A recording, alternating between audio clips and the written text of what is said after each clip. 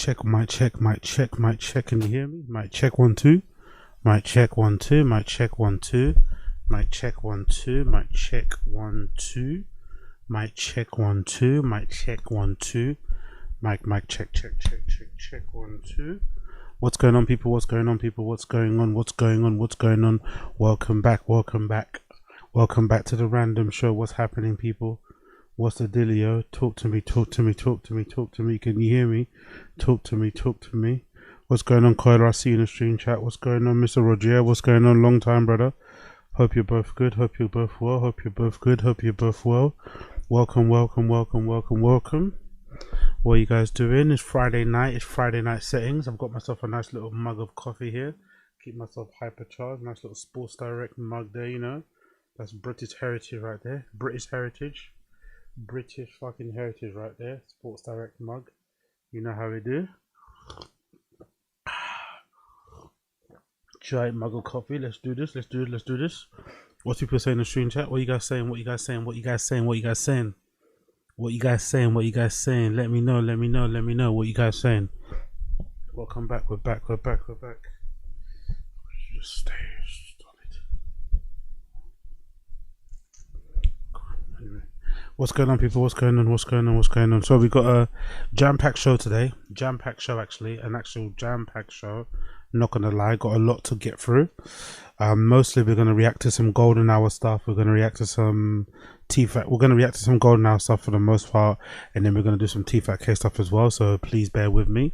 But it should be a fun one. It should be a fun one. It should be a fun one.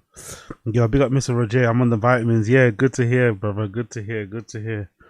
Good to hear. I'm gonna save myself for in a couple of weeks probably, and sample some multivitamins myself probably in a couple of weeks, maybe actually free towards the end. Yeah, maybe actually free. Maybe I'll save myself till then. I'll save myself to Berlin or whatever. Yeah, maybe I'll save myself to Berlin actually. I think that'd be a better idea. I'll save myself to the old Berlin trip. For now, I'm in the gym. Exercising, drinking coffee, keeping my body somewhat clean. But if you're out there on the vitamins, have fun for me. Have fun for me. Enjoy, enjoy, enjoy. I hope I can provide you with some good background distractions for what you're getting up to tonight. You get me? Hope I can provide you with some good background distractions for what you're getting up to. Cool. Let's get into it. Let's just get into it. So, got lots to get through. First things first. This is a bit out of the blue, but I wanted to double check and quickly check over MKBHD. MKBHD has a new video out where he reviews this Chinese EV. And if you know anything about EVs, you know that Chinese industry or the Chinese country, China in general, are really advancing in that field. They've got a lot of really interesting EVs out there, very cool propositions, different form factors, and they're all incredibly well priced, like stupidly priced. Like, you know, I've seen some great EVs anywhere from like 20 grand to like 60, and they're super high quality.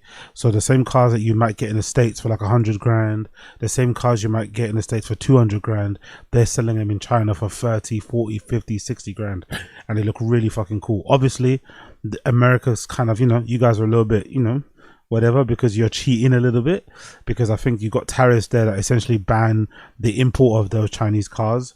So essentially Tesla and who's the other guy, Rivian and stuff, they have a bit of a monopoly on the EV market in the States. But if that tariff, if that law ever gets taken away and Chinese cars are allowed to be imported into America without any heavy whatever, I'm assuming they're going to be a big competition, man. They're going to really ruffle some feathers over there. But I don't think they will, because, you know, Elon's in bed with the American government and shit, tax breaks, all that malarkey. They probably won't do it. But if there ever does come if a scenario ever does come across, or if a scenario ever does happen where, you know, the Chinese cars are able to be imported in, I think it's going to be good. I think it'll be good for the consumers anyway overall to have the option, but it will really shake up the industry. Anyway, let's check out what MKBHD had to say. The video title is there. Driving Xiaomi's electric car, are we cooked? Driving Xiaomi's electric car, are we cooked, by MARQUES, BROWNLEE, MKBHD. Let's check him out. Let's check out what he's saying about his car. All right, so there are a lot of hot takes in the tech world, and I see a lot of them in the comments section and in articles all the time, and one of the most common ones is, Yo, have you seen these Chinese electric cars? If they ever came to the US, they would cook everything that we have here. They are too good, they have too much tech, and they are too cheap to not dominate everything. And so I figured I should get my hands on one and actually figure out if that's true or not. I think the YouTubers are doing a really good job of pushing this Chinese thing anyway, in general. The YouTubers are doing a really good job. I think individually the Chinese manufacturers are I saw one channel where the Chinese manufacturers kind of delivered the car to like Alaska or like a neighboring country. It flew out some, some automotive YouTube influencers from America to go review them. So the Chinese government are doing a really good job of trying to maybe pressure the US government to allow their cars to go to the States by getting all these influencers and shit to review them. It's a really clever tactic, just like a little soft touch of like, okay, cool, let's get these guys to review them. They're going to make glowing reviews. It's going to get the customers really excited. It's going to make them demand their governors and their state officials to maybe get rid of the brakes. I don't know, whatever. It's just really interesting. But it also could be seen. A little bit like the Chinese government is, paying these influencers as like state propaganda in a way, a little bit. It could be seen as a good thing, it could be seen as a bad thing. Their influence and the grip they seem to have a lot on these influencers and these big content creators. I don't know though. What do I know? And yeah, you could say there's a little something to it.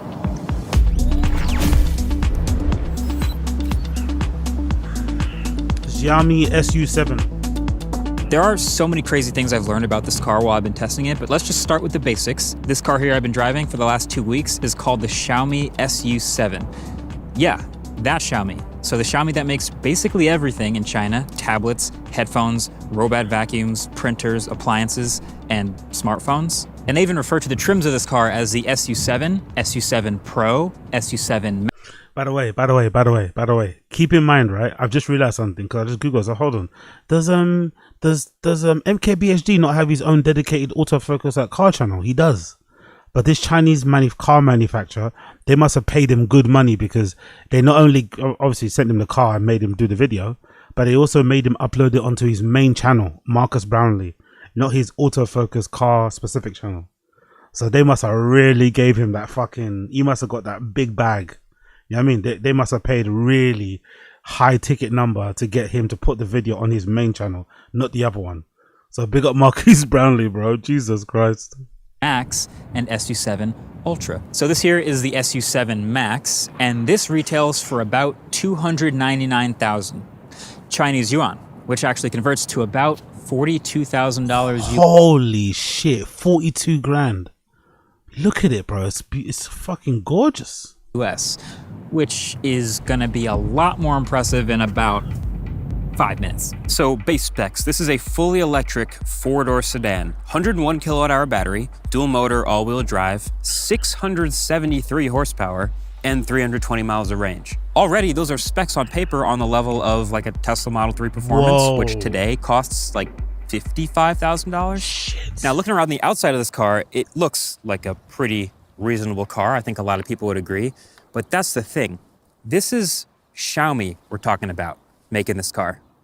And they're not a car company, which means they don't have any previous designs that they have to pay homage to or any traditional lines and shapes that they have to.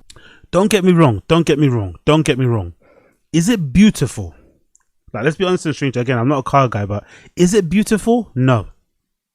I wouldn't say it's actually beautiful. Like, I don't really like the bonnet. I think these little lumps here, they don't really match the rest of the body. I think the tail or the end is a little bit too long for me. I probably want it to kind of cut off a little. I don't know. There's something about it. It's not quite right in terms of aesthetics for me. But as a package for a car, 42 grand for all those specs is impressive. But is it like really like beautiful to look at? Not really. It's a bit weird looking. Keep around, which means a little bit less prestige, yes, but also a little bit more freedom, because I see them taking stuff from all over the rest of the car industry in this car. Like these headlights, for example, that is very much a McLaren looking headlight. And they have big up Younger Vibes. This ain't better than DFAX. It's hilarious. Lotus lines on the hood here. And then as you get back, even more. Kind of looks like a Porsche Taycan from the side profile, if I'm not crazy. It has these thin bezels like the Polestar, and then a thicker taillight across the back, which kind of looks... Yeah, it looks a little better from that angle, to be fair. It looks a lot better from this particular angle. It doesn't look too bad. Like if I take off a full screen, it looks much better from that angle. That side view makes it looks pretty disgusting. This view, I don't mind. I don't mind. Looks maybe like a Lincoln or some others. And then there's a fully active wing on the back that kind of looks like a Mercedes AMG GT. All of these are more expensive cars from more premium brands. And so they kind of meld them all together into one car with this kind of unique purple color that honestly I think looks pretty good. And we're not even on the inside yet. Nice regular door handles. Regular door handles, I like that for the first part. So the inside here is where they really start to stack the wins. This is a nice car, not just in like a nice with an asterisk type of way, like, oh, this is nice for a $45,000 car, or, oh, this is nice for a car I've never heard of. No, this is a nice car. It's got this pretty clean design all around the interior. Again, yeah, I don't mind that interior. I'm not gonna lie. I do like the fact that there's some tactile buttons on the steering wheel. I'm a big tactile buttons guy. I hate everything being on a touch screen. I'd prefer some actual dials here instead of the screen, but that is what it is. And yeah, and there's some buttons here as well, I'm assuming, for probably to control the chairs, maybe heating and shit, which I don't mind as well. Bringing in inspiration and premium features from a bunch of different places. Like these are comfortable, heated and ventilated leather seats. This heated steering wheel looks and feels a lot like a Porsche steering wheel to me, with the shape and the simplicity and just a few buttons with stalks at the bottom. There's a big, bright, and automatically aligning HUD in front of me, right in front of the road at all times. And that's right above a small display behind the steering wheel, and then a 16-inch primary display in the center. And then there's storage everywhere. There's here in the middle between the front seats, where they've also cleverly stored a flashlight powered by the car's battery, kind of like Rivian. And believe it or not, a tasteful amount of real hardware controls here. There's a power on-off button right here. There's temperature controls up and down, fan speed up and down at my fingertips. You can also put the wing up or down at the back of the car. Oh, wow. And there's a lift height because there is, of course, an adjustable air suspension. Up at the top, there's a pair of air-cooled 50-watt wireless chargers because, you know, if you got a Xiaomi car, you might as well have a Xiaomi phone with 50-watt wireless charging to match. So those go up there. There's also a huge tinted glass panoramic sunroof. Oh, it's pronounced Xiaomi. I thought it was Xiaomi. It's pronounced Xiaomi. Over my head. Very nice feature. The headliner is all Alcantara everywhere. And there are 25 speakers in this car that sound really good, and ambient lighting everywhere that pulses to the bass of your music. Bit of techno in there will go crazy. Just see me on the traffic lights.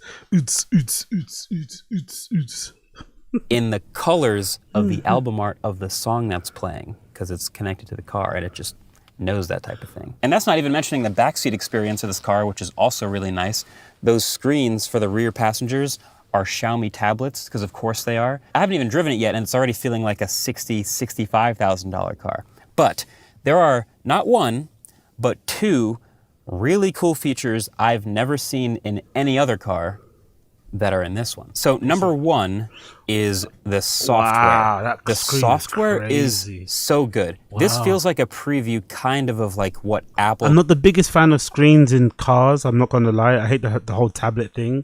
It obviously cuts costs for the, you know, for the car manufacturer. But if you've got one that's as responsive as this, he's flicking around and everything's kind of like, you know, bouncing around and scrolling as it should, then it looks good. You know what I mean? But all in all, I would prefer less tablets. Maybe some smaller screens, but less like entertainment tablets. It's just it's a bit annoying in a car. Too much like stimuli and LCD. No fucking Jasleen. But yeah, this one looks really cool. Might have done if they'd made an Apple car. I say that because it's super smooth, just like a smartphone, but also it's a car made by someone who makes a phone. And so the car plugs right into the Xiaomi ecosystem in so many ways. There's the wireless charger, but also wireless screen mirroring. It connects to various other Xiaomi smart home accessories like security cameras. You can sign into them with the car with your account. So everything from text messages to map directions are all syncing from your phone. And hey, if all else fails, thankfully as a backup, this car also happens to have wireless Apple CarPlay. And it's nice. I think it is the biggest, nicest window of wireless CarPlay I have ever seen in a car. I think probably my favorite example of the software being incredible in this car is I'm gonna have to live in China for a bit, innit? I'm gonna have to go to China and just live there for a bit and just start driving around Chinese whips. You know, I don't know. I'm gonna have to start doing it. It's kind of cheap to live out there too, to be honest. You can get a decent place for like half than what I pay over here. You never know, man. I might have to go. Might have to go China, man. Learn how to drive out there, bro. Start driving these electric cars. They look fucking beautiful. They look sick. You see the speaker and the headrest behind me. When I'm driving and my phone is paired to the speakers in this car and I'm navigating, you know that part where like you're driving and the music's getting pretty good and right as the bass is about to drop, the navigation voice comes on and interrupts it? That never happens in this car because it separates out the voice from the navigation and puts it just in that speaker behind me. Amazing. While all of the rest of the music and the sound in the car stays exactly That's the same. insane. So as a driver, I hear the voice saying, turn left, turn right, but everything else, including the music for all the passengers, stays sick. So you can still get your directions and hear the beat drop. You can still get your directions and hear the bass drop. Wow, I'll need some of that shit. That is my favorite software feature I've seen in a car in a while. So the software being awesome is the one thing, but the second awesome thing is the modules. Because this is a modular interior. Because hidden around this car are a bunch of various mounting points for modular accessories. There's one over here in the corner and another over here in the center, all the way around the back of this center display. And so on these mounting points, you can attach various accessories that Xiaomi makes. Like what? Like this extra speedometer and trip display, or this magnetic car mount in the corner of the car, or this super useful USB hub that gets full power and can— No fucking way. That's insane, the features they add on them, innit? They literally add all these little fucking things that you could never do that with the European car. They would never do that. They want you to fucking keep buying new ones every couple of years. This is fucking sick. This is almost future-proofed in a way, isn't it? pass it along through a cable to passengers in the back seat or wherever they want. There's also high-quality microphones that pair to the car for a karaoke experience, or even you can do so. You can I could record a podcast in the fucking car. I could literally properly live stream in the car. I could make a tune. I could do my fucking Agostino Max, right? Forget Blackboy Max. I could do fucking Aggie Max. Aggie Man Max, not Aggie Boy. Aggie Man Max or something in the fucking crib, in the fucking car. Get my Ableton on. Get my GarageBand on. Get my Fruity Loops on, and make a tune in there. Imagine the scenes. Holy shit. long-range walkie-talkies for some reason if you need to maybe shoot a video with the car and communicate with the camera car. What other car? Big up, hey, Yoho Joe. License are overrated, brother. License are overrated. I drove for a bit once, right? I drove for once. Big up, the person who knows when I drove, I borrowed their car, but I was driving for a bit with no license, and it was fun. A little green Golf Volkswagen Polo. I think it was like an N-Reg or something, right? Like a really old one, but it was really clean, really fast, automatic little, 1.2 liter or something. I don't know, 2.0 liter, right? I was whipping that shit around. So I know how to drive. I just don't have a license. So I'm very proficient. I'm a very good driver. I used to play Gran Turismo. I'm very good at driving games. Car does this. I've never seen the ability to customize exactly how much hardware or how little hardware you have in the interior layout like Xiaomi does. I mean, they're not a car company, clearly, but they've come up with some really innovative things to make the car uniquely your own. You can make it maximalist. You can make it minimalist. You can do as much or as little as you want. And that'll, of course, fluctuate the price you pay, but hey, that's up to you. I think that's pretty sick. All of that is without even mentioning all the little stuff like the active noise cancellation in here, the quality of the speakers, the surround sound. Active noise cancellation. Could you imagine how the tunes would feel? That's one thing I'm really looking forward to when I really eventually end up driving. When I eventually end up driving my own car or getting a license or whatever, I'm really looking forward to the drives and listening to music. That's something that I kind of want to really experience. I never experienced it because all my music listening, I do my headphones, walking around, lying in bed, being in the gym. But I've heard from a lot of people who are into music as much as I am, that listening to music in the car, especially new music, driving around aimlessly, listening to a new album is the one. So I'm really looking forward to that first experience. I'm really looking forward to that first experience where I get to listen to the new Drake or something that dropped in the whip. You know what I mean? Driving around and shit. That'll be fucking sick. Maybe it might be in mainland China. Maybe it might be in mainland China. The other things that the software does really, really well, and I haven't even gotten to driving it yet.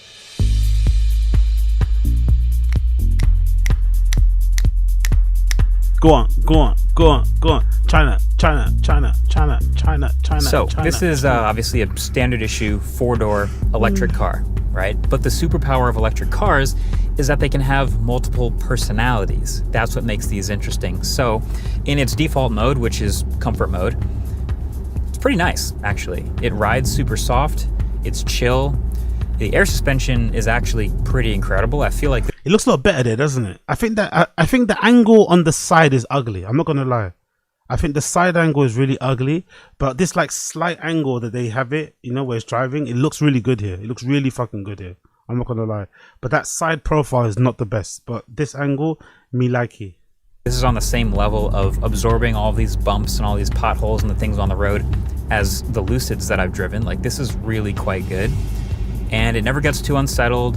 The accelerator pedal, it's responsive enough. It's not like super twitchy and aggressive. It's obviously the comfort mode, so you feel like you have all the power you need, but it rolls it on nicely and eases off when you remove your foot from the pedal. And what a lot of other EVs don't have is this really high degree of customization over exactly how that feels. Like, there is a full-on power delivery slider. You can move it to be a fully rear-wheel drive vehicle, all the way to a fully front-wheel drive vehicle. And then the lift-off regen is nice and secure and assuring. This is you'd never have to take the car out of this mode if you never wanted to. This is a very reasonable thing to expect from a 4-door electric car. But there's also a drive mode knob down here.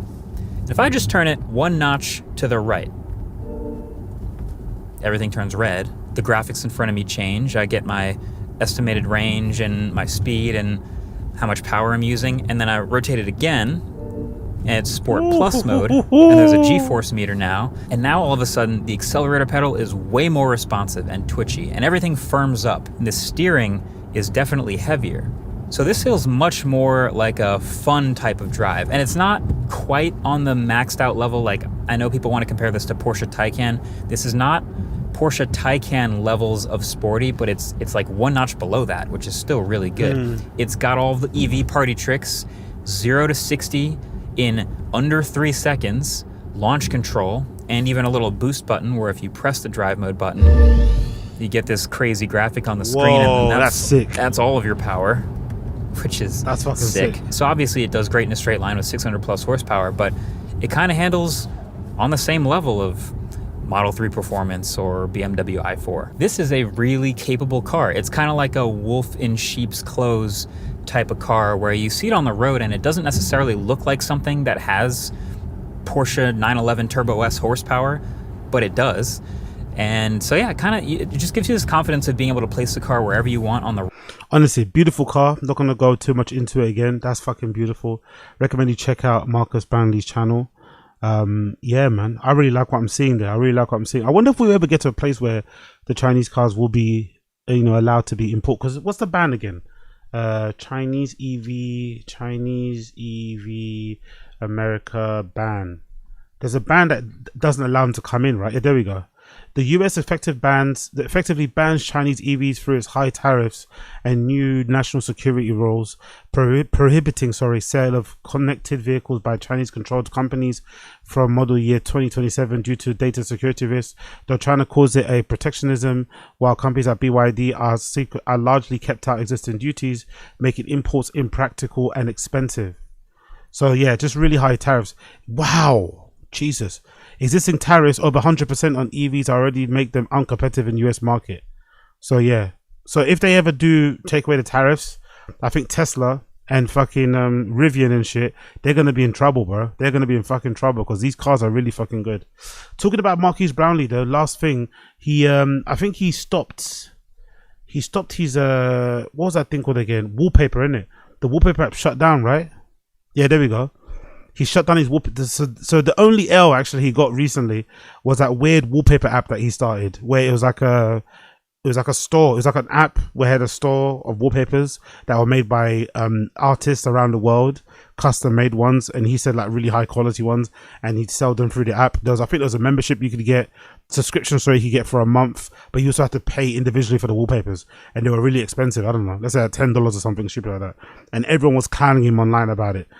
So I guess he shut it down. I'm assuming because just, you know, it's not viable anymore. But that was the only L. I was confused why he did it anyway in the first place. It was a strange thing to start doing, like selling wallpaper apps. It's like, what, an app for wallpapers that you could just download for free on the internet? It's like,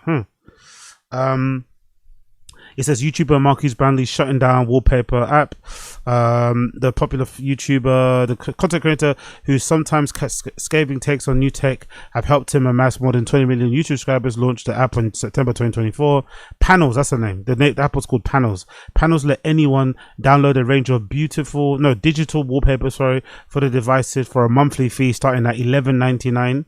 $9 or $11.99, which is £9 per month. But more than a year after facing scrutiny over its price and privacy, BROWNLEE has told followers the app would be shut down altogether on the 31st of December. We made mistakes in making our first app, and ultimately we weren't able to turn it around. The vision I had, he told on the video on Sunday. BROWNLEE, who goes by MKBHD on his socials, told viewers he wanted to become a vibrant ecosystem for wallpapers and supporting artists who designed them. He said the app had some successes, topping app download charts at launch and seeing 2 million wallpaper downloads, calling it a roller coaster ride. By the end of the day, it wasn't able to sustain.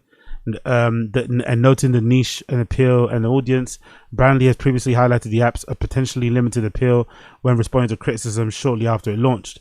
The target market for this is insanely small, he told someone in September. Most people don't download wallpaper apps. This is for those who have been asking. If you're not into it, don't worry about it. He also thanked these artists who've been involved in creating wallpapers for the app. A notice on the panel app said users will be able to keep the purchase download apps forever and be refunded for any active subscriptions. So yeah, he tried, didn't it? He did try. So let's see. Maybe we'll have another app from him in the future. Maybe we'll get another app from him in the future. Who knows? Moving on, talking about more apps. Netflix to acquire Warner Bros. Following separation of Discovery Global for a total enterprise value of $82.7 billion. 82.7 billion, equity value of 72 billion. Netflix has acquired Warner Bros. Now I think the top of the line thing to take away from this is that allegedly this might mean that HBO will be on Netflix. That's what people are saying. Allegedly this might mean you'll be able to watch HBO programming on Netflix, which will be weird. I'm assuming this also means all of our subscriptions are about to go up. You know, I'm assuming this might mean all of our subscriptions are going up by $10, $20. I don't know. I think worldwide, all of our subscriptions are going to go up. That's for sure. But let's read the article. This is courtesy of Netflix Press. It says today, Netflix Inc. and Warner Brothers Discovery announced that they have entered a definitive agreement under which Netflix will acquire Warner Bros., including its film and TV studios, HBO Max and HBO. The cash stock transaction is valued at $27.75 per WBD share, with total enterprise value approximately of $82.7 billion. The transaction is expected to close after the previously announced separation of WBD's global networks division, Discovery Global, into a publicly traded company, which is now expected to be completed in Q3 of 2026. This acquisition brings together two pioneering entertainment business combining Netflix innovation, global reach, and best-in-class streaming service with Warner Brothers' century-long legacy of world-class storytelling. Beloved franchises, shows, and movies such as The Big Bang Theory, Sopranos, Game of Thrones, Wizard of Oz, DC Universe will join Netflix's extensive portfolio, including Wednesday, Money Heist, Bridgerton, Adolescence, Extraction, creating an extraordinary entertainment offering. That's fucking good, though. That's gonna be decent. That's gonna be decent. That's gonna be decent. That's gonna be decent. I'll be able to rewatch the first 4 seasons of Game of Thrones, right? The only decent seasons of it, and everything else in between. Our mission has always been to entertain the world, says Ted Sarandos, co-CEO of Netflix. By combining Warner Bros.' incredible library and shows and movies from timeless classics such as Casablanca and Citizen Kane to modern favorites as Harry Potter and Friends, with our culture-defining titles such as Stranger Things, K-pop Demon Hunters, and Squid Game, we'll be able to do this even better. Together, we can give audiences more of what they love and help define this next century of storytelling. I kind of like this because it kind of brings everything under one umbrella. It's obviously going to cost us more, but I do hate the fact that I have like 7 different subscriptions. I have like an Amazon Prime, I have Netflix, I have Crunchyroll, which is under Amazon, I have a YouTube Premium. I did have Apple TV, I took that away. Like, it's just too much, man. So if they can bring a lot of these under one umbrella, I'm all for it. You know, I'm all fucking for it. This acquisition will improve our offering and accelerate our business for decades to come. Continued Greg Peters, co-CEO of Netflix. Warner Brothers has helped define entertainment for more than a century and continues to do so with phenomenal creative executives and production capabilities. With our global reach and proven business model, we can introduce a broader audience to the worlds that they create, giving our members more options, attracting more fans to our best-in-class streaming service, strengthening the entire entertainment industry and creating more value for shareholders. Today's announcement combines two of the greatest storytelling companies in the world and bringing even more people entertainment that they love to watch and most. For more than a century, Warner Brothers has thrilled audiences, has captured audience's attention and shaped our culture. By coming together with Netflix, we will ensure people everywhere will continue to enjoy the world's most resonant stories for generations to come. Combining more choice by adding the deep film libraries, HBO and HBO Max program, Netflix members will have more high quality titles. This acquisition will enhance Netflix Studios' capabilities, allowing the company to significantly expand US production capacity. So that might mean also more shows under Netflix umbrella, more opportunities for creative community, more value for shareholders, blah blah blah blah blah. So yeah, Netflix has bought Warner Brothers Discovery. Essentially, the key takeaway is that HBO will now be on Netflix. HBO will now be on Netflix. Are we happy about this? Do we care? Big up Young God Vibe AZ against antitrust law, so I could be pirate prop. Yeah, I pirate all the time. Don't get me wrong, yo Hojo, I pirate all the time. I mix.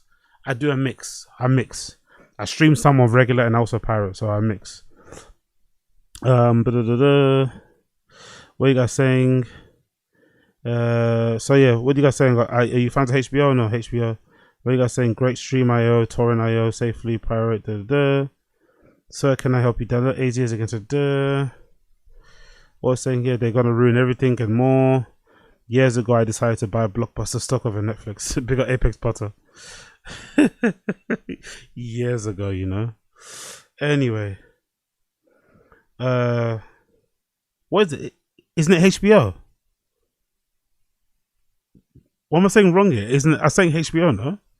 How do you guys say it? HBO or like? Isn't it? Am I saying it right? It's HBO. HBO. HBO. H. Or are you laughing at the way I say H? HBO. Isn't it HBO? Like that's what it's a letter H B O. H. That's how you pronounce H, though, no? How else do you fucking pronounce the letter H? How to pronounce H? Are you guys taking the piss? How to pronounce letter H? Let's see.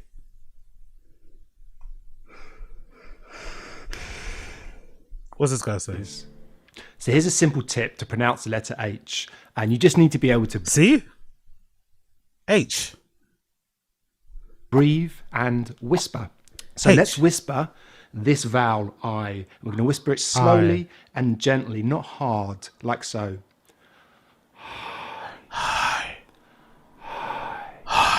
Now this time we're going to whisper the letter again, but halfway through we're going to start to use our normal voice, like so. Hi. You say it a little bit faster. We say hi. Hi. Hi. Hi. So you need to begin a vowel with a whisper. Let's try this one. Hat. Hat. Hat. Hat. Hat. Hat. Hat. Hat. Now for a more detailed explanation. Lips are relaxed and open, tongue low, and the vocal cords almost touch. Mm-hmm. This is a voiceless sound. Okay. The lips and jaw do not affect the sound of the letter H, which means that we can start our mouth in the position for the vowel sound after the letter H. Okay. Here's an example. Mm-hmm. This very common word here has the diphthong ow. Ow. The mouth needs to be quite open for this sound. Ow. So we start Dick in my that butt. position. Ow. Like so.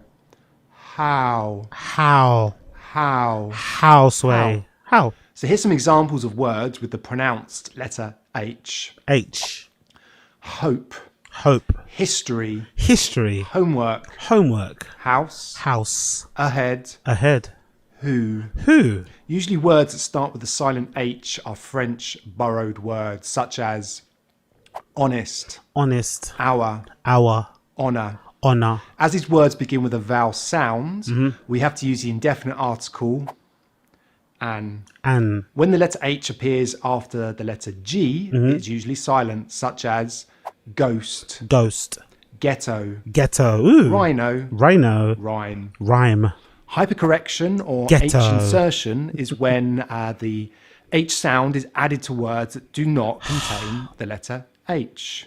This is a common mistake of speakers of Portuguese and Italian, for instance. This happens Fala when the word português. begins with a vowel sound like apples. Apples. It's mistakenly pronounced as happles. Apples. Apples. H dropping reductions. Now, this is a great way to make your speech sound more natural and also really help your listening comprehension.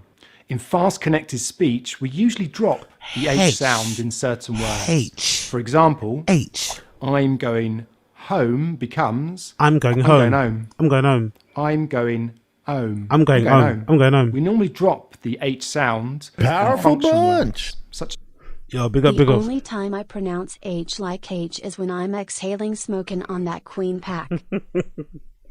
I don't know how you guys say it though. I'm so confused. Can I hear the American pronunciation of letter H? How the fuck do you guys pronounce it? Here you go. In the word hello, Hello. but we also have a very common exception here, which is this WH in the word who. Who. Who. You Who. can hear that H sound in Who. there. Hello. Who. Okay. Okay. Yeah. Super easy to Hello, hello. make this sound. Let's talk about what we do, and then I'll show you my mouth close up. Yes, please. Your Show me your mouth mouth. is open and relaxed. Mm-hmm. Your tongue is neutral Mhm. and relaxed. Mhm. The airflow is just going to continue out of your mouth, Okay. and your voice is off. Okay. It looks like this.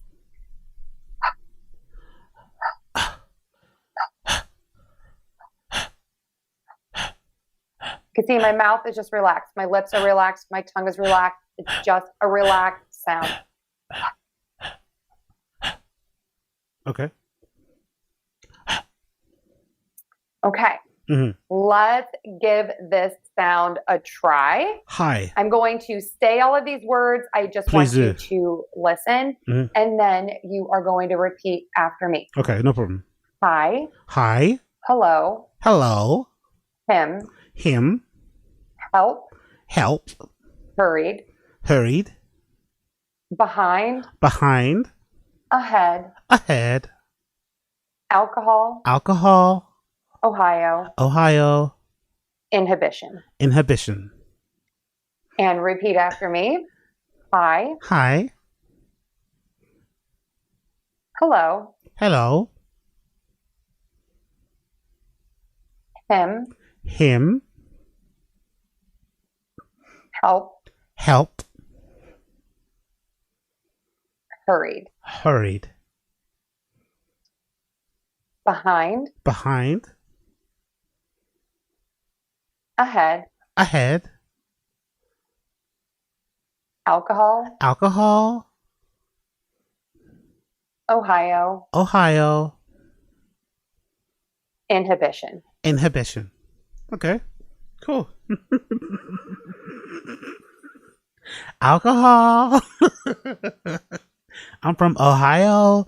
I need some alcohol. Hey y'all, I'm from Ohio and I need some alcohol. Stat. And some tater tots. Tater tots all around. Alcohol on me. I don't know why I'm zesty when I speak in an American accent, but yeah. We all need some alcohol before I get my tater tots out.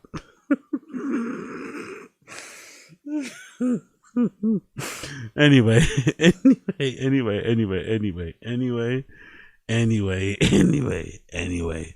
anyway. Let's move on. Sky is it Skyrim music? Is it Skyrim sad music? Is it sad music?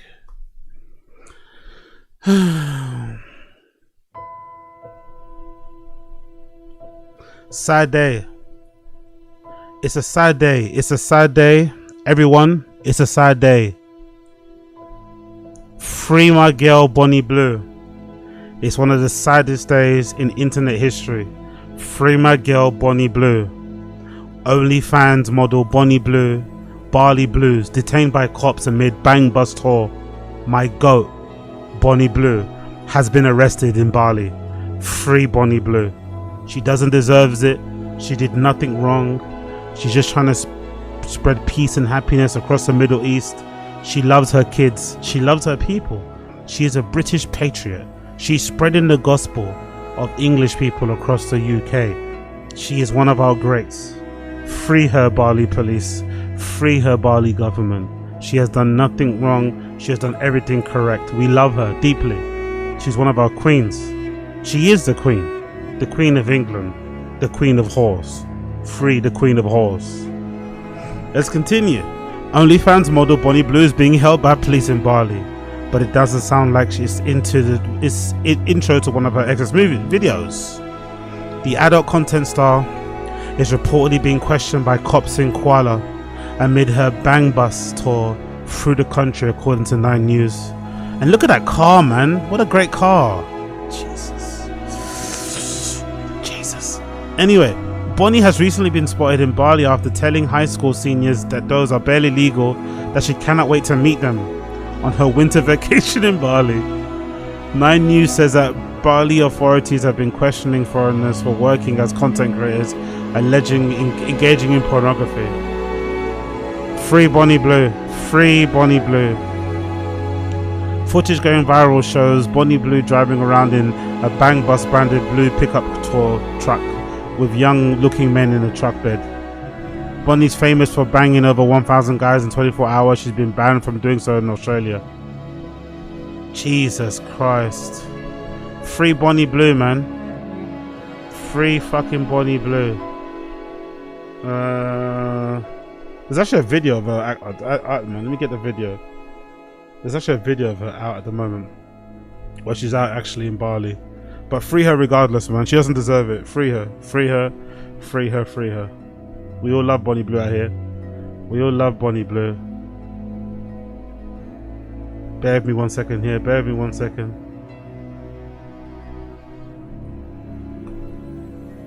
There we go. Oof. Yeah, I can't put this on the screen, can I? Jesus Christ. Let me get another one. Where's the clip of her in the actual bus? There we go. Bonnie Blue Bali. Maybe it'll come up here. I saw her like partying somewhere. Yeah, there we go. There's some clips. Here are some clips of her doing her damn thing out there in Bali. Free Bonnie Blue. Free fucking Bonnie Blue. She did nothing wrong. Any more clips? Yeah, there you go. One more here.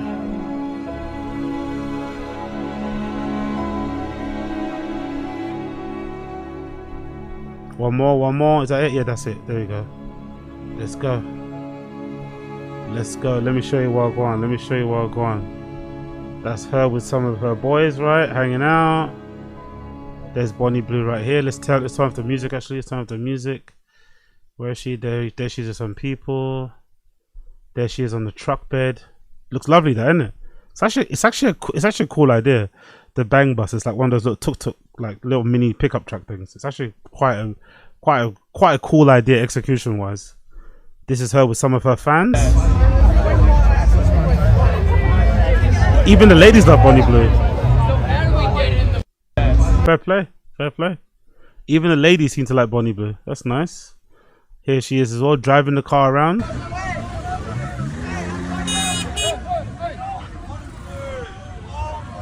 Yo, she's shutting down the street, you know. It's actually kind of crazy how famous she is. She's literally shutting down this random Bali street.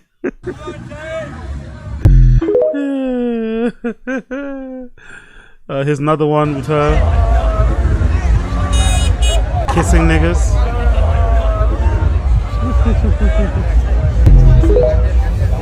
Fucking hell. Beautiful, beautiful. Gotta love it. And then is that it, right? Yeah, that's it.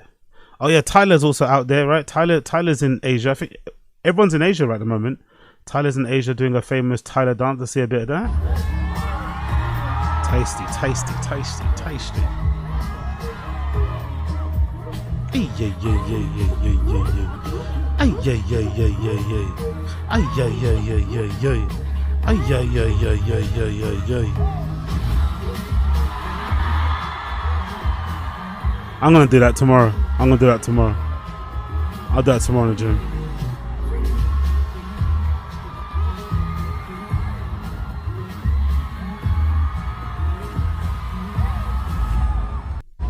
Fair play, fair play. Big up Tyler. Also, what's that? Ruby Rhodes is outside, yeah? Ruby Rhodes is outside. Looks like she's outside doing some stuff. She's outside doing some stuff as well. She's outside doing some stuff, it feels like. Do you have a gun? Fair play. Yo, big up. Hey, yo, What are Joe. your favorite keywords? I don't know what you're talking about, brother. I don't know what you're talking about. Churches on Sunday. I have no idea what you're talking about. Bible study and churches on Sunday. I have no idea what 8-year-old Joe is talking about. Churches on Sunday. Church is on Sunday. Let's continue. Last one before we get onto Pokimane. Before we get onto some Brendan Golden Hour shit. Pokimane reveals why she's celibate to avoid becoming attached. Let's hear about Pokimane becoming celibate. I feel like a lot more girls are doing this, by the way. I feel like this is becoming more common. I feel like I'm hearing a lot more women say they're celibate and whatnot. I'm not too sure if this is a reflection of how shitty guys are, or just women, you know, deciding to be celibate. I don't know. Maybe both. Who knows? Let's play. Can I tell you a secret? I'm really into celibacy, and that can range from not kissing on the first date to saving yourself for marriage. It's a whole spectrum. Hold on, isn't celibacy just celibacy though? Her celibacy is not kissing on the first date. By the way, can someone explain? Can someone explain, right? What's going on with people just making up their own definition of words? Isn't celibacy like abstaining from all sex and anything, whatever that comes with that? What happened to celibacy being a fucking range of things, like an umbrella? Isn't it just like straight up just, you know, denying yourself of those fleshly delights and shit? Oh, sometimes I don't kiss on the first date. I'm celibate. Huh? So what? You kiss on the second date? Doesn't that defeat the whole purpose of being celibate? And honestly, there are so many upsides to pacing yourself when it comes to intimacy. For starters, you can avoid becoming attached to the wrong person. We all know what that's like. And that's because both physical and emotional intimacy releases oxytocin, which makes you feel connected to someone, even though you may not be compatible. Why does it always look like she's wearing a wig? Because somebody in the stream chat let me know, all the ladies and that would know. Why do I look at Pokimane? I always feel like she's wearing is she wearing a wig? I always feel like that's not her hair. I don't know why. Maybe because it just looks weird on her head. But I always feel like she's wearing a wig or something. I don't know. We often think that falling in love is a mystical, rare experience, but sometimes it's really just hormones and chemicals. 2, I get to preserve my energy, and instead of constantly pouring into someone else, I can focus on the things I want to accomplish first. A surefire way to avoid an emotional vampire is simply not to get so close. Yo, big up, She means she doesn't give it up for the free, but she might sell a bit. It's a spectrum. I kind of like this era where people just make up their own definition of words, you know. I kind of like it. I'm not gonna lie. I kind of like how there's no rigid rules. There's no like strict rules. There's no like clearly defined rules. It's all just like what your interpretation of it is, you know. Like celibacy is a spectrum. Like what is it though? I swear it isn't. That's the whole point of practicing celibacy. That it's not a spectrum. That it's clearly like cut and dry and black and white what it is and what it isn't. But hey, big up Atadas. close that they can sink their teeth into you. Last, but certainly not least, less stress, less liability, and less risk of anything unwanted happening. There's just about no downside to taking your time, but all the risk in rushing things. It's truly up to you. And in a world that's become only more hypersexual, kind of feels like pacing oneself is the new counterculture. Whatever you choose to do, don't forget to respect others' choices, and above all else, stay true to yourself. Whatever makes her happy, I'm happy for her to be happy. No problem. Do your thing. Whenever I just see her, I don't know. I just get the feeling she's not telling the truth. You know, she's kind of lying to herself, trying to convince herself. Because who are you performing for now? Who are you trying to convince now? Like, you know, because maybe there is this I don't really know much about her. You know, I only know that she annoys people.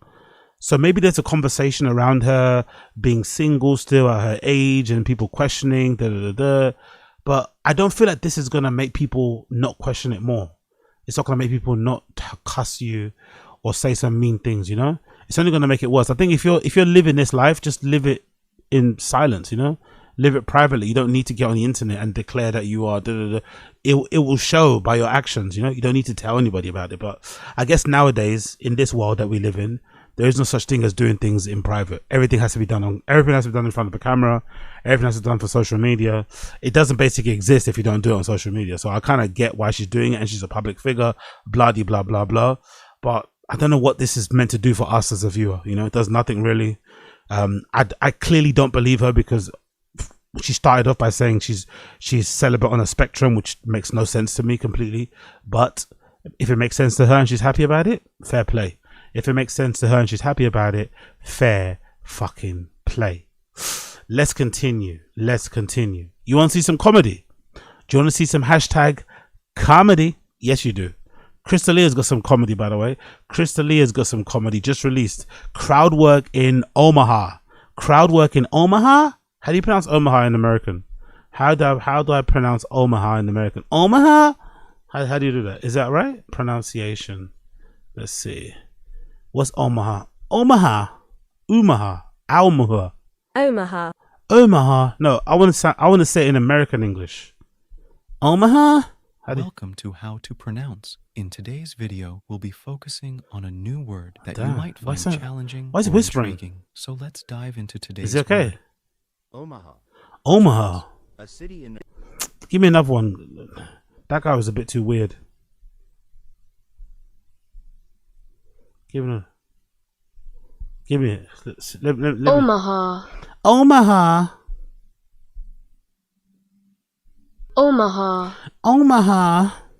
That sounds like sex. Omaha.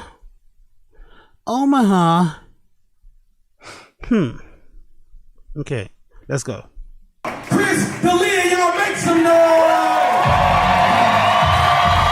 Oh shit! That's the guy from.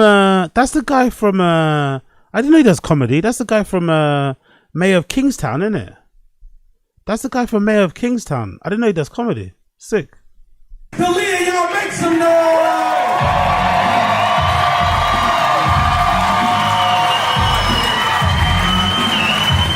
I find it funny how post-cancellation Crystalia surrounds herself with blacks, isn't it? Well gone for that. Us black people were too forgiving, man. Us black people were too forgiving. It seems like he always rolls around with black people. Black openers, black, you know what I mean? They're all fucking black. I wonder why.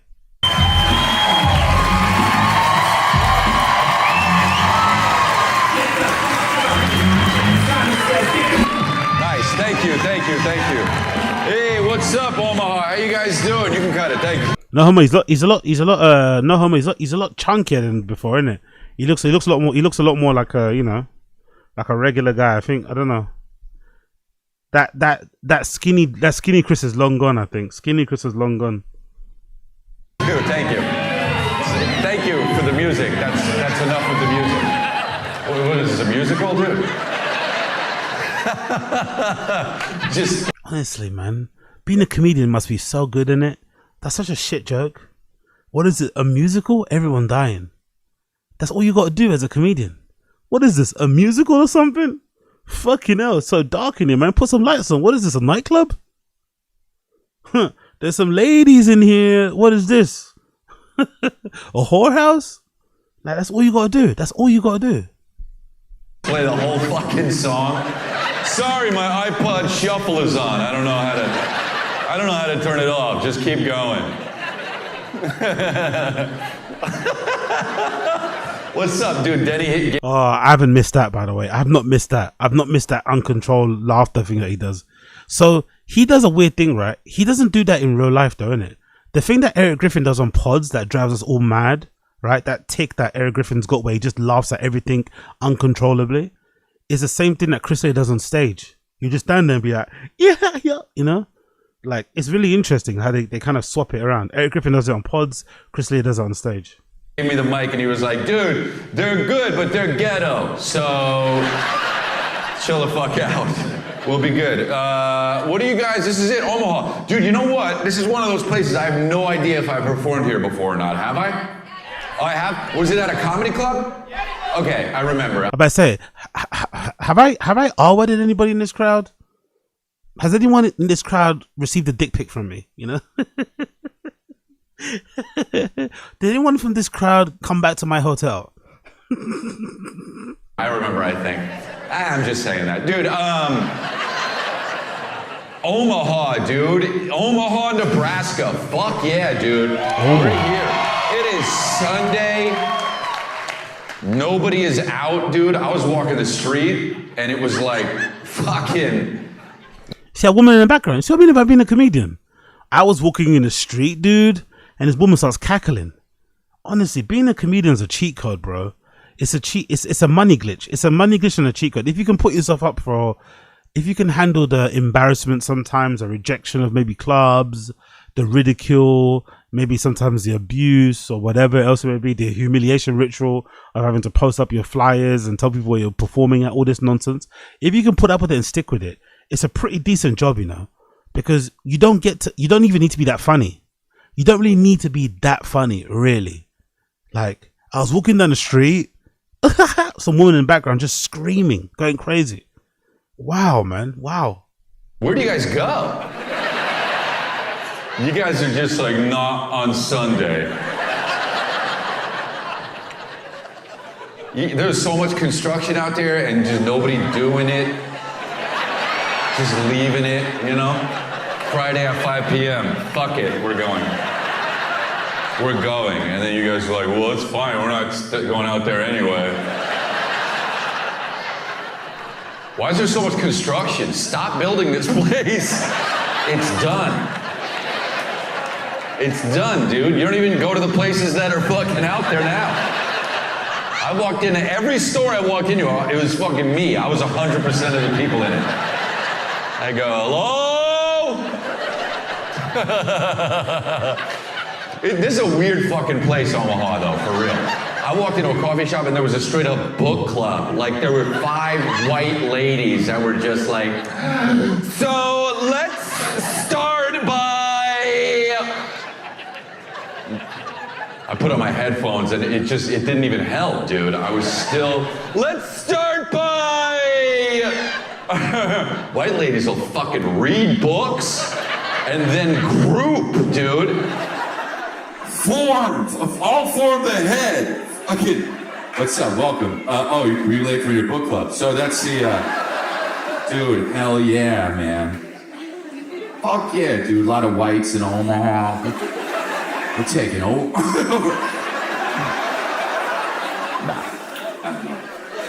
Remember when the guy played the song for so long, dude? I know, it was only 5 minutes ago. How much time do I have left? Dude,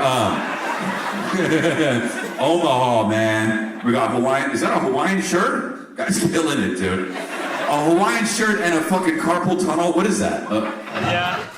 Yeah, a carpal tunnel, do you have carpal tunnel? Yeah. From what? Musician. Musician? What are you playing? Guitar. Guitar? Okay, this is pretty straightforward. Yeah.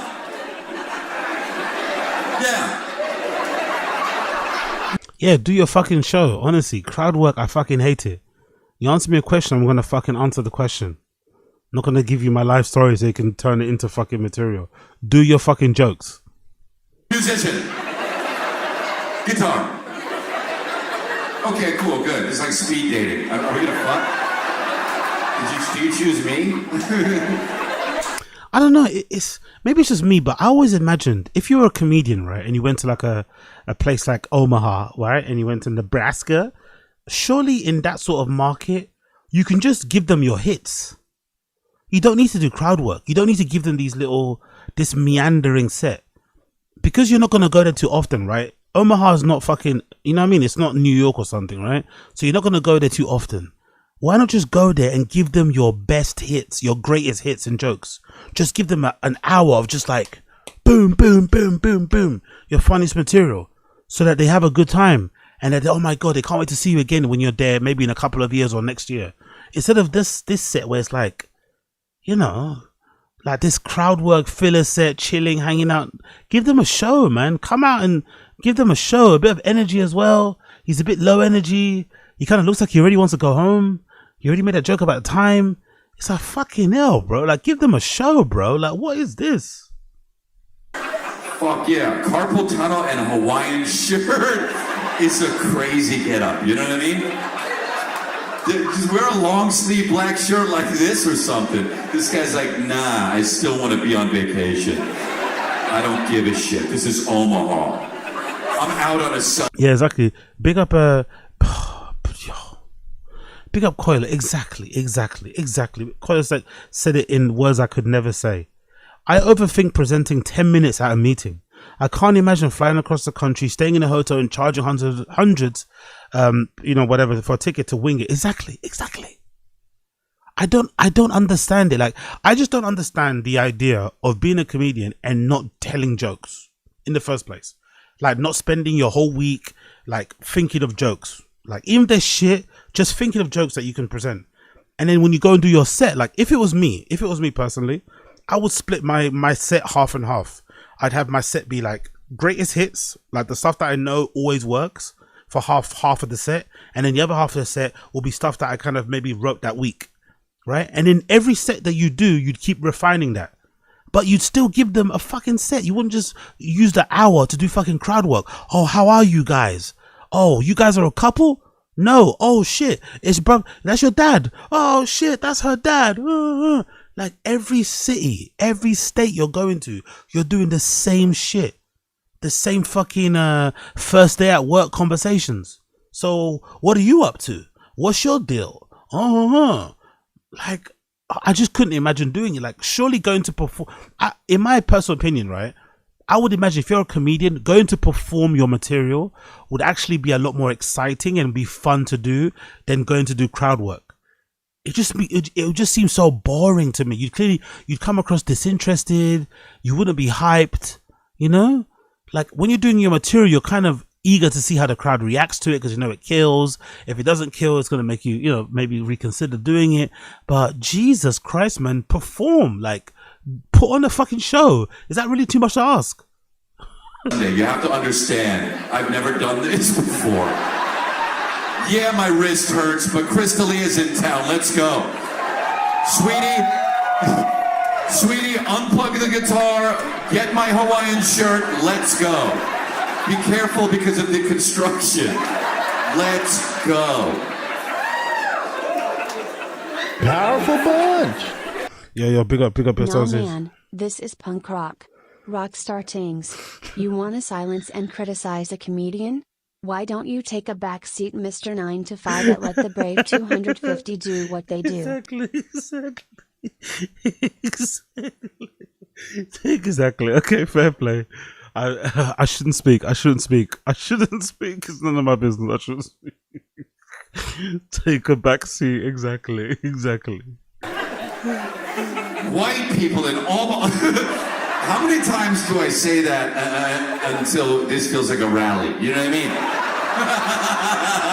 White people, because if I keep saying white people in Omaha, that's not racist, you know? It's not. But if I keep doing it, people will be like, yeah. You know what I mean? And then it kind of becomes a little racist. Right, bro? Hawaiian shirt with a fucking... on the burgeoning Omaha music scene. What kind of music you play? See, if you have that shirt, it looks like you play like children's music or some shit. What do you play? It's got horror stuff on it. You can't make that joke to me. You can't make that joke to me, bro. You can't start talking about I make children's music. Be like, yeah, at least I don't touch kids. You know, you can't make that joke. You can't talk about children, bro. You can't make that joke. You cannot make that joke to a crowd. You got to be careful what crowd you make that joke to, because somebody might clap back and say something about your allegations. Oh, okay, that's cool. What is it like?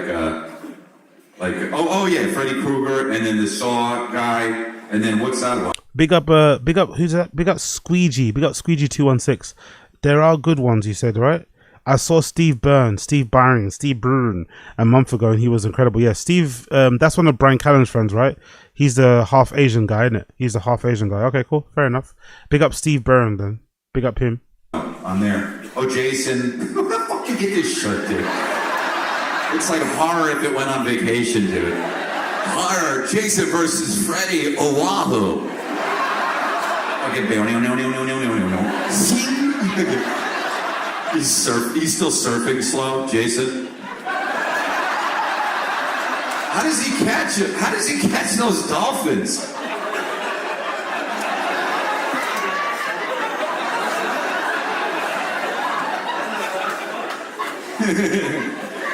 The Saw guy's drowning with his tricycle. I want to play a game. Are you a horror fan? And also beach living, or what the fuck? That's you got it for him?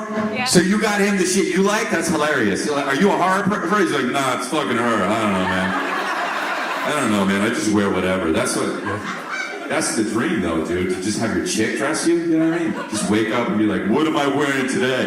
Because you can pretend it's because you're the boss, you know? Even though it's because she's the boss. And she's like, yeah, you're gonna wear what I say. You could still wake up and in your head go like, what am I wearing today, bitch? You know what I mean? You could do that. I hope it's the horror vacation shirt. Fucking get my carpal tunnel. What do you even call that? I don't even know. You don't even know? You get that shit at CVS or what? With the shirt. You got that with the shirt at fucking... Dude, what? You have carpal tunnel too. Oh, dude, well, you're in luck. You get a free Hawaii horror shirt. I hope you like Jason and Chucky and fucking... The fucking Saw guy is just building his contraptions out of sand. I want to play a game. He's stuck. He's like, I can just get out of it. It's just sand in my butt, really. Oh, there's sand in your butt. You choose sand in your butt or die. Oh, it's not really that. It's an easy choice. Choose. Play 3 more minutes. 3 more minutes. Music or carpal tunnel syndrome. Or die. All right, I'm getting what the fuck, dude? I'm not. Who knew, you know what I mean, when I got to Omaha that this was going to be what I talked about when I first got here? Construction, horror movies, and fucking Hawaiian shit, dude. You got a whole ballroom over there. What the fuck is that? That's how you gonna get the drinks over there? All right, well, that looks like a place in The Shining, you know what I mean? Where he sees himself in the picture and he's like, I've been here before. That's fucking that place. Dude, put that on your shirt, man. Get Jack Nicholson on the shirt coming through the fucking thing. Yeah, give it blow up toys. Here's surfing. I don't know, that's not funny. But, whatever. You win some, you lose some. You know what I mean? I don't give a fuck. I'm in Omaha. Dude, what's the matter? This is what you get, dude. No, I have a good set. It'll be good. It'll be fine. You guys see, this is a good crowd, dude. I love that you're all white, dude. I love that you're all white. I love that you're all white. I love white people, man. God, man, so pure. No, I'm kidding. No, it's shitty. To say that is bad, right? To do that is totally racist. I could be like, it's great you're white, but if I say pure, then fucking dude. No, we can't do that. So he did say, oh, I've got a set. So I wonder if this is what he does. Does he open up with crowd work and then go into like a proper set? He said, don't worry, I've got a good set. I've got a good set. So maybe this is not the actual set. Maybe this is just throwaway crowd work material, and he actually does do jokes when this is over. I think this is a bad way to warm up a crowd, though. Don't warm up. If anything, do the crowd work at the end. But warming up the crowd with this nonsense is not bad. I want start with the material, please. Come out and start with the material. I'll put it on TikTok. I'm sure it'll do well. It's not good to joke about it after the Sydney Sweeney thing, the American Eagle Outfitters thing, or whatever the fuck. The good genes. Dude, I love how Sydney Sweeney was... Yeah, big up our skins. Eric Griffin might be the best, funniest of the bunch. Can you imagine? Yeah, I've heard that too. Somebody in the Discord, I think, said they went to see Eric Griffin and it was really funny. I forgot who it was. Somebody actually went to go see Eric Griffin and they said surprisingly he's actually really, really funny on stage. Oh, but would I ever do that? I don't think so. Like, yeah, cool, I'll do the commercial. And now everyone's like, you're a fucking Nazi. And she's just like, what? It's hilarious. Like, she had no idea. There's no way, dude. There's no way. She's just like, wait, what's going on? After the thing came up. She was just massaging her titties and then fucking checked Twitter and was like, wait a minute. Everyone's against me? What the fuck? Better do a movie where I'm a boxer and I have a different haircut.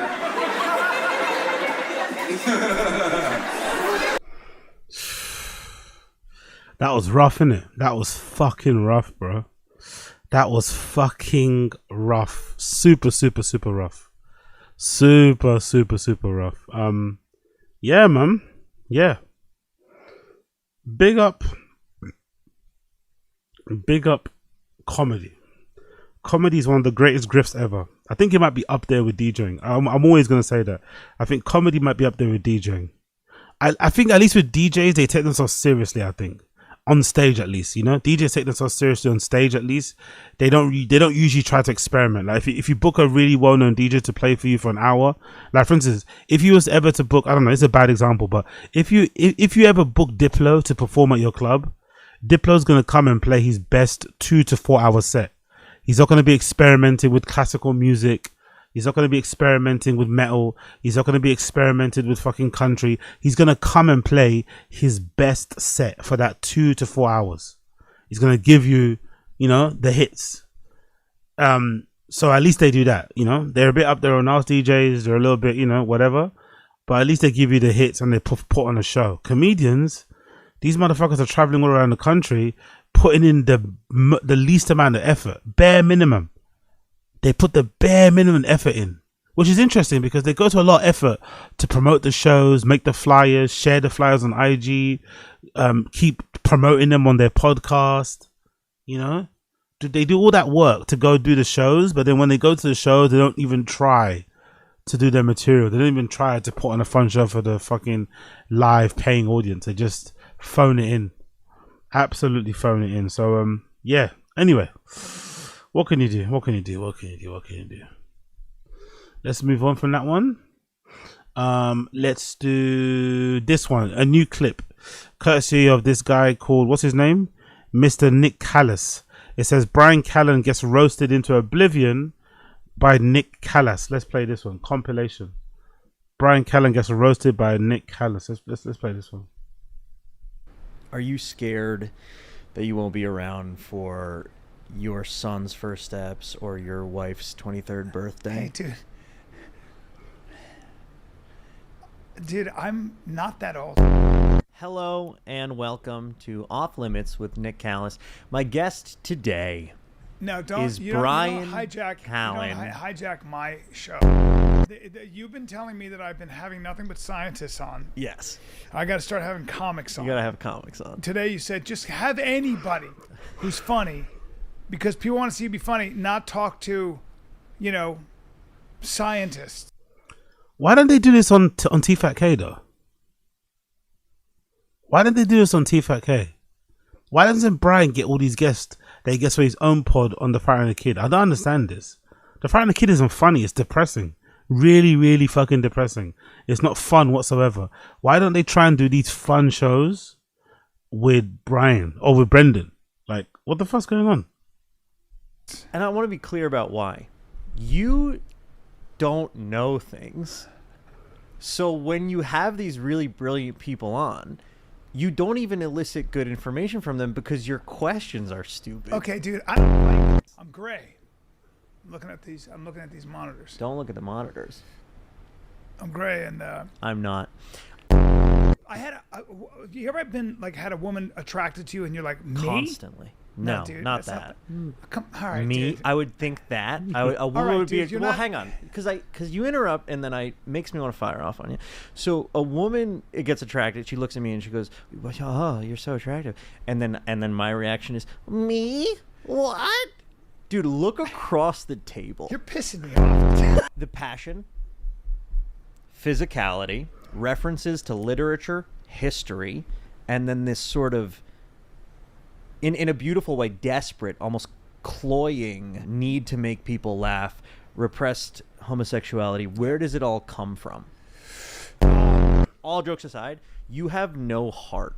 Like, what there's the no. Fuck are you talking? And I don't mean in a moral sense. In a moral I have sense, a lion's heart. Dude.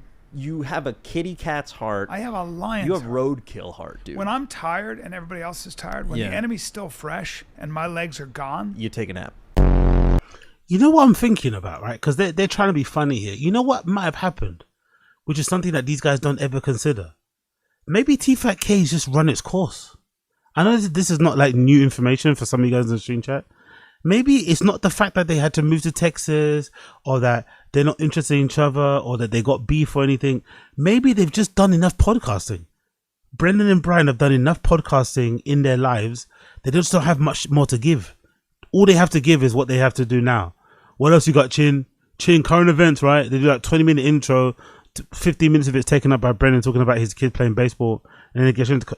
Maybe they should just end it. They would never end it though because they need the money, right? It's probably their only main money earner, but they should probably just end it, innit? Really, if you think about it, they should probably just end T-Fat-K, just knock it on the head. But they never will. I wonder who would be the first stand-up comedian, because I know when Marc Maron did it, you see how surprised everyone was when Marc Maron did it. When Marc Maron announced the end of his pod, everyone was like, "Oh my god, I can't believe you did that." They were so shocked. I wonder who's going to be the first of all those comedians to end their pod. Of the 250, of the Rogan Sphere comedians, which one will just say, you know what? I can't be funny anymore. I'm bored. I've run out of funny juices. I'm done. I wonder who's going to be the first. I think they're going to hang on the longest, though. I think Brian and Brendan are going to hang on the longest for sure. But I wonder who will actually call it quits. Nick and I were texting about something, trying to get something done, and Nick goes, I go, okay, we'll do that. I go, yeah, cool. We figured out what we were going to do for this issue. And then the next text I get is he just goes, the thing is, I don't respect you as a man, though. It's true. And I didn't know what else. Because I don't want to be coming for your neck You the don't whole want time. any of this, right? You don't want any of this. Well, here's the thing. Intellectually... The 58-year-old? There's no version Because of you know I got an skills, inability right? not to interrupt. I think Here's my. You want my class for stand up? Write what you think is funny. Certainly not yours. Do you feel my Irish Dude, Italian? you have piece. doll eyes. Just two little black beads. Yeah. Because you're soulless. Yeah. And to my prior point, I don't respect you as a man. I swear to God, dude, I've never won an argument because I've always been wrong. If she's gonna fight with me, she's thought it through and she's right. And I'm not joking when I say that. You also are not very smart. Okay. No, it's not. It is. You just started with I'm not very smart. I know, but then watch me sort of get there. Because the thing is, somebody of your intellectual level, right? The odds that you would be right in a sort of debate with someone are just, they're starting low. You just said you were going to compliment me. You're not. You love to jump on top of someone when they're speaking. Okay, well, you just insulted me twice. So where's the compliment? Well, I can't even remember what it was going to be now. I do have some questions. Wait, so you're just going to let those two hang? I'll go to the next question. So you've lived in Gotta Be. You've had an illustrious career as an actor, as a podcaster. Where's my camera? How is it that you are still so like vapid and just uninteresting, narcissistic? Do you have a thought or a premise or something for a new bit that we can talk about? Yeah. What do you got? Well, I want to expand on the idea that we need a sexy enemy, right? So, oh yeah, big up Black American. It's true. My bad. Yeah, Ari Shaffir did end his, but he did it. He kind of didn't. He ended it, but didn't. He ended Skeptic Tank, but he's got that new one he does with he does under the fucking Your Mum's House umbrella, the one about travel. He's got that one, right? I think he's currently traveling, right? He's currently traveling. So he's not doing any pods now, but he goes on a lot of breaks. So, but yeah, he might be the only prominent one, isn't it? He might be the only prominent one. Who else has quit? Oh, Joey Diaz quit for a bit, but he started his back up again. Yeah, there's not many. I think they're all gonna hang on until the end. I think they're all gonna hang on until the bitter end.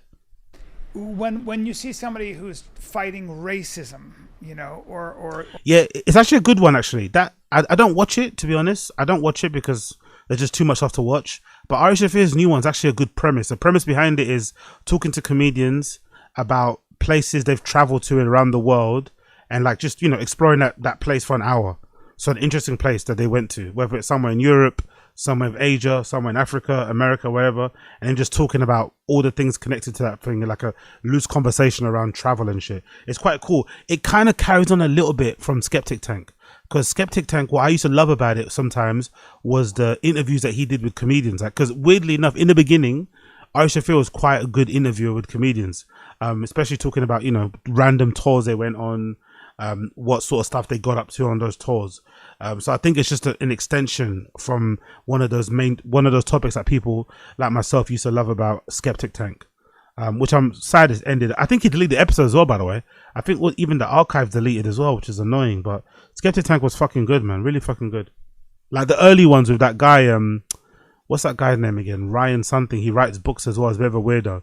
He kind of lives in a van and has like polycules and shit. But yeah, good little podcast that was. Or something. You know, or man, these Jews, these Muslims, these white supremacists. We need somebody. We need a tangible enemy that's causing all the problems. This is the idea, right? The patriarchy. Those things, you know, those things are sort of like what we think. There's something about putting all your resources to fighting an enemy you can measure. But in fact, you know, if Captain America really wanted to save America, he should lecture us on diabetes, on type 2 diabetes and insulin resistance, right, and the what the fuck is he talking about? Consuming sugar. Now, you can't use your shield for that, and you got to have a graphic of your pancreas. What do you think happens to make Callen talk like this? Do you think that he has a lot of like really smart friends? Is this like one of his insecurities like manifesting itself where he always wants to be intellectual? Why does he always seem to go on these kind of tangents? Is it because he's one of the Rogan sphere people? So he feels like he has to be into like biohacking and self-actualization and, you know, advances in science and talking about research papers. What makes him go on these rants? What makes him go on these fucking little the diatribes? It's such an odd thing, isn't it? Like he always seems to do like, what are you even talking about right now? Yes, that's not how it works. If you don't like a certain group, whether it's Jews or Muslims or white supremacists, what about your phone, young man? What about the phone that gives you unlimited access to porn, unlimited access to gambling, unlimited access to scrolling, unlimited is the guy sleeping? Hope he's sleeping. Are you sleeping? Gaming. Hope he's sleeping, by the way. You're better off throwing your phone into the ocean, and that would keep you a lot safer. Yeah. And you know, Bill Maher said that. That was interesting. Bill Maher said after 9/11, he got in big trouble. He said, "Yeah, you know, terrorism, Islamic terrorism, real dangerous, but the food. What's really going to kill you is probably the food you eat, all that soda you drink. It's like, hey, what the fuck, dude?" But so that's an interesting premise to me because. It's a little wordy. It's a little long. Well, I haven't developed it yet, dude, but it's the theme. Well, I asked you it's for the feeling. Wait, hey, Brendan, can you run it back and let me know if I asked for a journal entry or for a joke? I'm not giving you a joke. I'm saying there's something there, all right?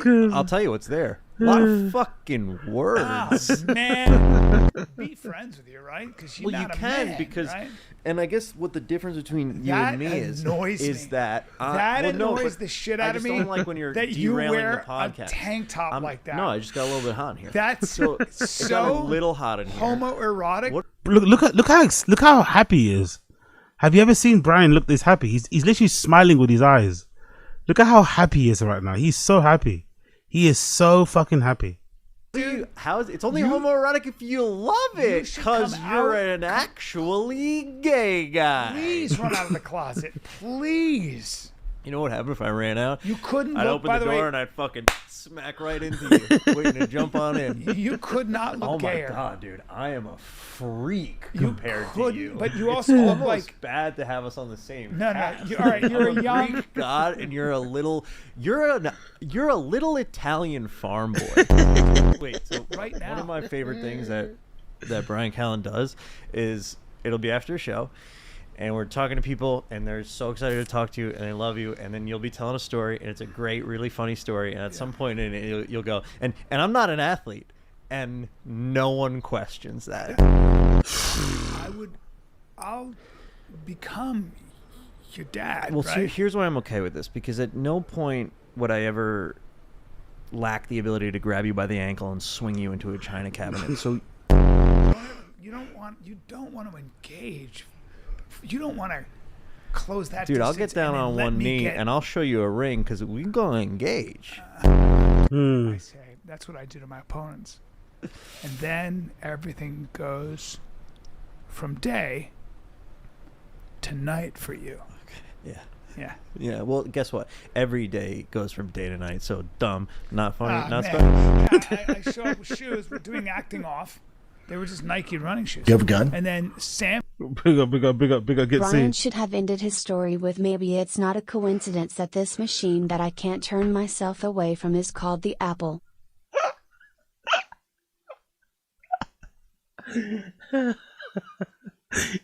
Yeah.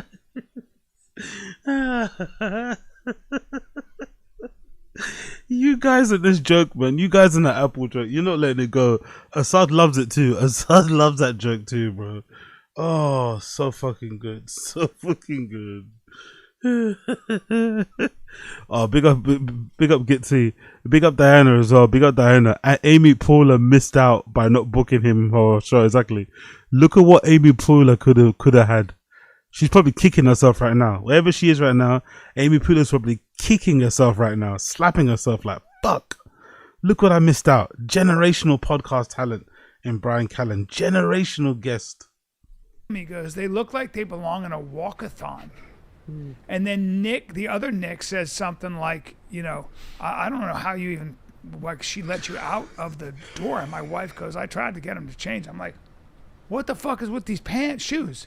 So you're making fun of my running shoes. I go out on stage and I go, I got to talk about my shoes because they're all going to be looking at my shoes. In front of a whole audience, I go, sorry about my shoes, guys. And nobody reacted because now I know they were looking at me going, those look like regular shoes to me. Totally regular shoes. And you guys had me thinking those shoes sucked. Well, because you know what? So unbelievable. The whole joke really was that it wasn't the shoes that sucked. It was... Can I tell you a prank that I pulled on you? Yeah. What did you do? I'm sorry. Okay. I love you dearly, and you're my favorite person. So I'm gonna read you a text screenshot that I sent to you. I texted you a screenshot of a conversation with Will Sasso. Yeah. And it says, "Hey Will, just wondering why you guys stopped doing 10-minute podcast." And Will replied, Oh, this is great. Will replied, "Hey, LOL. Well, to be honest with you, we had said it was scheduling at the time, but the truth is, had nothing to do with being busy or with me looking back. It was hard to keep going with dead weight. Callen is a nice enough guy, but he's just a medium talent. And for a long time, I tried to tell myself that he wasn't, and that I could..." How can Will Sasso be funnier than all these guys via a text that some guy's reading on a screenshot? How is Will Sasso funnier than all of these guys via a screenshot text that somebody's reading off a fucking on a podcast.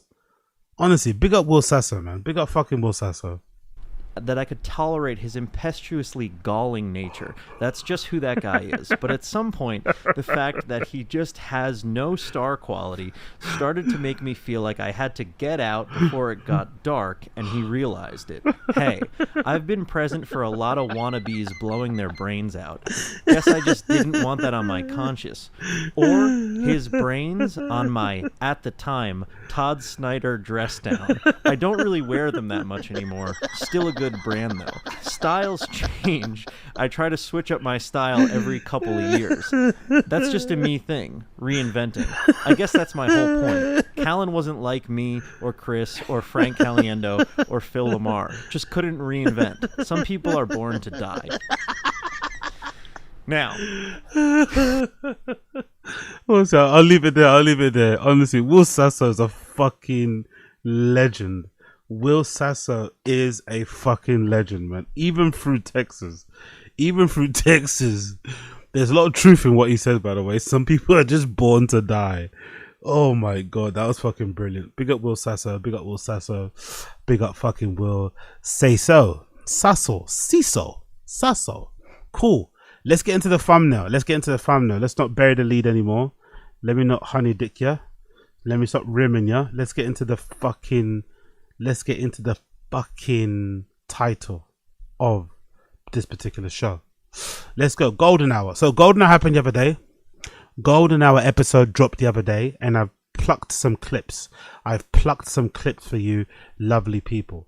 First clip we're going to play is the Golden Hour guys reacting to the Akaash Singh and his wife drama, right? I'm sure you guys are bored of it still, but it'll be interesting to hear what Chris D'Elia, Eric Griffin and Brendan Schaub have to say about Akaash Singh's wife, you know, being a little bit expressive on the old social media and maybe or maybe not embarrassing Akaash. So let's see what they have to say. And I think this was filmed before the episode they did with, you know, on Flagrant, blah, blah, blah, blah.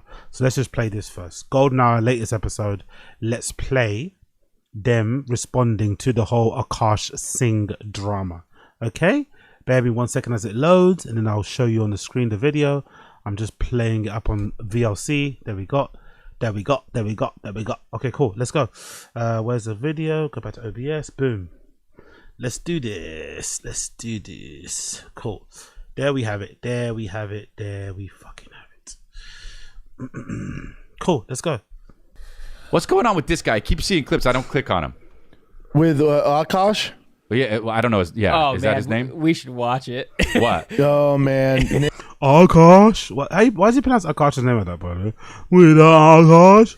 What's going on with this guy? I keep seeing clips. I don't click on him. With Akaash? Akaash? Also, why is Chris D'Elia acting like he didn't watch any of the videos? This is a common thing with comedians, by the way. Why do they all act like they're unaware of what's going on? You watched the video. There's no way you could have been on social media and not seen one video of Akaash Singh and clicked on it and just seen what the deal was. You didn't need to watch the whole thing, but I refuse to believe Chris D'Elia has no idea what's going on with Akaash Singh. You know what's going on. You're just feigning ignorance. Well, yeah, well, I don't know. Is that his name? We should watch it. What? Oh, man. Nick, I'll let you dive into this one. I keep seeing this guy's face. Who is it? Akaash. I can't zoom, but you see Eric Griffin there. Can you zoom on? I don't think you can zoom on VLC, can you? Can you zoom? Can I zoom on VLC? Crop aspect? No, I can't zoom. But yeah, do you see? Look at that. Can I not? What happens if I do that? Oh, just yeah. Ew. Look at him there. Look at him in the corner right there. I keep seeing this guy's face. Who is it? I'd love to get Eric's take on this. He's the guy from Flagrant. Yeah. So what happened with him? He got in a beef with the guys from Fresh and Fit. What's that? Huge. God, I'm so fucking out of it. Huge red pill. Their tagline is from Simps to Pimps, and they're black guys, and they just have thoughts on. They're like, "You're a whore." Oh, okay. Is it important that they're black guys, though? Nick, is it really important that they're black guys? They're black guys. They have thoughts on there. Like, is it really important that it's black guys? Really? Does that really give you a description of the show? Or could you just tell it's a red pill show? Fucking hell, Nick. Black guys. Okay. Okay. But they've got a huge following as like men's influencers. Oh, okay. Oh, yeah. Hard pill, right? Whatever. Red pill, yeah. No, there's another Red one. pill. Hard pill. Black pill. I don't know. No, you're so right. here's the thing, Eric. Akaash, from my understanding, again. Akaash. Why does he pronounce his name like that? From my understanding, again, I'm old as fuck too, but from my understanding, Akaash, from my hard pill. Black thing. No, you're so right. here's the thing, Eric. Akaash, from Red pill, yeah. No, there's another old as fuck too, but from my hard pill. Black pill. I don't know. Thing. No, you're so right. here's the thing, Eric. Akaash, from my understanding, again, I'm old as fuck. No, there's another Red pill. one. Hard pill. Here's the thing, Eric. Akaash, from my understanding, again, I'm old as fuck too, but from my understanding, Akaash is on record saying he married his wife. They're both virgins. That's why he married her. He can only date. He only dates other brown people, and he would never date someone who's promiscuous. And then this dude, because they were having a fight, he brought up old clips on her on a podcast saying, I used to pop my pussy for the frat boys, and she likes threesomes and orgies. So it's this whole thing, man. Oh, really? Wow. Well, the internet is big on hypocrisy. Yeah, but that's all this. The internet is big on hypocrisy, or humans are big on hypocrisy, or it shouldn't be encouraged in the first place. The internet. Yo, big up Gitsy, big up Gitsy. They pretend not to know to seem cool and respond in a genuine response, off the cuff and hyper intelligent with a dash of comedic genius. Also Akaash. Akaash. I love that. Also Akaash. Yeah, okay, cool, but it's just infuriating to me. I hate it. I hate the whole like not pretending like you don't know what's going on. You know what's going on. Shut the fuck up. It fucking drives me nuts. Anyway, big up Gitsy. This is one of these things where it's like, you don't say something and then not expect and then if people find out that something is not true, now you're gonna get roasted. Here's my thing. I know Akaash. I like Akaash. Here's my thing though. If this is true, and clearly, unless it's AI, she did say all this stuff, and she's a gorgeous girl. Just take it. And everyone wants to hate on Akaash. Imagine how he feels right now, dude. It's so fucked up. Oh, to find out this Akaash hated way. on me. Did he? Yeah. You're gonna love this. I don't know what this is. Yeah. So I don't care. It's an absolute one of the biggest like murders I've ever seen. I mean, on the internet. he does he seem like a nice guy? I don't know, but I know he's talked shit about me. So. What did he say though? What did Akaash say about Crystalia? Let's find this out. I'm curious to see what Akaash Singh has ever said about Crystalia. He hated on me. Well, because you touched up kids and you got cancelled. Let's see. What did Akaash say about Crystalia? There's no clip here of him saying specifically anything about Chris. I'm assuming it's probably one of these two episodes, right? It's probably one of these two clips right here. Let's see what Akaash said about Crystalia. Let's go to the latest one. Let's go to this one. Let's go to the 5 years ago.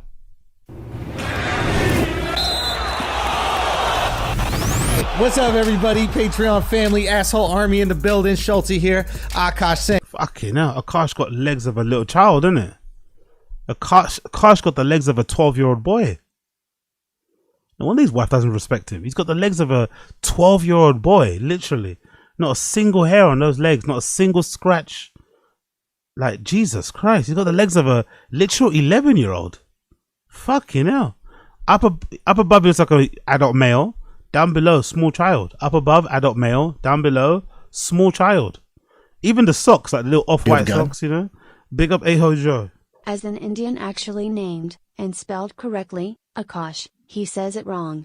WHOTF is Akaash.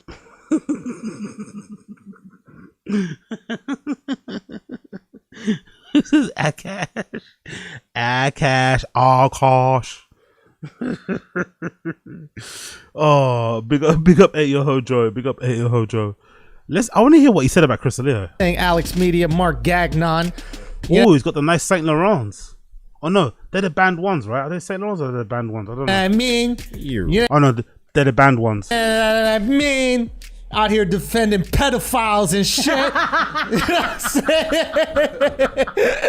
saying? Not pedophiles. That's a crazy word to put on anybody. That's a crazy word. But out of the gate, no wonder Chris doesn't like Akaash. But Andrew Schultz said pedophile, not Akaash.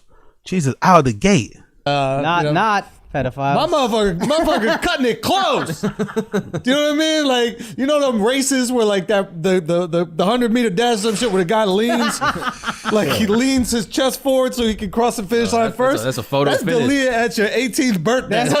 That's what he has girls doing pictures so they can pretend they got titties. Just lean your chest forward, make it look like you're 2 years older than you are.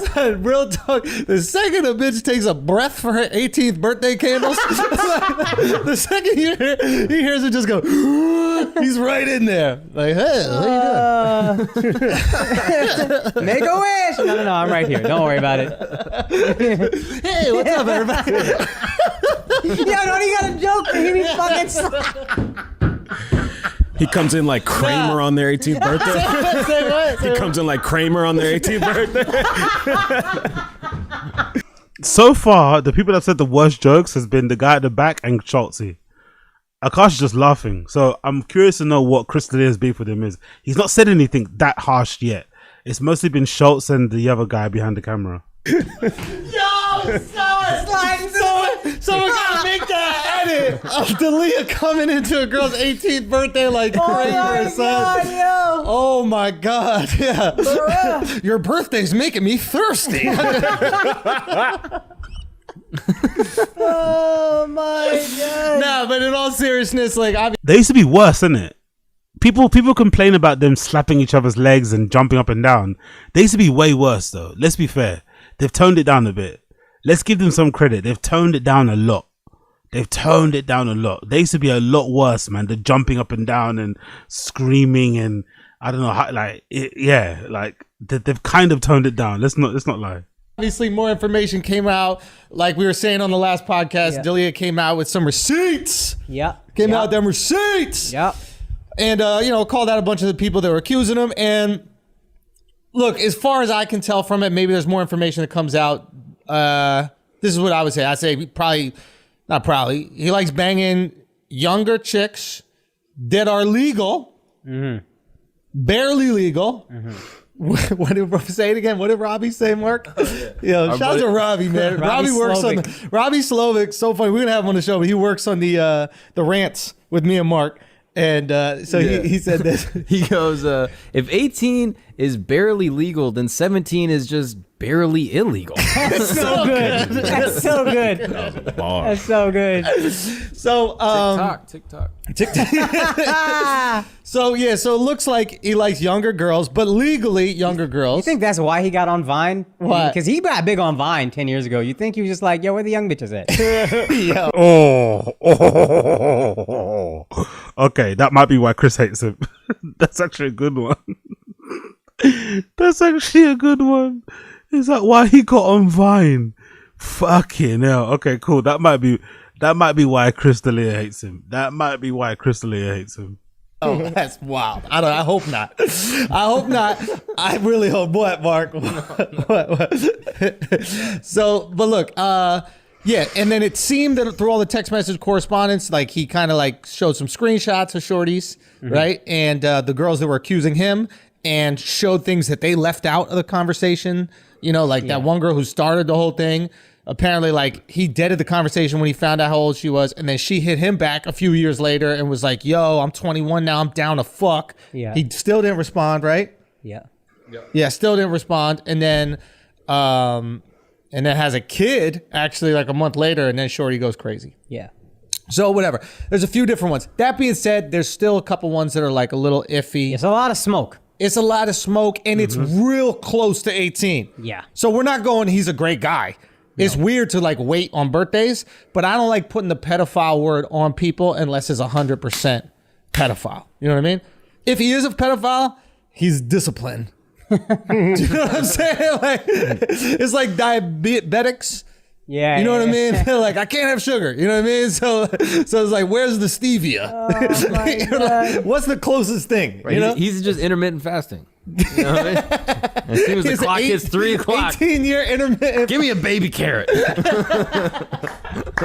Okay, that was one. And we're going to do quickly one more and then see what was said. This was from 4 years ago.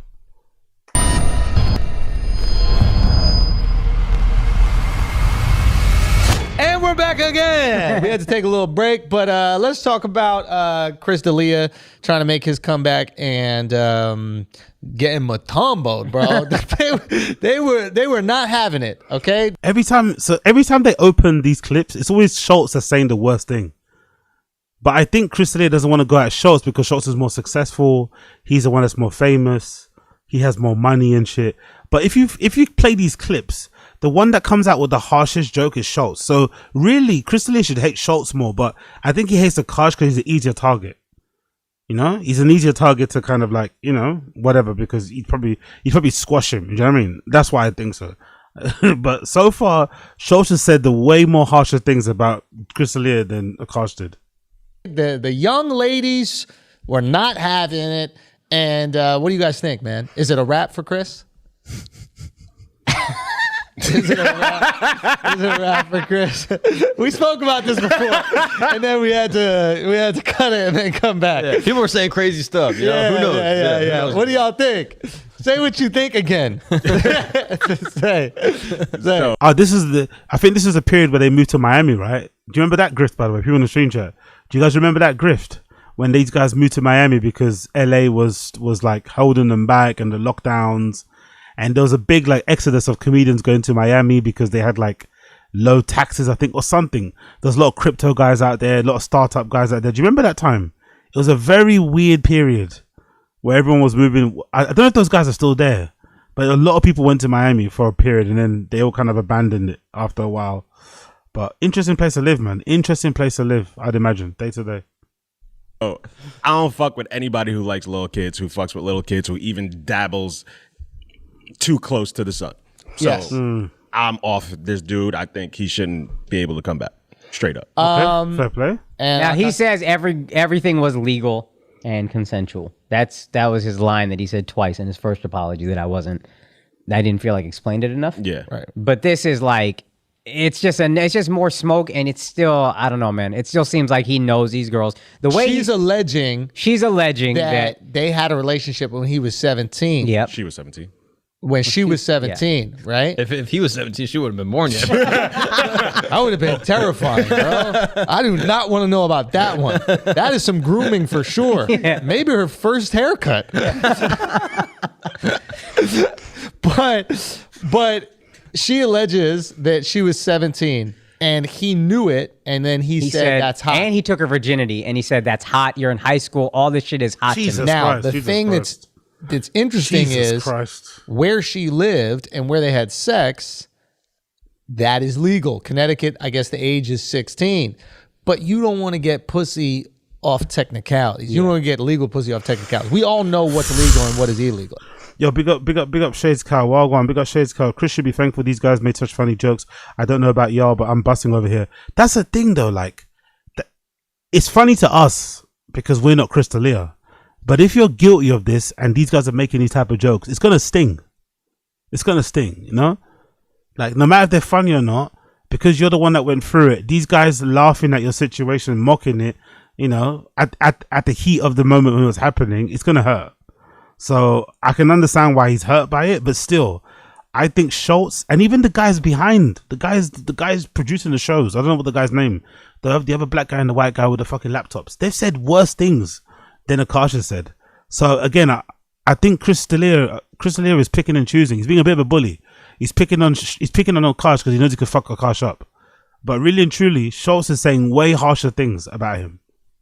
18 is legal. Yeah. Under 18 is illegal. We don't care what your state says.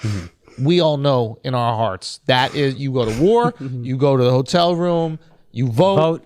This is what it is. Yeah. So yes, we're on the same page about that. If what she's saying is true, I agree with you guys. I don't think you can come back from that. No. Again, Chris D'Elia looks like a miserable person. He looks like all the joy has been sucked away from his life. But they're right. The fact that he still has a career now, he has to really thank his fans from the bottom of his heart. That's why I think he's been disrespectful from his fans from what we saw earlier with that clip, right? Where he's doing fucking crowd work. He's disrespecting his fans because his fans have held him down in a way that I don't think most comedians could be held down. He was accused of basically being a pedophile. He's technically not, as these guys have mentioned, right? I don't think there's been any concrete proof that he did fuck anybody underage. But the accusations were that he ran this cult, he was branding women, he was sleeping with underage girls, or at least entertaining that idea. The DMs were fucking crazy that were coming out and shit. The voice recordings were crazy. That documentary that guy released was that documentary of some guy that used to work with him released that was fucking horrible. Some horrible accusations.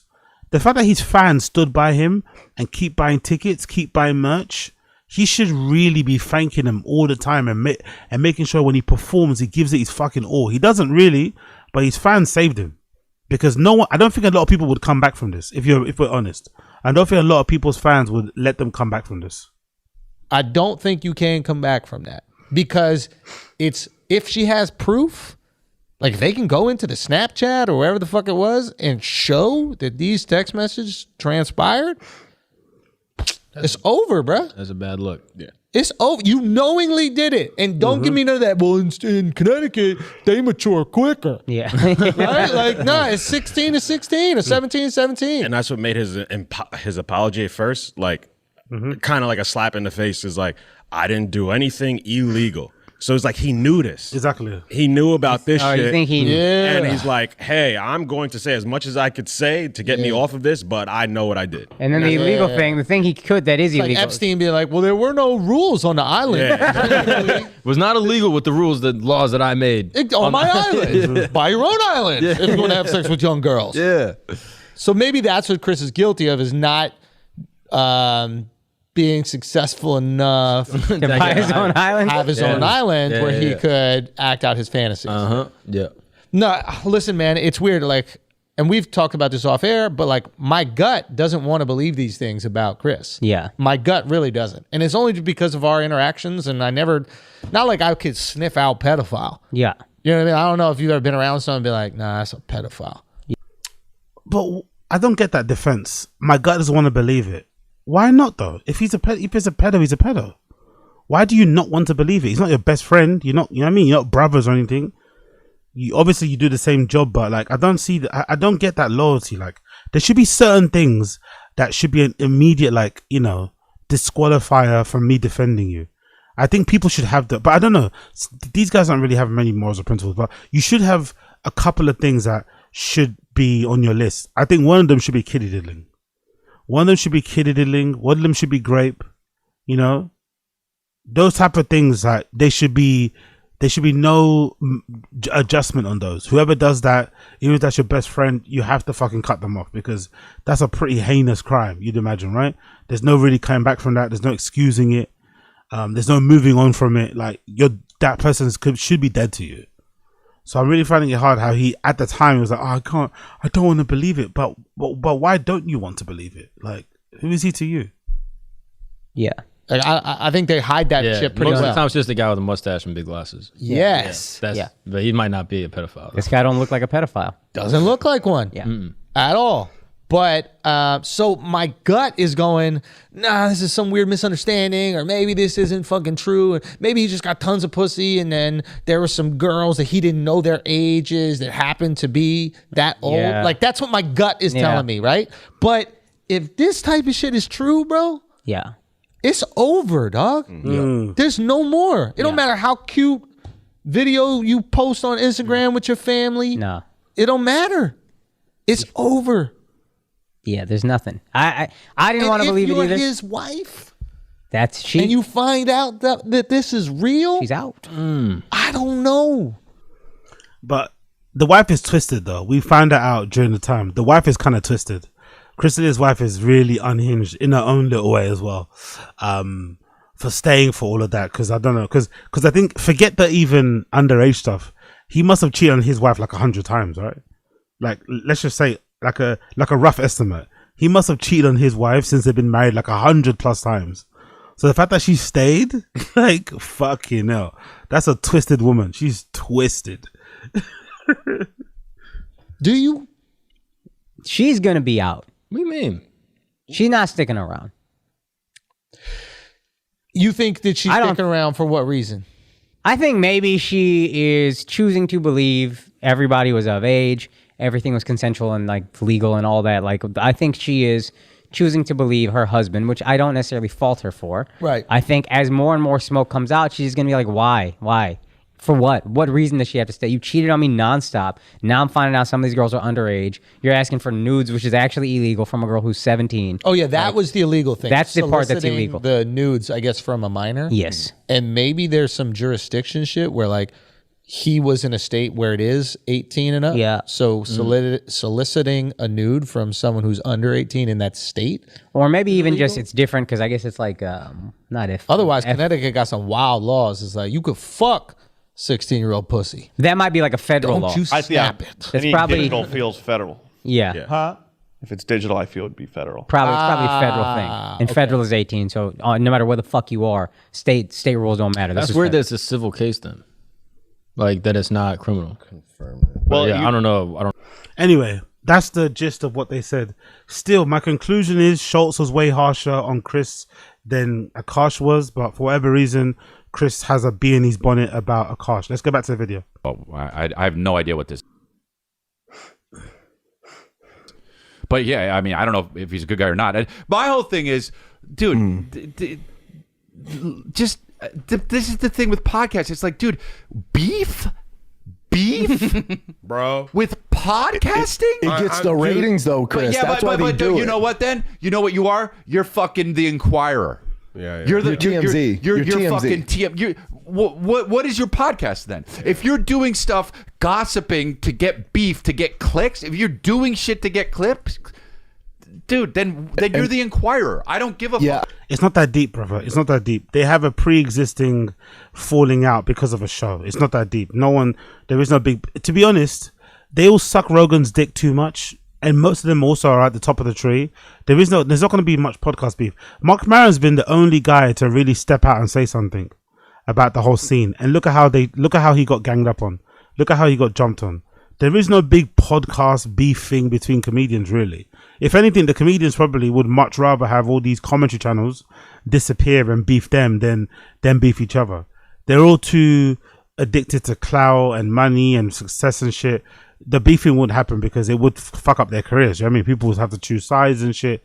So they're not going to do it. They're all going to play nice. There's not a widespread trend of comedians beefing each other on pods. It's not the case. Most of them are pussies anyway.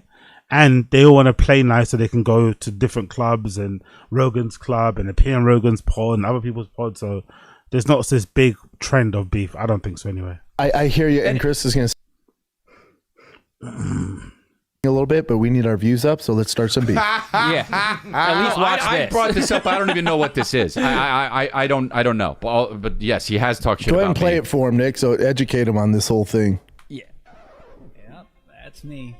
You're probably wondering how I ended up in this situation. What I find corny is my preference is not my women. Now, I thought it was I'm not dating my women, period, which is the corniest human being outside of a criminal to me, period.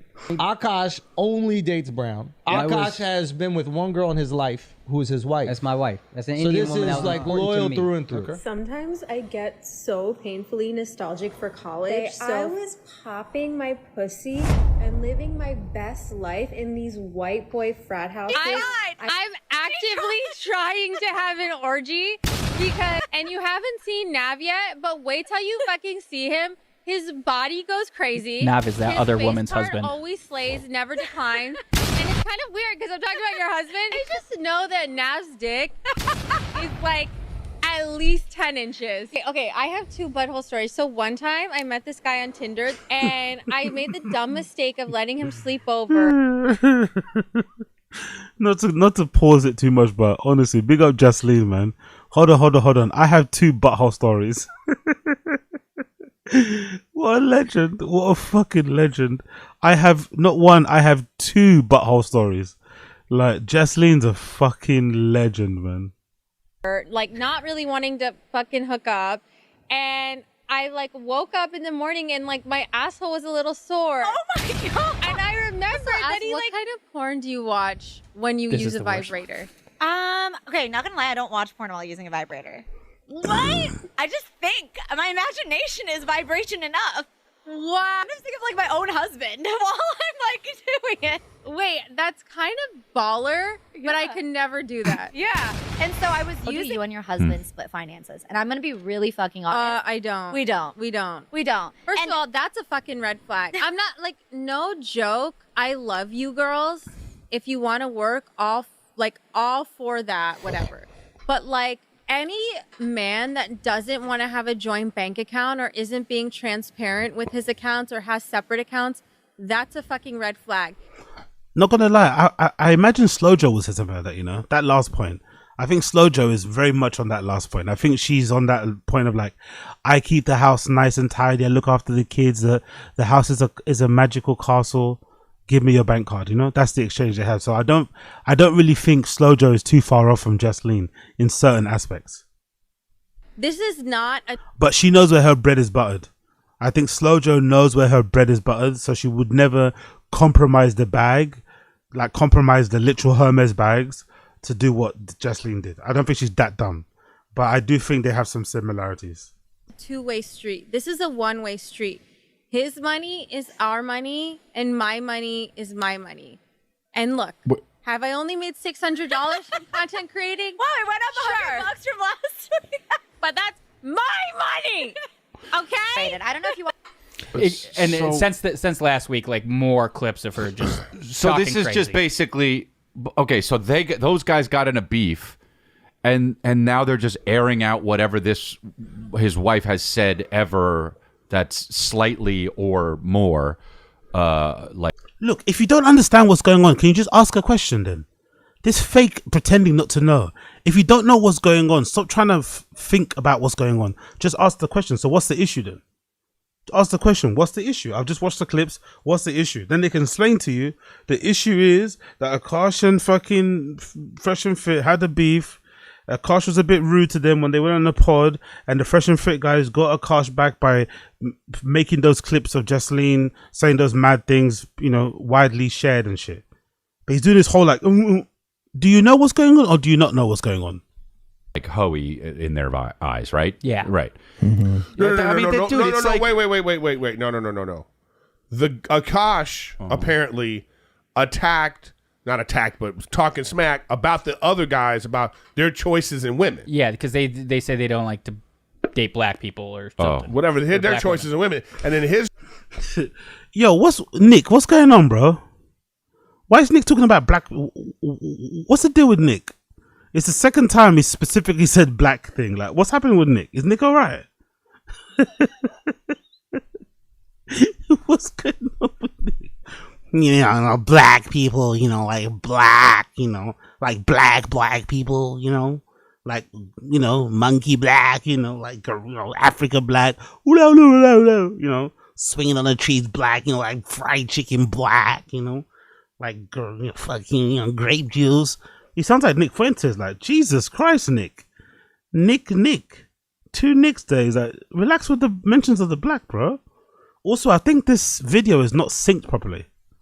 I think this video is synced weirdly or something. I don't know. I feel like his lips are moving more than the thing. I don't know. Not attacked, but talking smack about the other guys about their choices in women. Yeah, because they say they don't like to date black people or something. Whatever, their choices in women. And then his choice was that he was like, you know, I was a virgin and my wife was a virgin and all this stuff. And then all this stuff has come out about her. But wait, I just don't understand though. Eduardo Madeira, 8925. He's a little trigger today. Eduardo Madeira, let me know where you're from, brother. Let me know where you're from and let me keep every 2 minutes mentioning your country or your people then.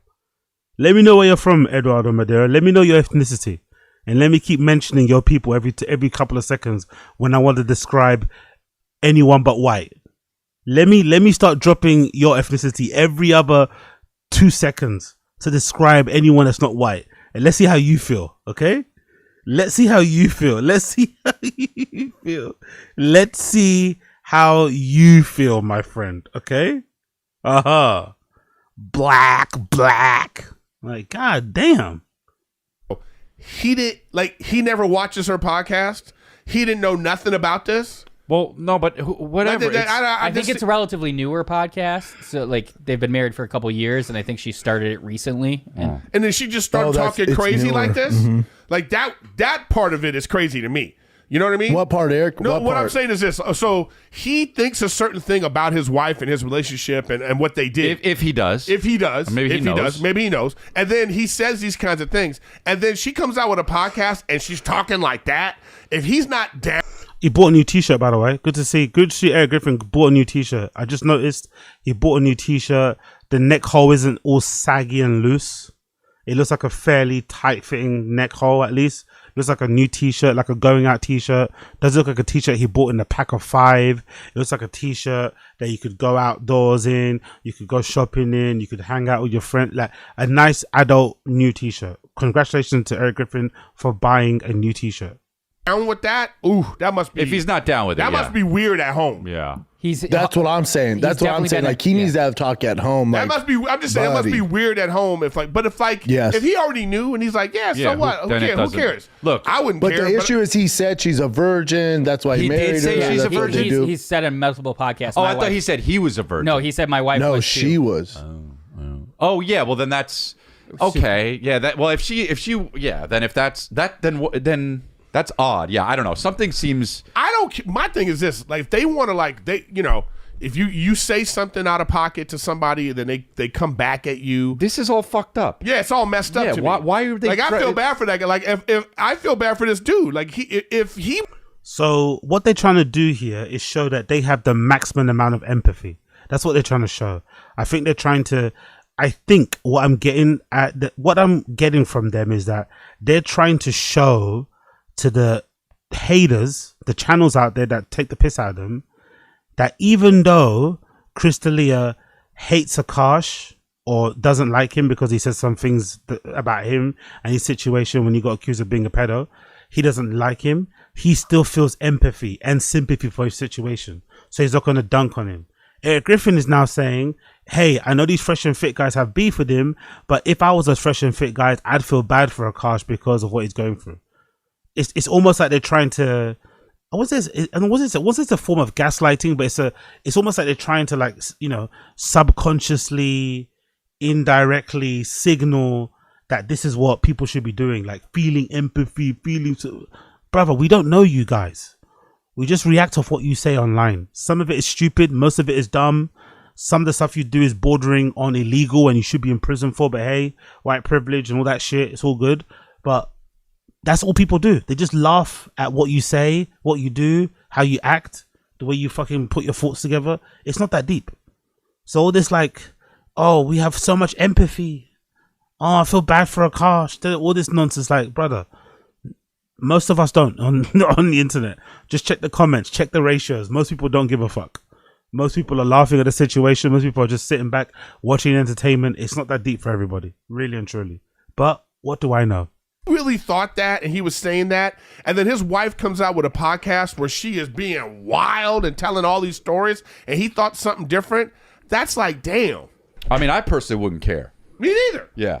I know, but if you care, you care. No. But what I'm saying is, but you're not on here going, My wife is, Kristen was, she was gonna be a nun and she changed her mind, and and then she's on a podcast being like, my butthole is destroyed. You know what I mean? Dude, you went from your wife as a virgin to she woke up one day and her butthole was ruined. Like, dude, that's wild. I'm just saying, that's wild to me, and I feel for him. So he got it because those guys you're talking about, that guy, I follow that guy, and he be saying some crazy stuff. Myron Gaines? Yeah. He said, there's this one where he's like, he's on the other podcast? Yeah. No, but he has some strong stances. Like, he wouldn't like me because he was like, if you're fat, you're a piece of shit. Yeah. But you are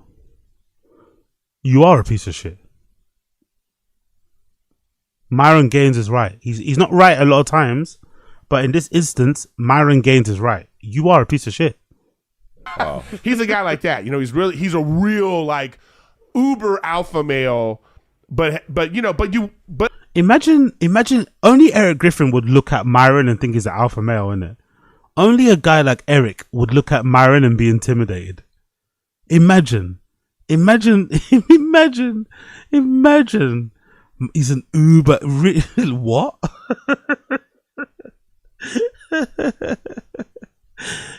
Eric Griffin's intimidated by Maron Gaines.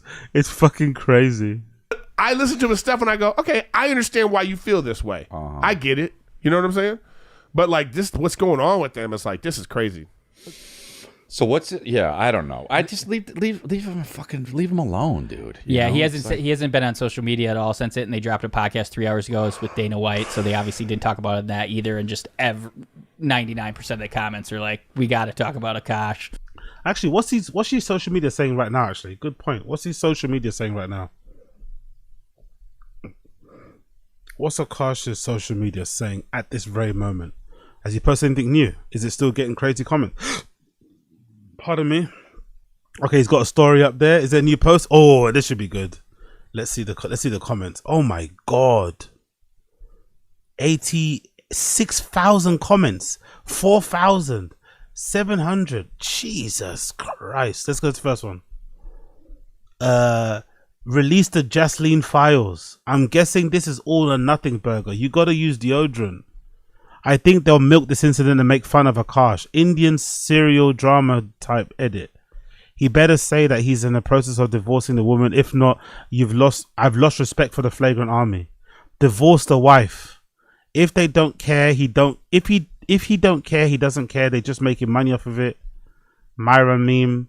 Akaash's wife got ran through before virgin Akaash. He told everyone she was a virgin. LMFAO. This shit's too funny. You don't gotta lie. Akaash about to be a dad. I'm calling it. She gotta go, dog. Release the files. Are they gonna apologize to Myron, the guy that banned us from tagging? The car. Can't wait to see which one they try and justify. Akaash would never discuss how wild his wife is speaking and embarrassing him. He only does real talk to other guys like Fresh and Fit. That was some great real ish. You can't turn a 305 into a housewife, a 304 into a housewife. Sorry. Oh nah, I'm here. Gonna be okay. Academics is there. Bradley Martin said LOL. Respectful discourse is gonna be good. Okay, cool. Let's see what the other one said with the clip. If cringe was a video, she wasn't shy with the white guys. Oh, Jesus Christ. I've never seen that many likes on a comment. 30,000 likes on that comment. She wasn't shy with the white guys. God damn. Babe, wake up. Annual Cuck Meetup episode just dropped. 31,000 likes. This episode was a complete setup to repair Akaash's manhood. Damage is done, brother. His wife already dropped too many bombs on their relationship. How she treats him. Quote unquote shy Indian girl had no problem talking about her fun times at frat houses on a TikTok. She is the boss. Akaash's loyal servant who has to work and pay for all the expenses to keep her happy. Take away the credit card and she will be gone in a matter of days. Know when to walk away. Jesus. This lame attempt at restoring Akaash's image is so cringe. 21,000 likes. She's lying through her huge teeth. 9,000 likes. You married a woman that doesn't like you, bro. Sorry. 15,000 likes. How was I not invited to participate in this episode? Even if to only stand behind Akaash silently as a warning. 5,000 likes. This is probably the worst damage control I've ever seen. 7,000 likes. The shy Indian girl that was getting wrecked in college and talking about it. 15,000 likes. We didn't see our parents kiss, so you saw your parents talk about orgies.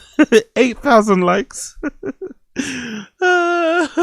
Please stop mentioning your Indian identity. You're making Indian girls and women look really bad. We come from amazing families and have been raised with such modesty and love. Just say this is you, your character, your nasty desires, not because you are a repressed Indian girl. Can I say this as like a generalization? Am I the only one that's got experience of back in the day when you stumble across an Indian girl that is Sikh? Weren't the Sikh girls usually the ones that are always a little bit freaky? Even the boys. I'm just thinking about now. There was a guy I used to work with that used to kind of, he used to brag about how much he used to get it in. He used to kind of proudly brag that he was the king of pulling out. What was his name again? I forgot his name, but I used to work with him a few years ago. But I do remember Sikh girls being the ones that were really they would be putting up numbers. You know, Sikh girls didn't play. So maybe this is just a thing. You know, she's Sikh. It is what it is. You know, it is what it is. Jokes apart. You can clearly see it bothers him. Her saying excuses and his friends egging it on isn't fair. I'm not a fan of Akaash at all, but as a human being, it's so painful to watch the mistreatment.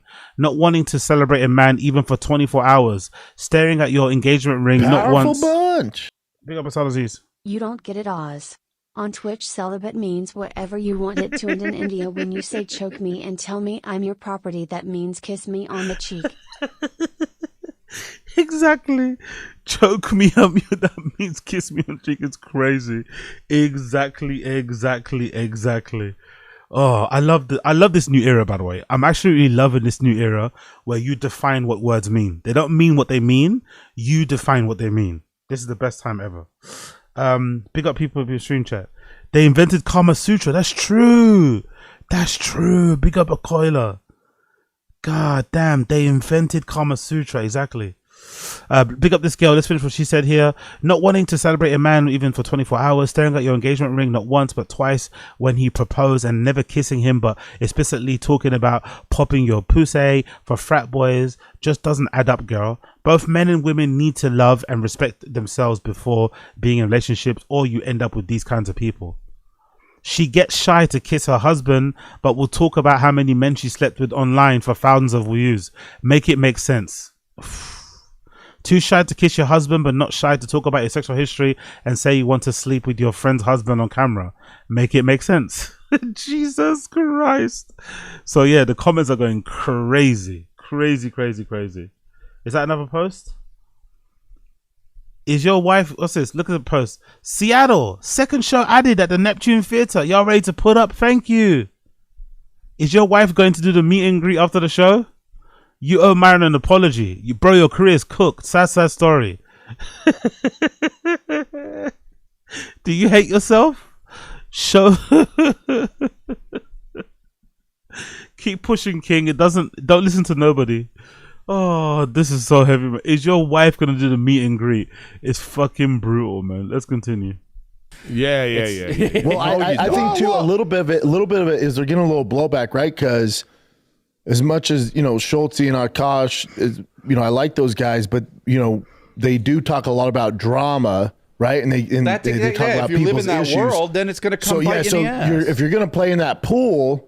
Yeah, this is the other side of it. Then when you fuck up, now this storm's coming. Yeah, but for me, just personally, my personality is like in this situation, I feel for Akaash. Oh, Saint Eric Griffin.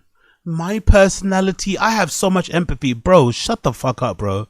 He was known as one of the biggest haters ever. He hated Brendan before he even met him. Before Brendan and him even uttered words to each other, he hated Brendan just looking at him. Because he was more successful at that time. Brendan was selling more tickets at that time. He hated Brendan before he met him, before they were friends. Then as soon as he kind of found out that Brendan could help his career, suddenly he's one of his biggest fucking dick suckers. Essentially, he chose Brendan over Bobby Lee. Bobby Lee's one of his great friends, but he seems to like Brendan more. He seems to hang around Brendan a lot more. I'm sure it doesn't make Bobby Lee too happy. So this guy's the original hater. He used to hate loads before he got in bed with these guys. Before, even if you remember the law of Eric Griffin, I think he admitted on pods that he wasn't doing too well. He was somewhat struggling with comedy. Then COVID comes around and his career kind of takes a resurgence because he starts to jump on. He was early on Twitch. I think he was early on Twitch, either doing comedy or playing games or something. He was really early on Twitch, so he started to make some decent money being a comedian, doing a Twitch. And all that. And I think that was around the same time that Luis J. Gomez had a Twitch as well. I think Luis J. Gomez had a Twitch. De Stefano had a Twitch, I think, as well. So it kind of changed. He stopped hating. So now basically now that he's making money, he's not hating as much. But his origin story is being grumpy and hating. I think that might be the reason why Bobby Lee didn't do a podcast with him. That might be the law, I think. Because I remember there was this whole narrative that he was pissed off that Bobby Lee started doing a podcast with Andrew Santino, Bad Friends. I think the plan was they were meant to do a podcast together, Eric Griffin and Bobby Lee, but it didn't materialize. It kind of fell through. And then Andrew Santino came in and they, Bad Friends, rest is history. And I think he was upset about it. And I remember Bobby Lee talking about it and basically saying something along the lines of like, Eric Griffin's not the easiest to work with. You know, he's a bit dour. He's a bit of a negative Nancy. So let's not do the whole like, I've got such a big heart, I'm empathetic. Yeah, now you are. Now you are, because you're not hurting. You're not struggling anymore. You're not as jealous as or envious as you once were. Now you are. But let's not act like we were always like this, motherfucker. Even though he brought this on himself. Yeah, me too. But Eric. I I'm feel the exact because same. he goes wild. When before you even said what you said, before what you said, Yeah, definitely a good person. How about those girls that accused him of doing some weird shit? Let's see if we can find that actually. Honestly, this guy is pissing me off, man. Was it let's see, accusations. I think it was that black girl that made them up, right?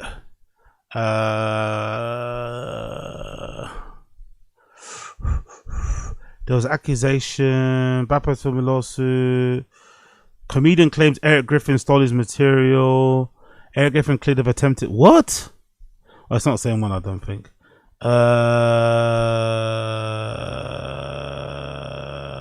Where is it? It was like a woman in it that said it, right? I forgot the woman that said it. Was it harassment? Let's say harassment. Some woman said it, I think, isn't it right? Some woman said it. Who said it? There's another Eric Griffin that's fucking hilarious. Who's the woman again? I forgot her name. The black lady said it, right? That black lady accused him of saying some things. I forgot her name. Let's do Crystal here as well. Nope. What's her name again? What was that black lady's name?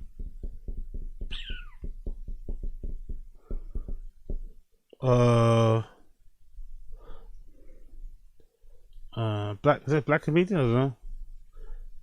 Female comedian accuses Crystal Lee. I forgot her name, that lady's name. What was her name? Not Simone Rossi. What was her name? Black lady with the afro. Do you guys remember her name? Black lady with the afro. That's it, Alice Hamilton. There you go. Okay, let's do Alice Hamilton, Eric Griffin. I think something should come up now. There we go. See? There we go. What should you say?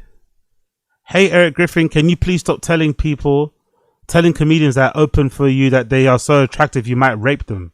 I thought getting married would stop you, but I guess you need some public shame. Stop it. So many male gatekeepers use their position to pressure open mic comedians. I don't need any more female friends. Looks like Eric Griffin is so on this as well. This is some foul ass shit. You can't just say whatever the hell you want about someone. You've been out of pocket for too long. Don't act surprised. Wow, he replied. Okay, don't act surprised. So he didn't deny it, by the way. That's a weird thing to say, right? So she said in this tweet, this is the thing about these guys, they never outright deny these things or offer an alternative explanation. She said here with her full chest. She even tagged him. She said with her full chest, right? I thought getting married, stop telling other comedians that are open for you that they're attractive, you might rape them. I thought getting married will stop you, but I guess you need some public shame. He replies, this is some foul ass shit. You can't just say things. Hold on 1 second. I'm getting schizo. For the hell of it. She replies, you've been out of pocket for too long. Don't act surprised it's catching up with you. He says, this is slander. What in the actual fuck? And she says, women in comedy had been telling me about what a sexist bully you are for years, dude. No amount of explanation points can change that past. He says, I think anybody that would see some foulness like this would say something, but I'm checking out. I wish you well and happy holidays. They've been saying something about it to me. So yeah, he never denies it once, by the way. He never says, I did not do that. Interesting, isn't it? He never says, what are you talking about? Stop saying that. If you keep saying, I'm going to sue you. Interesting, isn't it? He never actually denies it. Has she got any more tweets about him, actually? Big up Alice Hamilton, man. We'd love to see it. Eric Griffin. Let's see. Has she got any more tweets about him? Oh, look at that one. Fuck Eric. Look at that one. Lovely, isn't it? Fuck Dalia. Fuck Eric Griffin. Fuck Cheeto Santino.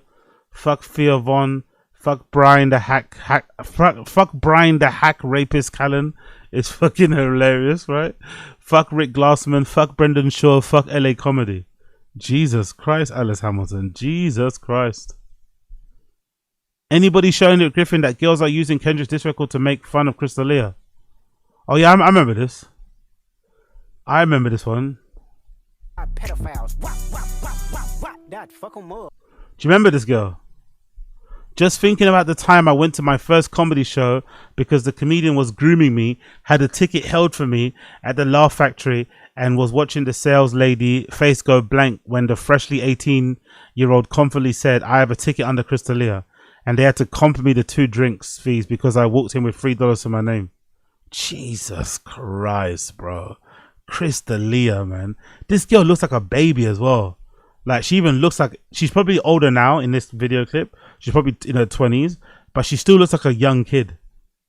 God damn, Chris. Chris is out here. Chris is out here fucking little children. Holy shit. What else I got here? One of the Leah's underage accusers said Eric Griffin was hitting on her first. Since the Leah deals in blackmail, I assume Eric has to fall in line or risk being exposed. Wow. Another one. Why does Eric... What's this one about?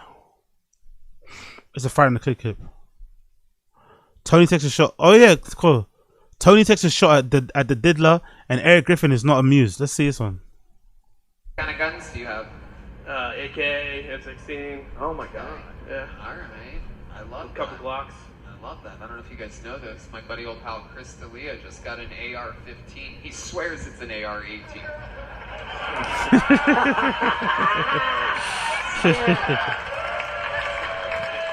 I can't help myself. I don't. So I love how they all act like they're gonna defend their friends in public, but Tony said that. Eric just glared at him and just shook his head. He didn't say nothing, by the way. Just shook his head. Alice, this lady, why does Eric Griffin ride so hard for this dude? I was so disappointed at some of the pods that had him on during the recent run of promotion. The sympathy was nauseating and the fake tears, I can't. That's the thing, that they're not even longtime friends. I swear Eric Griffin and Chris have only become friends because Eric Griffin was on the Golden Hour.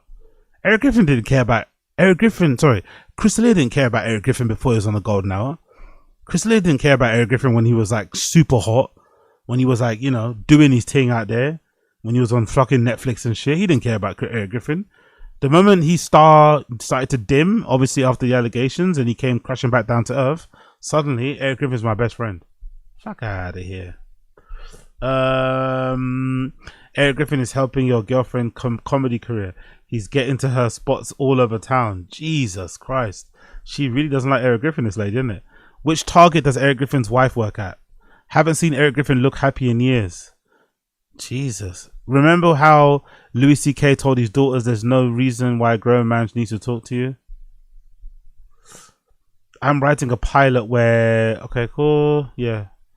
At least if you fuck Eric Griffin, he'll write some jokes for you. Neil won't give you anything, not even an orgasm. Jesus Christ.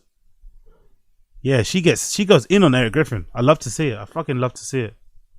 I was thinking about that. I was like, well, I remember this guy going in on Chris, and I didn't like that. Yeah. So I'm like, whatever, you know, all of this, I just don't like. No, you're a good person. And honestly, here I am, and I see this, and, you know, if he's dealing with that and at home or whatever, like, he's talked shit about me. I don't even know the guy, dude. Right. So that was for clicks for them, you know? What?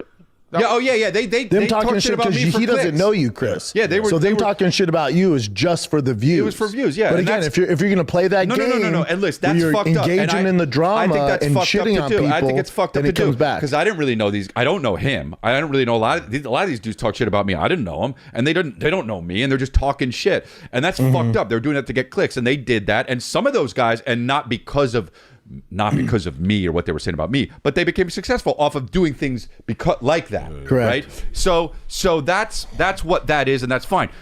Am I happy now that this is happening to him? No, it's all fucked up. That's what The empathy guys, the empathy kings, The empathy and sympathy kings. Crystal Lee and Eric Griffins get no joy out of seeing Akaash going through what he's going through. I'm sure that gives him a lot of peace. That gives him a lot of joy to find out that two of his biggest ops that he doesn't even exist are okay with it. Oh, shut up. I know it about sucks. you. Yeah, I'm not in this world of, oh hell yeah, dude, fuck that. See, now you get what you, dude. That sucks. No, this sucks that's because you're happy and successful. If he Chris. wants to, usually the guys doing this, they have no other means. They have no other talent. How can you talk about talent when all you do is make mediocre podcasts? Honestly, someone needs to make a documentary or something about this like fallacy that people with money have. Like the fallacy that people with money have, where they think because they have money or because they're successful, that it somehow means that they're talented. Like those two things are not.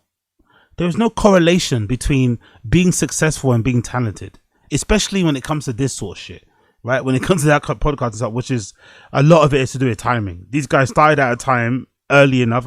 You kind of see it with locales. You know, you kind of see a lot with these local characters where you started early enough where if you just keep talking into a camera, you're going to be okay for the rest of your life. You just have to keep talking into a camera. You can't take a day off. You can't pivot. You can't retire. But if you just keep talking into a camera, you'll be fine because you started so long ago that you've got this built-in audience that's always going to kind of be there. So that doesn't necessarily mean you're talented. It just means you started early. And you've got friends in good like I don't know, it's just a strange thing to say. Like a person with like minimal talent talking about talent is fucking crazy.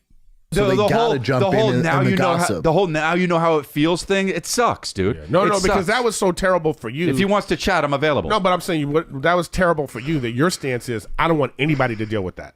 No, dude. Yeah. And here's the thing: people are like, "Come out, say something." No. Yeah. No. Dude, if he doesn't, he doesn't have to dress shit. Dude, no, absolutely not. And people are like, I talk freely about everything that went on. I wonder why you talk freely now, Chris. Do you talk freely now because your career largely hasn't been impacted that much? Yes, you lost your Hollywood shit, but you still get to tell jokes on stage. You still get to tour around the world. You still get to sell merch to adoring fans. So maybe you're only talking now because the consequences haven't been that fatal. They haven't been that bad. Reputationally, cool, you suffered. I'm sure the time was dark that you went through. But the only reason why he's talking now is because it's safe outside. That's why. Let's not act like, oh yeah, because you don't care. You cared, bro. This guy disappeared for like a year. Most likely he was, going through a lot of shit in that year. But let's not act like, it was like water off a duck's back. It wasn't. He went through hell when those allegations came out, right? Because it felt like every other week there was new allegations, new documentaries dropping. Let's not act like you were this big bad fucking dealing with it easy kind of guy. You weren't. And people are like, I wish you would have said something back then. I didn't want to. Yeah. Also, you know what I mean? No. You know what? Not saying anything back then was also a big misstep. But then he couldn't have said anything. He couldn't have said anything because he was guilty. And he's still guilty. He knows it. He got away with it on a technicality, right? He got away with it on a technicality. It's hard to report those things that he kind of did to girls in the first place. A lot of these girls were like, as Schultz said in that kind of comedy thing, they were barely legal, So you can't really go after him for some of the things that he kind of did. So he got away with it on a technicality. Let's just speak clearly. Let's just speak like adults. He got away with it on a technicality. He knows it. We know it. The whole world fucking knows it. But let's not act like the reason why you didn't say nothing is because you didn't say nothing because you were fucking guilty. That's why. There's no explaining why you were texting these girls. There's no explaining why you were asking stuff about their birthdays and stuff. There's no explaining why you were making them wear their hair in a certain way. There's no explaining how you're treating some of these girls when you brought them back to your fucking hotel room after a show. There's no explaining it. So let's just leave it there. But though, everybody's saying that now, but nah, you couldn't have said anything back. No, you back couldn't. then. Yeah, because it was like anything you said would have been. That was that's true. It's a good that's point. the narrative You couldn't have said nothing because you were guilty. of what people want, But Correct. after a while, also, you they go, don't know what the fuck they're but after talking a while, about. you These go, are wait, fans. this is like They have no 6-7 clue what years you're now. dealing It's with. like- When it comes to Akaash, if I'm Akaash, I'd go, listen. When he says his name, it sounds like a racial slur. I swear to God, it sounds racist. The way he says Akaash's name, the way he over enunciates and pronounces it, it sounds like he's being racist. I'm not gonna lie. Yeah. When it comes to Akaash, if I'm Akaash, I'd go, listen, I see Yeah. When it comes to Akaash, show, if I'm Akaash, I'd go, listen, I no clue what you're dealing with. Yeah. When it comes to Akaash, show, if I'm Akaash, I'd go, listen, I see it. I know it looks bad. Me and my wife are good. We talked about it. That's all you guys need to know. Like it should stay in house. Imagine getting relationship advice. Imagine getting relationship advice from fucking Brendan. Should absolutely stay in house, but it's not. Or if you're a kind of people that air things out, I would actually love to see him come on her podcast and talk about it. Who cares? No, I'd rather she go on. That sounds a little bit drama-y, mate. That sounds like Eric Griffin watches too much Real Housewives of fucking whatever. Theirs and have Schultze moderate that bitch. Yeah, whatever it is. I would never. I'm not calling her a bitch. I'm saying that podcast. I understand. Yeah, I would never watch anything. Joe just like texted. that. You still calling people bitch? Did you not learn? Yeah. Yeah. No. I. Whatever. It's all. I know, this is you like- just got to feel like fucking shit right But now. all It this, sucks. but again, but all of this, I just don't like. I don't like none of the stuff that's happening. I don't like how Marc Maron talks about people. It's terrible, I don't like dude. how Jesselyn talks You know, about people. I don't like the oversharing. Yeah. like It's just like dude. I would come home. I'm gonna be mad at my wife. I'm like, first of all, you embarrassed me. Second of all, you got to talk about getting fucked in the ass. Like, did you think that was good content? Do you like you're trying to sign brands? Do you think these brands see you talking about popping your pussy with white frat boys and getting fucked? How do you pronounce white? White. What the fuck is that? With white frat boys White? and getting with white frat pussy with white frat boys, popping your pussy with white frat. Do you pronounce white like that? How does he speak English so badly? With white. What the fuck was that? White. Why does he speak English like frat that? boys and getting white frat with white frat boys and getting fucked in the ass. You think that's a way to make money? That's why she only made $600. Correct. Yeah, but women are in control of their own bodies and they can be powerful if they want to. You know what I mean? So they can talk about. But then when it comes to bite them in the ass, they're like, "What the fuck?" You know? It's like, well, you shouldn't. That's have, a weird thing. And I'm not talking about her, but like whoever these fucking chicks are, it's like you shouldn't be talking about popping your pussy out. What do you think? What type of damage do you think you did to your brand, Crystalia, when you were allegedly DMing underage girls? When it was alleged that you were DMing barely legal girls, what type of damage do you think you did to your brand? Also, Brendan, what type of damage do you think you did to your brand? Huh? What type of damage do you think you did to your brand? Being a dickhead to comedians, bullying people, intimidating people, talking over people, being a dickhead to your fucking co-host, firing people. Huh? What kind of damage do you think you did to your brand? What kind of damage do you think you did to your brand? Anyway, that's golden hour on Akaash Singh and the wife drama. I think apart from all the little, jokes I've made and observations I've made, largely they do make some good points about the Akaash thing. They do kind of echo a lot of the common sense points out there about Akaash Singh's wife spoiling or ruining the bag for her specifically, because every time that she goes up on a pod and reveals more and more about her sexual past, about her past in general, it kind of devalues Akaash's, brand or earning potential, as we've seen with the comments on his fucking IG. Obviously, in this era we live in the rage bait marketing era, all attention is good attention. So ultimately, if Akaash is okay with it, they will be okay with it. They will be fine. They'll benefit a lot monetarily from this whole drama. I don't doubt that in the future we'll probably see Akaash Singh's wife's podcast blow up a bit more. She'll probably get a sponsor. She might get either a podcast deal. Powerful bunch. Big up Aziz. Rogan trashed Chris with Theo in Non-Protect Our Parks, some of his biggest shows. Why Papa don't keep that same energy So for Papa true, so Zaddy Zoe, true. Joseph Rogan, So Tink true. Bout Dis. So true, so fucking true, so fucking true. I actually remember that. I actually do remember that. There were a couple of jokes that are thrown in there from Theo, especially that Rogan laughed at very aggressively. He didn't tame his laugh. He laughed very freely, So yeah, big up Aziz. That's a fucking great point. But yeah, in this case, they were right at what they said. Maybe wrong messenger, right message, wrong messenger when it comes to all these three. Especially considering especially the two at the table who've got, their own accusations and stuff about them and what they get up to. But I guess it is what it is. I guess it is what it is. Let's do the next clip. Let's do the next clip. Let's do the next clip. Actually, before we do the next clip, let's just quickly check out. Let's quickly check out Fire and the Kid Reddit. Let's see what moves. Before we do the next clip, let's see what's happening on the Fire and the Kid Reddit. Anything I've missed out? Anything I've missed out on here? What is this new? Is that a new chin? This right here. I think that might be. Is that a new chin? Is there a new chin? No way. There's a new chin. No way. Is there a new chin Sui? Let's see. Is there a new chin Sui? Is there a new chin Sui? Let's see. Bear with me a second here. No new chin. What did I get that video from then? Oh, there is a new chin. There's a new chin. There's a new chin vlog. What do you guys want to do then? Let me know in the stream chat. What do you guys want to do? Should we do the chin, or should I just carry on with the other stuff? What do you guys want? Let me do a little poll. Let me do a little poll. What next?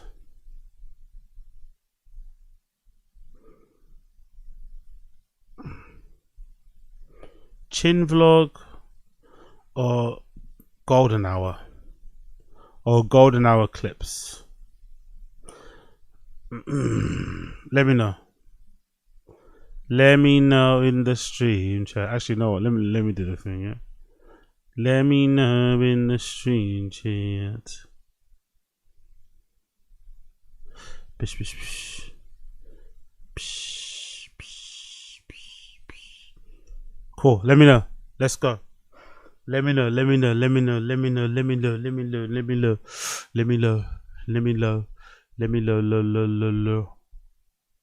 What do you guys think? Let me know. Let me know in the stream chat what you guys think. Let me know in the stream chat what the fuck you guys think. What should we do?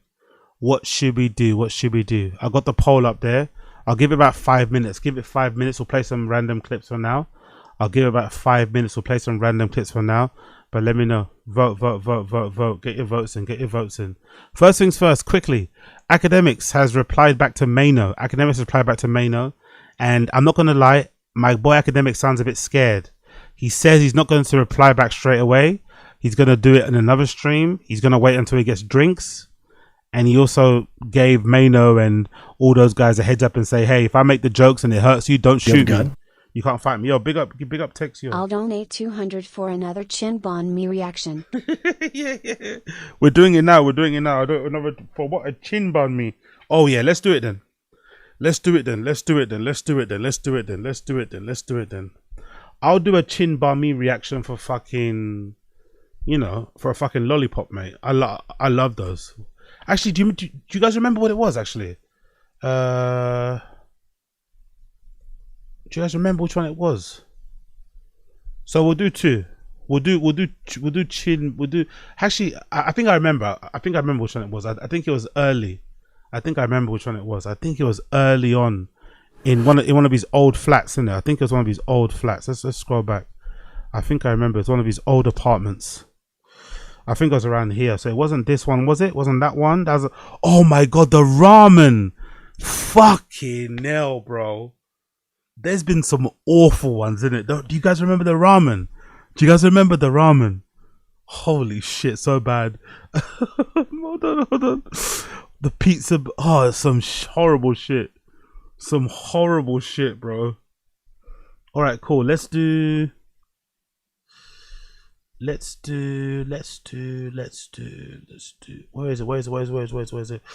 Blah, blah, blah, blah, blah. It was one of these ones. It's like not that one. Maybe. Oh, this is a nice actually. Where did he say it? Maybe it's in the title, isn't it? Maybe I should just search the title. But I'm here now already. Let me just quickly continue. Sushi at Nobu LA. Playing catch up. Where is it? Where's the bun me?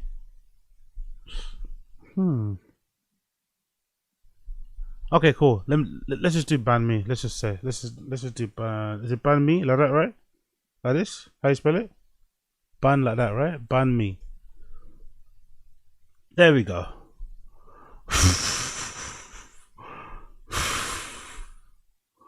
Okay. This should be fun. You have a gun? Yeah, big up. Bon me chin. Bon me. Food me hard. Suyi me.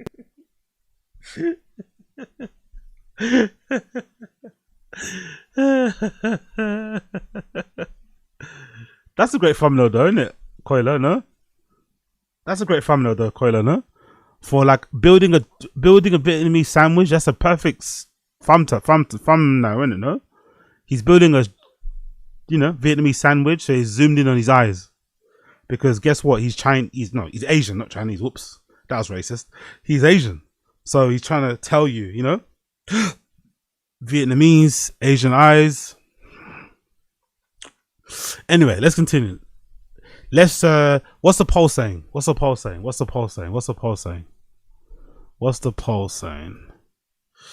62%. Okay, cool. Chin won by a landslide. By a fucking landslide. All right, cool. I'm gonna end the poll now. Big up. Chin won by a landslide. So let's start with the Ban Me, right? Because that's the one that fucking what's his face? Take Me to Your Leader wanted to see. So let's do the Ban Me one, and then we'll do the vlog. Yeah. So we got a good little bit of reacting to do now. Let's strap in, lads. Some good Chin content coming through. We'll do Ban Me, and then we'll do the vlog. It's roughly 10 a.m. in the morning, and I'm in the mood. He's a lot more cheery, isn't it? I've noticed that straight away. It's roughly 10. He's a lot. Look at T-Fat K has taken out all the joy in his face, isn't it? He looks a lot more cheery. He looks a lot more bubbly in his own way. He's a little bit still on, whatever. But he looks a lot more like, full of life here, doesn't he? Like, look at his eyes. Eyes look bright. He looks alive. T-Fat K, thick boy, suck the life out of him, it feels like. 10 a.m. in the morning, and I'm in the mood for a Vietnamese breakfast sandwich. And it's not really a breakfast sandwich, but I feel like eating a Vietnamese sandwich right now in the morning. I'll show you how to make it. So the majority of the ingredients were provided to me by my girlfriend and her mom. The majority of the ingredients were provided charity, basically. The majority of the ingredients were charity. Great, good start. This in particular, this pork, it's like barbecue pork, and this Vietnamese style shredded chicken. I'm not sure what's in there, but it's really delicious. Vietnamese shredded chicken, don't know what's in there. Maybe chicken? And then cha lua, CHA, it's a Vietnamese pork loaf. And then I got this baguette. He's gonna empty. He's gonna de-gut the baguette in it. He's classic. The classic technique of Chin, because he's a bit, I don't know, insecure or self-conscious about his weight. He doesn't like eating bread with all the bread inside it, so he kind of takes out all the bread, the filling, the stuffing. But then he also drinks fizzy drinks. He loves eating a whole bag of Dorito chips, but he can't ever eat an entire loaf of bread or bread that's got filling in it. He has to always de-gut it, So it makes a lot of sense, doesn't it? That makes a lot of sense. Ralph's. It's just like a regular baguette. But if you can get the Vietnamese style French or the French Vietnamese style baguettes, those are the best. You get them at a Vietnamese store. Also, this is exactly Coiler. 4 IPAs at 9 a.m. Exactly. Vietnamese mayo, and it's different than regular mayo because it's like tangy. So the thing I thought would match this, because I'm running low, as you can see. Jesus, don't have to zoom into that, man. That doesn't even look too great. I'm not gonna lie. Look, I'm running low on pork. That's why I have this amount of pork. It's not. Just go buy some, bro. What the fuck is it? Just go buy some extra stuff. What the fuck is he making? Like, just go buy some extra pork. Like, really? Or go buy a banh mi. Like, what the fuck is this? There's not enough left, but I wanted to save the rest for another banh mi. You want to save it? Look how much is left. This guy haven't eaten this order. You want to save that bit there. You want to save that. Save it. There's hardly anything there. Save it. For another banh mi. This is Miracle Whip, which I think I've never had Miracle Whip, but that doesn't look too good. That looks a little bit real. That looks real. That's like real. That's a real tub of mayonnaise, isn't it? Fucking hell. I think maybe could match what that tastes like. Not exactly, but it'll help. Maybe. How though? If you're using Korean mayo that's tangy, how is Miracle Whip gonna be the same? It's not, is it? It's Miracle Whip. Sort of match it, kind of. And then there's this duck liver pate that usually there's a Vietnamese pate. By the way, he's definitely a fucking freak. Who just digs into pate like that? Surely you start on one end, or you start at the top, you scrape it. Who just digs into and it looks like he dug into it with like a fork or something. It doesn't even look like a knife. Who digs into pate like that? Don't you just scrape it at one end, little by little, at one end, like a fucking civilized human being, or across the top? But you don't dig into it right into the middle. Such a weirdo.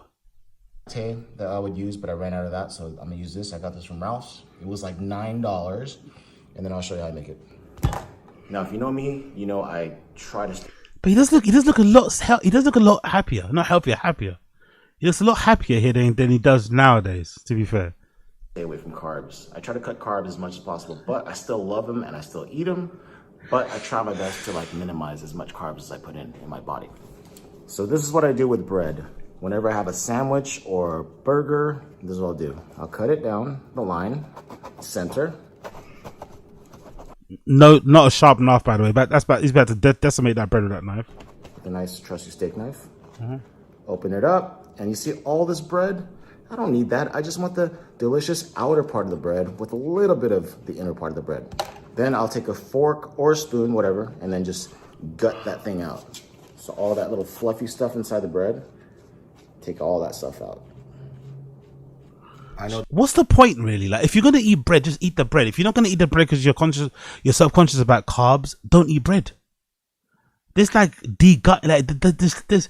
I'd love to know the difference. This must make minimal difference to the amount of carbohydrates you're gonna have, or the spare tire you may develop, or the belly. Like, this is not gonna make that big of a difference. Either you eat the bread or you don't.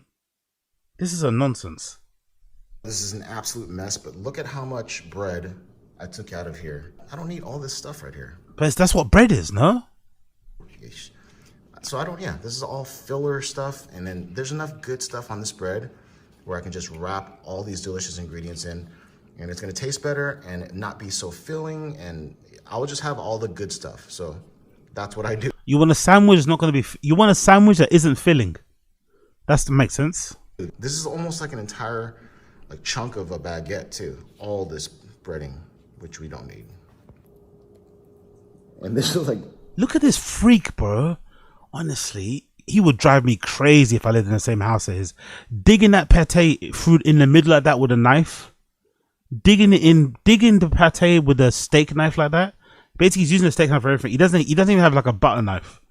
Digging into the pate like that right in the middle, the way he's doing it, would drive me nuts. You have a gun? Yo, big up, take me to your leader. Would you live with Chin if he paid your rent? 100% no. 100% no. Because I'm very particular about my things. Little things like this would annoy me, would make me want to fight him. Like, it's unnecessary, it's over the top, it's whatever, it's dramatic. But little things like this will make me want to fight him. Legit. He's probably the type of person that has open containers everywhere. He's the type of person that probably doesn't close the cereal so that when you go and eat it the next day, it's stale and shit. You know, he's the type of person that probably drinks from the bottle. You know, if you live with him, he probably has a bottle in the fridge. He just drinks with it and puts on his lips instead of pouring into a glass because he's going to share the drink with other people. You know, nah, I'm okay with that. No way. Type of person, he probably most likely doesn't wash his plates after he finishes eating either. He probably piles up all the plates in the fucking sink and then does it the next day. But then when you're coming back from work and you want to eat, all the plates are already in the sink and you have to wash his to have a plate to use. Nah, I would never. He drive me too crazy. But it's not his fault. It's just the way that he is, isn't it? I couldn't handle it. Gelatinous stuff on top. I sometimes put it on, but you don't have to. Just spread it all around like that. I'm gonna cover this entire bread. Why not toast it first, by the way? Why not do a little toast? Why not toast it first? At least get some crunch there. Maybe put a bit of butter on it or something, olive oil. I don't know, something just rubbing the pate on there raw, on just bareback, no toast, no nothing. So he's gonna have pate with mayonnaise. I've never tried that before. I'm a liker of liver pate. I don't mind a bit of liver pate. I don't mind mayonnaise in certain situations, but I can't imagine pate and mayonnaise tasting great. What are you guys saying to me in the stream chat? I can't imagine the combination of liver pate and mayonnaise tasting good. Maybe it is. Maybe it does. I don't know. It sounds horrendous to me. So when it's all said and done, it should look like this. The next step is the mayo, and I only have a little bit left of the Vietnamese mayo. Come on, brother, man. Clean your fucking work surface. Jesus, look how boss-eyed he is. Clean your work surface, bro. By the way, that has to be his phone or something, you know, right? Clean your fucking work surface. Come on, brother. Let's get those eyes. Yeah, let's get those eyes. But clean your work surface a little bit, no? Look at that. Look at all the debris. Look at all the shit all over his work surface, his workstation. Let's clean up all some of that gelatine everywhere. Oh, look at that. God almighty, brother. So I'm going to put Miracle Whip. So this is the Vietnamese mayo. Spread it on one side. I only have a little bit left. And then I'm going to dive deep into this bad boy, or bad girl. See that? And I'm going to slather this thing all over here on the top or the bottom, whatever this is, the top. So there you go. You know what? I'm going to add some more Miracle Whip on the bottom part. Just the sound of that is disgusting, man. Just the sound. Just the sound of that with the... I don't know. Has anyone tasted this before? Has anyone tasted a sandwich that has pate and mayo mixed in together? Does it taste good? Oh, yeah. It sounds disgusting.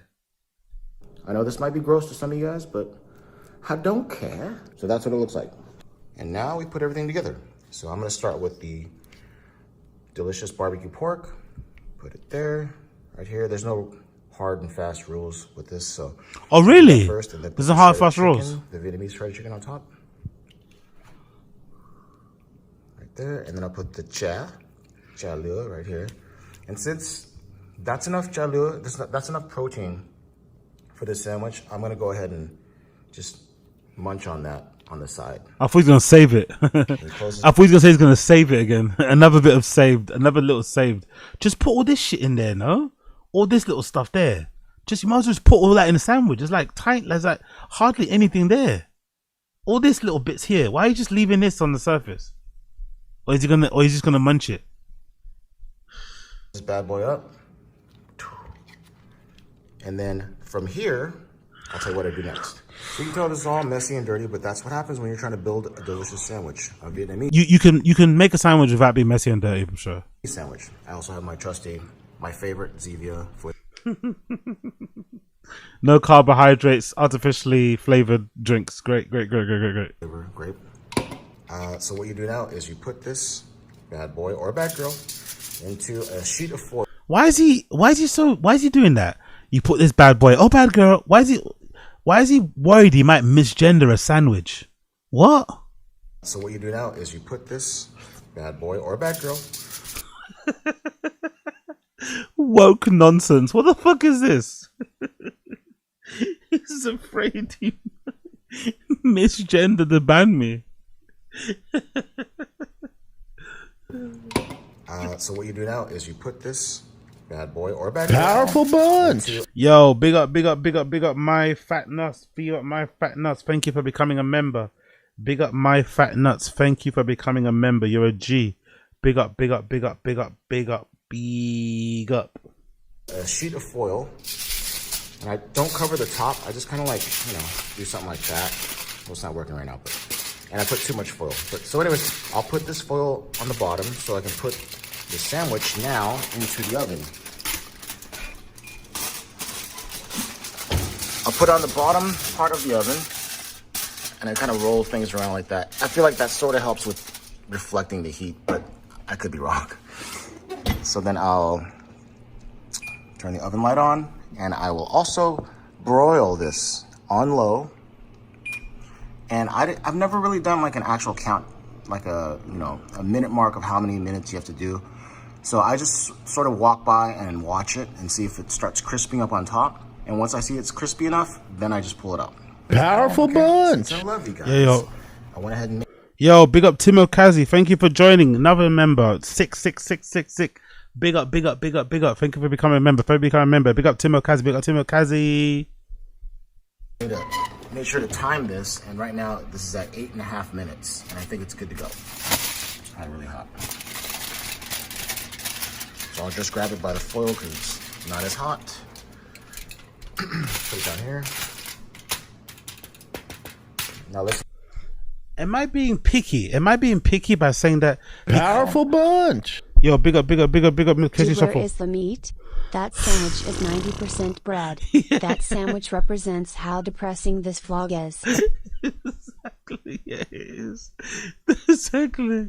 He said this. He said, Casey Shuffle. He said specifically that a sandwich has too much protein.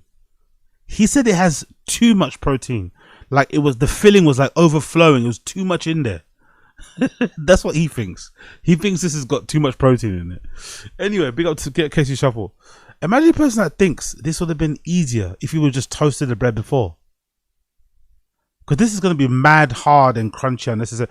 Shouldn't he have just toasted the bread before he put the Miracle Whip and the pate on it? Just toasted it in a toaster, both sides or whatever he did it, and then it would have, it would have been better or tasted better. I don't know. I don't get the whole filling it with the fillings and then putting it in the oven and then it drying out. I don't know. It just seems a bit backwards. But what do I know? Listen to that crisp. That is crispy. Let's take a piece off. Seems burnt to me. Crispy and crunchy. That sounds burnt. Crispy and crunchy it is. I don't know about. Is that a sandwich or is that a fucking tortilla? Like what the fuck? Like that looks burnt to me, mate. About you guys, but when I eat a sandwich, I always have to have something else to snack on. So I have tortilla chips here, and I also have guacamole from. So when you eat a sandwich, because it's not filling enough, because you removed all the filling, you have to eat something else on the side. So what's the point of being carbohydrate conscious if you're also going to snack so much? Ralph's that I bought. It's supposed to be freshly made in the morning. So I don't know if that's the reality, but I think it's. Also, I'm sorry, but if you're meant to be like a foodie person, buying pre-made, freshly made fucking guacamole from Ralph's, you can't make your own guacamole. Really, Chin can't make guacamole. You can't spend 5-10 minutes to just make your own at home. Don't they have lovely fucking avocados over there in America, especially in LA where you used to live? I'm sure they sell some great produce. You can't just quickly dice one up and make some of your own. You have to buy it made. Or the thing that he did before, he bought it in a packet. He bought fucking guac in a fucking packet. Fucking hell. It's good enough. It'll hit the spot. So I'll have tortilla chips, guacamole, and then this delicious sandwich. The last, and I would say the most crucial part about this, at least for me, is I feel like it's always. Oh my god, bro. Like, part of a sandwich too, not to be like that guy, but I swear part of making a sandwich is like eye appeal, no? It's got to be somewhat aesthetically pleasing with the layers and shit, especially when you cut into it or you're like, you know what I mean? Like, what the fuck is that? That has no eye appeal, curb appeal. That is not aesthetically pleasing. You don't want to, like, you saw that on an Instagram, you wouldn't want to go to the restaurant that serves that, would you? Like, that looks disgusting, bro. Missing a little something, so what you need to do. What's it missing? If you're me, is put some soy sauce on it. And so he takes out the filling of the bread because he's worried about carbs, but then he's gonna add soy sauce to his sandwich. It's low sodium though. It's low sodium. Of course, I always choose low sodium soy sauce because my face gets so incredibly puffy whenever I have something super salty, like, ramen, soupy dishes. It just gets crazy. And plus, I don't think I need that much sodium in my soy sauce. Soy sauce is delicious and already salty on its own. So low sodium soy sauce, and Kiko Mine is like, a huge brand. So you open this bad boy up, get the soy sauce ready, and then just pour, not liberally, but try to get like the good spots. I do the top usually, so I'll do, by filming this is tougher. So like that. Okay, that's kind of liberal. Not liberally. then proceeds to soak the entire fucking bread in soy sauce. Jesus Christ, Chin. Jesus fucking Christ. He put some more. Of course, put some more. That's what I do. Like that. Soak it in soy sauce. Now it's got soy sauce. Now you've got the Korean pork, the Korean seasoned chicken thing with its own seasoning. You got the Miracle Whip. You got the liver pate. Ah, the taste. Ugh. Fucking hell. Sauce. Not too much though. Do it to your taste. Close it up, and this guy's ready to eat. Or girl. All right, let's do this. He said it again. Oh, girl. He said it again, right? Close it up, and this guy's ready to eat. Or girl. All right, let's do this. See a little jaw sticking out?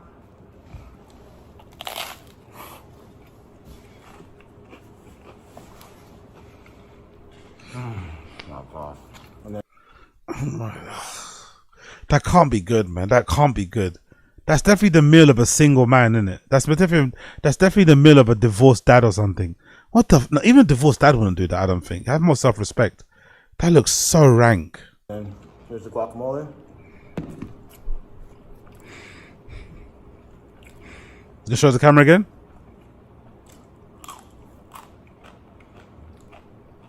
Man. Breakfast sandwich. Vietnamese style. It's called a banh mi in Vietnamese, banh mi. One of my favorite things to eat.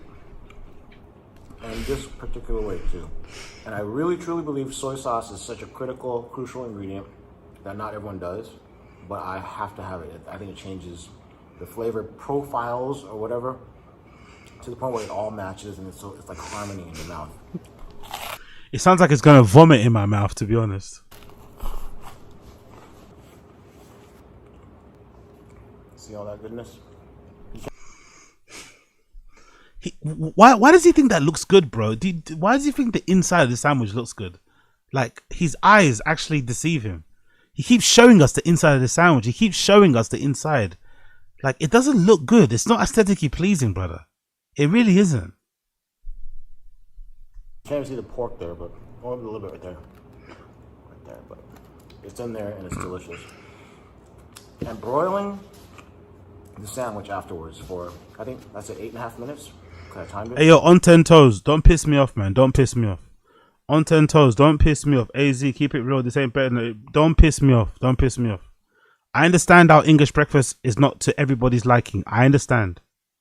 But are you honestly telling me you would take this pate and mayonnaise, soy sauce drenched abomination of a sandwich over a plate of eggs, baked beans, a bit of sausage, a hash brown? Like, really? Toast and coffee? Is that really that offensive compared to that? You'd really choose this sandwich over just a plate of sausages and eggs and beans and some fries? Really? I know English breakfast is not that great. I'm not saying it's the height of cuisine. Don't get me wrong. But I'm taking an English fry up over this any day of the week. I'm taking a pie. I'm taking a fucking mushy peas. I'm taking whatever we fucking cook over here traditionally over that shit. This time, that's like the perfect amount of time to. Yeah. What's that? That sounds really like fried grease. Okay. Like the perfect amount of time to. Okay. You're right. On 10 toes, you're right. It sounds like fried grease. Okay. You have some Chin's mayo come then. On 10 toes.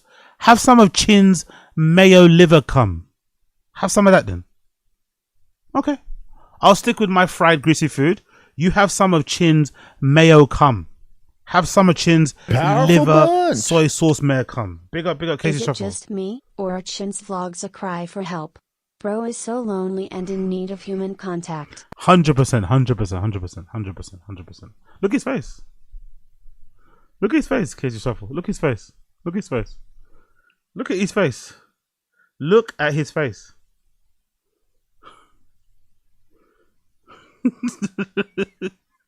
Look at his face. Just look at his face. Just look at him. Especially with a little mayo cum on his finger. Just look at his face. Look at him. Look at him. Jesus Christ.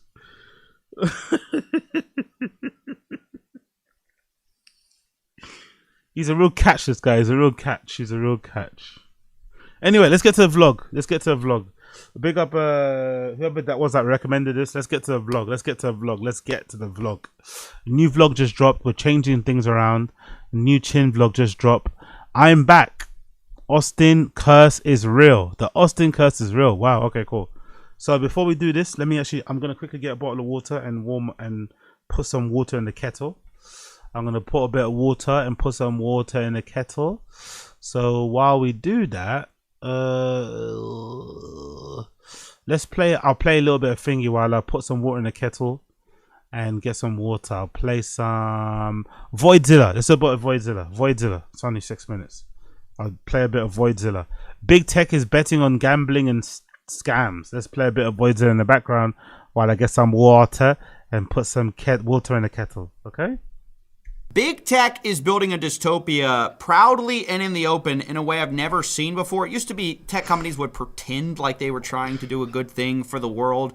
Now they're just openly investing in hyper gamification products in order to squeeze every last dime out of you. Introducing, ladies and gentlemen, Covered, which was invested in by A16Z's Speedrun, and they say we disrupt personal finance through gamification, starting by letting people bet against their bills. Guys, you can now gamble on your credit card balance. If you're lucky enough and you win, you may get out of debt. If not, they're gonna drive you further into it. Welcome to Covered, where everyday finances become fun and rewarding.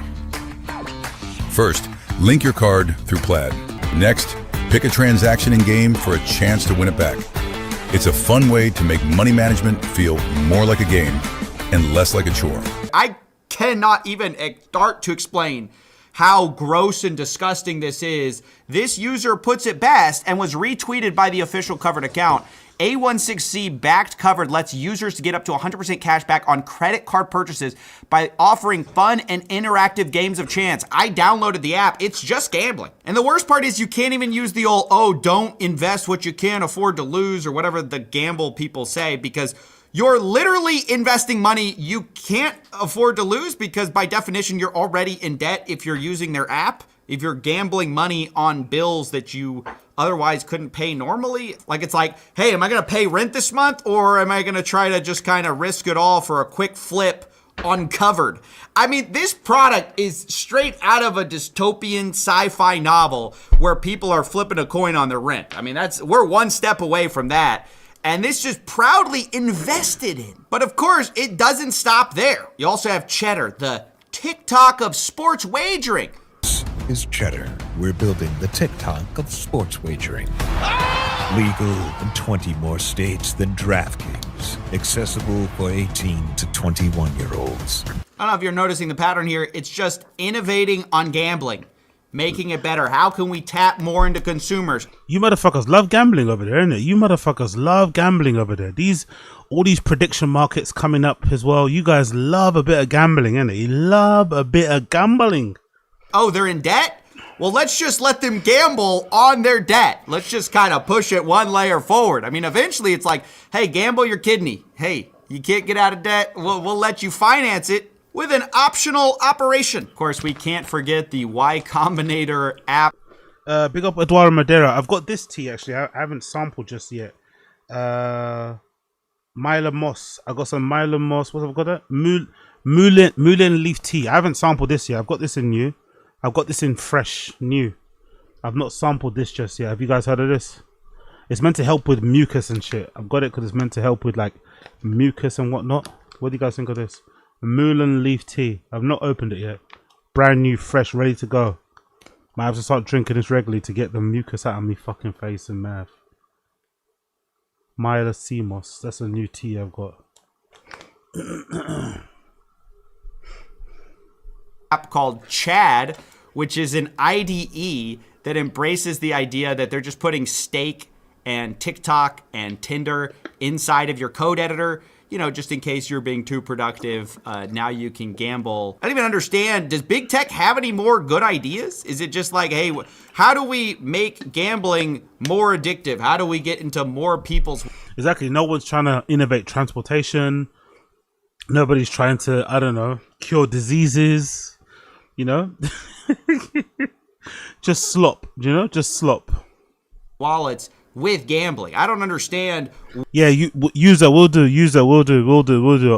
I'll do a review for sure. When big tech stopped pretending to have, some utopian view and we're like, that seems too hard. Let's just do the dystopia where we make a lot more money. Of course, it's not just A16Z either. I also wanted to point out this Reuters report showing that Meta, aka Facebook, 10% of their revenue, which is like a huge chunk of it, supposedly comes from ads for scams. Like straight up. Really? Ads for scammed and banned goods. Jesus This Christ. is their internal reporting. They were going to make $16 billion for running advertising for scams. Now, I should note, these are from accounts which Meta's own system has flagged. This report is absolutely staggering and shows the extent to which Facebook's like, hey, fraud? Our platform. Make sure you're using our platform. I'm happy to say that in their own internal reporting, Meta said that you are less likely to be able to advertise scams on Google, although that definitely happens. But they say it's easier to advertise scams on Meta platforms, concluded an internal Meta review. So like their own people are like, yeah, it's super easy to scam with us. We got the scammers on our platform. And if you've been on Facebook, you know this to be true, of course. But I want to point out that the company says that they do ban advertisers, but only if its automated systems predict the marketers are at least 95% certain to be committing fraud, which is like really hard to be that certain. But if the company's less certain, but still believes the advertiser is likely a scammer, Meta charges higher ad rates as a penalty. So they're squeezing the scammers for more money for the privilege to be advertising their scams on Meta. So I just found this report staggering and just further points to my whole hypothesis, which is like, maybe big tech is out of ideas and they've given up the whole idea of like, hey, maybe we're going to be this utopian, we're going to push for a better tomorrow. Now, we're saying, hey, let's invest in the future. And what is the future? The future is covered. The future is we're disrupting personal finance. I love that. It's a great way to put it. You're disrupting personal finance, all right, by letting people bet against their bills. That's their tagline. Oh my gosh. What is our world coming to? These are the products we're pushing. This is what we're making happen. Things don't just happen for no reason. Like, people have to do things. There's a view of the world which is like some things are inevitable, and I get that some people view it that way. But there's also a view of the world that we collectively make things happen by investing in things, by putting our time and energy towards things. And the very fact that we are apparently putting money towards covered, it's in a cohort with A16Z for development, is just like, it's just so sad. It's like, this is the future we're building. That's the crazy thing. This isn't just happening. We're building it. We're making sure that cheddar, the TikTok of sports wagerings happen. We're making sure people are gambling on their bills. We're making sure that if you're going to scam, you're scamming on Meta's platform, right? So they can make a few billion more dollars. Actually, not a few, $16 billion more. So yeah, unfortunately, our future appears to be scams and gambling brought to you by your big tech overlords, but at least they're making money, right? At least they're making more money. So I think his brain's broken from when he said scamming's legal when the whole Trump thing happened. I think the Trump meme coin, the Trump rug pull, I think broke his brain. Honestly, I think it broke Coffee Zilla's brain. He's like, wow, scamming's legal. Cool. Oh, crime is legal now. Oh, fucking brilliant, man. We're living in dark times. Fucking dark times. Prediction markets are taking over the world now. Prediction markets are taking over the world. Anyways, let's get on to Chin. Let's see what Chin's saying. I'm back. Austin curse is real. New vlog. Let's go. It's been a while since I posted a vlog. So here's a quickish look at the last few months. You'll be here often, but as an option. Cool. Bear Punch I already Studios. like it, dude. The AC is already killing. I love it. AC's pumping. Here we go. Ah, so the guy that got fired has his own studio. Visiting my boys at their new studio. What? So Brendan fired him, but then he's the one that owns the studio where they do the Golden Hour. That's kind of wild, isn't it? Oh, so they don't do so that studio they had in LA, they don't use it anymore because I guess they moved, right? So that studio in LA where all the podcast was held at or was hosted at, whatever, that's now gone. So this new studio is what that exists. Okay, cool. Kitchen setup. Sweet skis, dude. This is so comfy. At this point, I've been going back and forth from Los Angeles to Austin for many weeks. Oh yeah, you know them. My boys. There's my guy. I feel like I haven't seen you guys in for years. I know. The prodigal son has returned. What's up, big dog? Yeah, he misses him. That's his Oh, drinking and friend. there's White Claws. Was that the last one? Yeah. Well, hook it up, bro. Chin seeing the beers and he's so excited. Nice studio though. It's a big studio. It's called the box. Holy shit. Wait, I Nice wrote it up studio. here.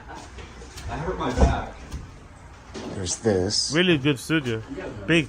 There's this.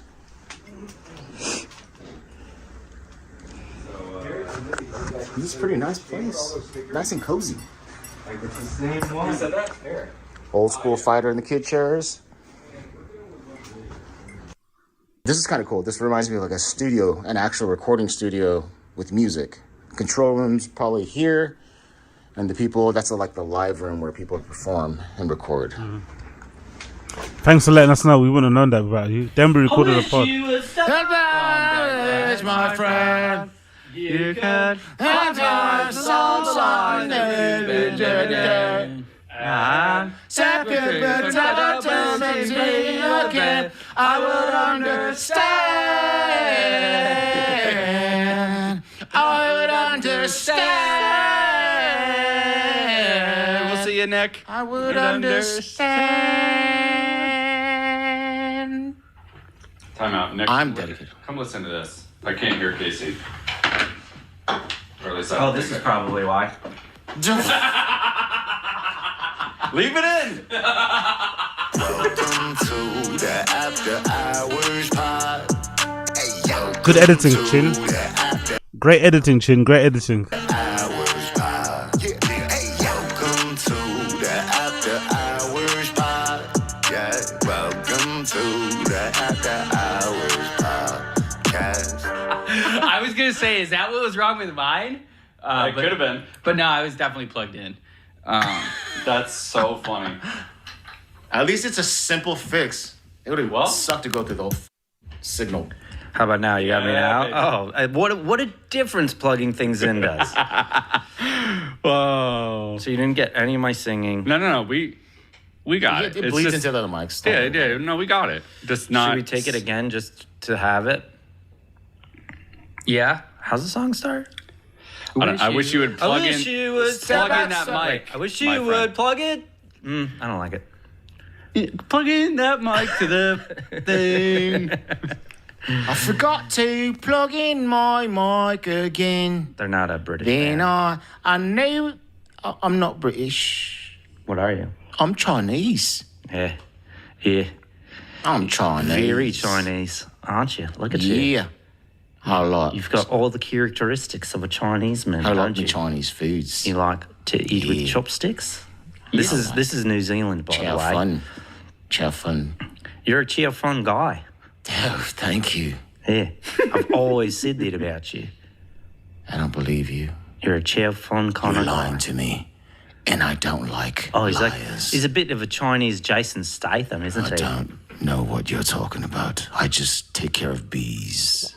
Okay. Yeah, that's what Comedy. Jason Statham literally does in his I film. just transport people. Oh, it's another Jason Statham. I'm not Jason Statham. It's another film of his. Dude, Chin, have you ever thought about being a voiceover guy? He did voiceover How stuff. dare you, Marcus? He did voiceover How stuff. was it did? voiceover? Oh, Yeah. I don't know anything about you. Yeah, how dare you assume Mark knows the first thing about you? dude, I'm you the don't only know one who wearing I am. headphones. Dude, I'm wearing headphones right now. Oh, wow. Crazy. Wow. What's Game changer. What's it sound? What's I'm it feel hearing like? myself. Whoa. Clear. And Mark's been pushing for headphones since day one, and he finally got them. No, he's It's like- he's had a pair back there. He just loves it. I feel like I can meditate right now. Is this your vlog? And you've included this whole clip of them doing the show? Come on, Chin, man. This is not how you edit a vlog, no? You kind of show a little bit of you pre-recording, a little bit of what the recording sounded like, maybe a funny clip, then you cut out of it. You know what I mean? Like, you don't need to show a whole entire clip of the episode. Like, what the fuck is this vlog? What is this? What's going on, Chin? And just like you guys are just like Chin doing the voice. Do something. Do something. I like to go fishing on the weekends. It is great. I like to use artificial lures. Dude, you put me to sleep. There you go. Put me to sleep. Great voice. Pretty shitty voiceover actor, I'm not gonna lie. I like to do this though. Just one, so I Yeah. can hear what's going on really, you know, in our environment. Normally, if I was like, if we were in like work mode, yes. But since I'm like trying to just, you're take it dialed all in right I'm now. just, I don't care what's going on out there. I don't care what's going on. Out there. Good. Hey, dude, your glasses are off, man. Yeah. Okay. Yeah. So Nick, catch us up. Give us the scoop. What's going on right now? Give us everybody the intro. What's happening? Jin's never been here. Case has never been That's here. good. That's good producing. All right, this is our first episode. Well, I guess we don't even have the full crew because Kevin is gone. Kevin has We to miss work. you, Kev. Recording on Friday. Normally record on Tuesdays. Casey and Chin back from Austin. They've been setting up the studio. Chin goes back to Austin this weekend. Really sad. Hate laying it out there for you. Just what your life is now. But I thought you meant it was like sad that he was leaving. You just mean it's sad. That's my drink. So. whatever. Gold jacket, green jacket, who gives a shit? Okay, and back to Austin, thank God. Check this out. Okay, as I'm grabbing boxes, the first thing I see is this giant spider Jesus Christ. underneath our boxes. There's another one of our boxes, and then what do I see? Another spider. It's gotta be a scorpion. Jesus Christ. But is a scorpion inside the box, or is that just the tail stuck on it for some reason? Jesus Christ. Nice. It is sticking out.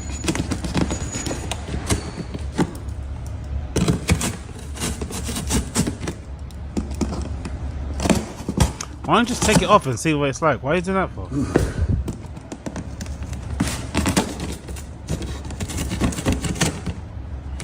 Keep it focused at the same time. Oh no, it's just a damn tail. How is this possible? What the fuck? It's freaky though. It's like really stuck on there too. Lovely. It's definitely a scorpion tail. I think we've seen it already, mate. You don't need to keep looking at it. I think we've seen it. We know what it looks like. You've zoomed in a million times. We just move on now. It's a stinger. Yep, we know. We know.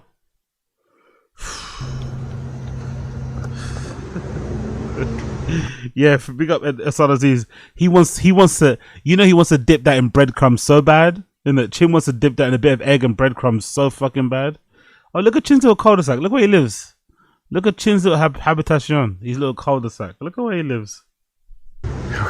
There's my movie company. Oh, yeah, it's IFW Fight Week, where that war with Iran, John Jones is retired, and Ganu's persona non grata in the UFC, and Shin still hasn't found a place to live in Texas. Hey, this is Morning Combat, and we are back with an absolute bang. How dare you, Brian Campbell? I did get a place, and I'll show you it right now. Let's take a look at this clip. All right, this is Chin Suyi. Yeah, you know me. Let me introduce you to my new pad. Of course, Chin's got the guys helping him put the stuff in his house, of course. Of course, Chin, the lazy sod. Of course, he's got two guys who are probably not that much younger than him, right? Of course, Chin is letting two guys who are probably not that much younger than him unload everything out of the fucking truck into his crib. Of course. And that's the moving team right now. Let's do this together. My garage. And this is in Austin, Texas, by the way. It's a big crib little though, all for half himself. Bathroom thingy situation going on. Why is there such a big house for himself, by the way? Does anyone know that in terms of a thing? Do you think that's an ego thing? Do you think that's a male pride thing? Do you think that's one of the things that like why is he living in such a big house? It doesn't make any sense. The maintenance on it would be kind of annoying. Walking around all the time on your own, it was kind of annoying. I don't know. I wonder why he's got such a big crib. And then this is the washer dryer room. I didn't realize it, but I have to now buy a washer dryer, even though I'm renting or leasing. Some random closet. Here's the kitchen. I do like this kitchen, but I wish it had that water filter system in the refrigerator, but it doesn't. Here's the living area. Let me show you the master bedroom first. Here we go. It's actually really big, or pretty big. I don't know if the phone. But is that? Can tell me on shoot chat? Let me know. Someone shoot chat. Let me. Is that normal to have your master bedroom downstairs facing the garden? If you have 2 floors, is your master bedroom downstairs or is it upstairs? Would be upstairs, no? That's not a master bedroom. He just wants it to be a master bedroom, but it's not actually a bedroom, no? Or am I bugging out? Why would you have your bedroom downstairs facing a garden? Captures it. Here's the closet. Fairly big walk-in closet. Here's the master bath. I think it's kind of small actually, but it's nice. Especially that odd layout. Shower. Little bathtub. Maybe it is a bedroom. I take it back. Maybe it is a bedroom. It's got a walk-in wardrobe. It's got a fucking ensuite bathroom. Weird way to design it though. I wouldn't want it that way. I want it the other way around. Yeah, whatever. We're still on the bottom floor. Let me show you the most ridiculous thing about this place. The enormous, unnecessary back. Oh yeah, I remember this. He got really annoyed about it, isn't it? He's really annoyed there's a back garden. He's really annoyed and bothered there's a back garden. He hates it. He hates the garden so much. I don't really know why, but I remember him being really annoyed by this garden. Yard that I have no use for. I don't know what I'm going to do here. It is just... You could sit there. You could lie there. You could do some fucking workouts. You could meditate. You could barbecue. I don't know. Sit there. Why wouldn't you? It looks fucking fun. I don't know. It's not, ride your bike. I don't know. Something. Like, he could do so many things. He hates it. He fucking hates it. Insanely huge. If you have some friends, maybe a big barbecue. I don't know. There's that. And look.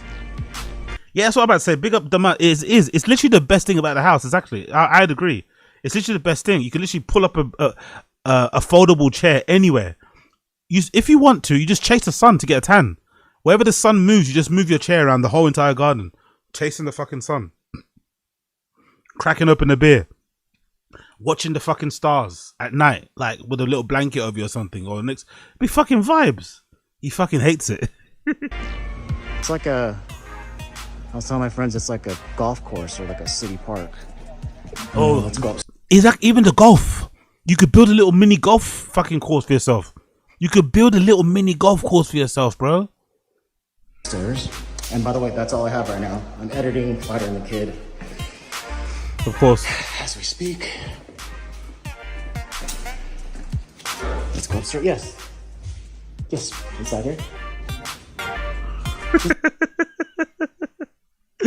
Chin recording a vlog and making the guys just pointing where you want stuff. Help them out, man. Bring the stuff in yourself. Quicken the pace so they can go off and do another job. Help them move the shit indoors so you can get to unpacking and they can go and do the next job. Fucking hell, Chin, just out there recording like a fucking teenage girl. Yeah, just pointing. Chin's out here pointing to people. Go unload the truck, man. Get your stuff out of there, man. What the fuck you doing? You can put everything inside the living room area. And there's like a little office station on the second floor. Here is a random closet. There's one bedroom, small. The fan almost hits my head, actually. And then a little closet in here. I might make this the studio or my gym. I don't know yet. And this is like a Jack and Jill bathroom situation. Shower, toilet. And another sink here. And it goes to the other bedroom. And this one has a little closet too. I think this will be my gym area. And that's about it. Not gonna lie, even though they've got that bedroom downstairs with the built-in ensuite, I still prefer to sleep upstairs. If that was me living there. Even though it's clearly a bedroom, it's got a wardrobe, it's got an ensuite bathroom downstairs, I'd still prefer to have my quote-unquote bedroom upstairs. You know? Definitely. And then maybe if somebody wants to stay over, they can have the one downstairs, you know, if they want to. It's a nice big room, do you know what I mean? Let that be the spare room. But I'd prefer to stay up. I'd prefer to stay upstairs. I'm in Texas. Oh, yeah.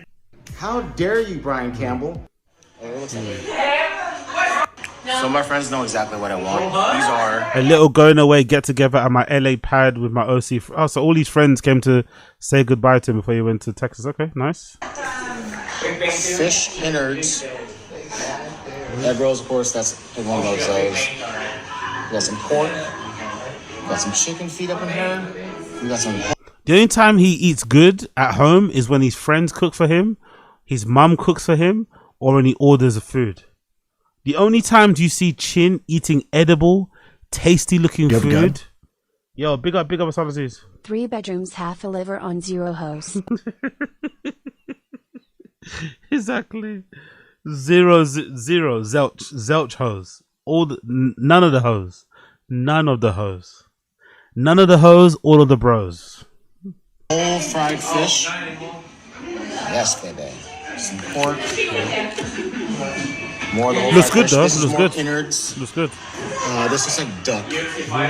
Duck or chicken. No, actually, this is duck and this is chicken. And yeah, looks a good, bunch of man. other stuff. I shall enjoy. Oh, and also this. Oh, this is the one that probably I love the most. Hey, man. Looks good, man. Chalua, right? And then this is like what? Y'all too. Y'all too.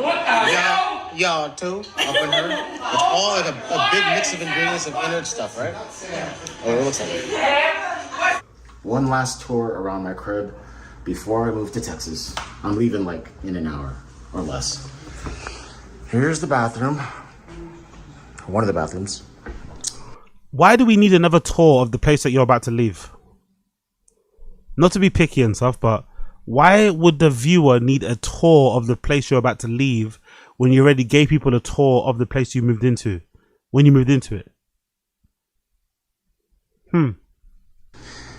Here's my laundry area. Here's the master bedroom. Walk-in closet. Great view, great view, great view, great view. I know, fascinating. Super fascinating. Here's the master. Oh yeah, the bedroom. balconies. The balconies are coming up. The balconies Master are coming bath. up. Oh, you didn't do the balconies. Knickknacks left over that my parents will be taking back. And by the way, these walls are not the walls. The ceilings are like super high. You did which the I balconies. loved about this place. You didn't do the balconies. And do the here's balconies. my first balcony. I'm leaving the owls here, so hopefully the next renter will enjoy that. One of the balconies. There's another balcony. There's my mommy. Here's the kitchen. Even his mum doesn't like being on. Even his mum avoided being on camera. Always with the vlog. Even his mum, mum saw the camera like fuck that shit. Even his mum, he doesn't only scare the hoes, he scared his own mum with the camera. No women in his life like that camera. No women in his life like that camera. Mommy. Here's the kitchen. Here's my daddy. Here's what was that sound he made. I think he's disappointed. kitchen. There's my dad. Chin's dad, that sound he made. I think Chin's dad is a bit disappointed.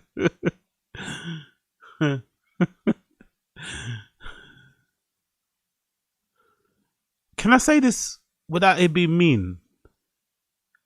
Is Chin too old to have his mum and dad help him move out? Or do I just have a shitty... or do I just have a shit relationship with my parents, or do my parents just not want to help me? Is that normal? Is Chin too old for this? Why are his parents there anyway? I don't know. Like, are my parents dragons, or is Chin? I don't know. I'm like, hold on. How does he? Isn't he in his 40s? And his parents are helping him move out of his other, move. It's a little bit weird, no? Okay, yes, we're too old. Okay, quietly, yes. Bro, let your parents live. Exactly. He's in his 50s, but yeah, big up the man. Oh, yeah, okay. Never call your father daddy, by the way. There's my daddy. As I said, that's how he gets money, though. I've noticed guys who call their parents like that, guys who have like little pet names for their parents or people in general, usually because they're, that's where you keep your parents sweet so you get money, which I understand. I get it. It is what it is. But if you want to get some money out of your parents, if you want them to help you drive you to the airport, if you want them to pick you up from the airport, if you want them to bring you food, help you out with your bills, you got to say mommy and daddy, You got to say mommy, daddy,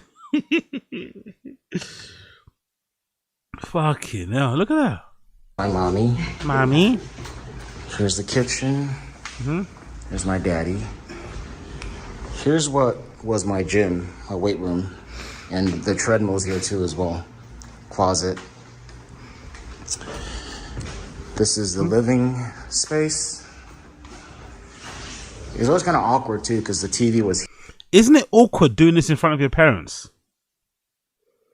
Maybe because I'm super like private, or I do things on my own. Would you ever vlog in front of your parents? Hey, what's up, YouTube?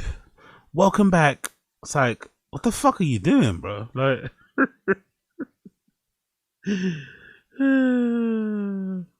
yeah. Here, but then there's like a hallway there, so it didn't make sense, but it worked out. This is the studio. This is where I made music. This is where me and Browse recorded most of our album. Walk-in closet. And I love how they didn't once think of using that cupboard as like a place to record the vocals. It's probably gonna have good acoustics in there, right? Not once did they probably think about recording the vocals in that little walk-in closet. Take you to my second balcony. What's up?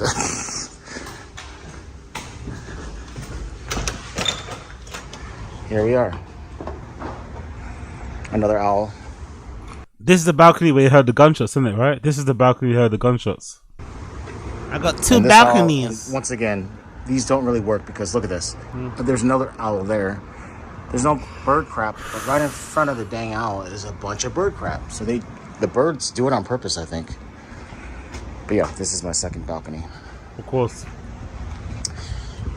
And that's all she wrote. My last. The way he turns the camera just makes me so nauseous and dizzy.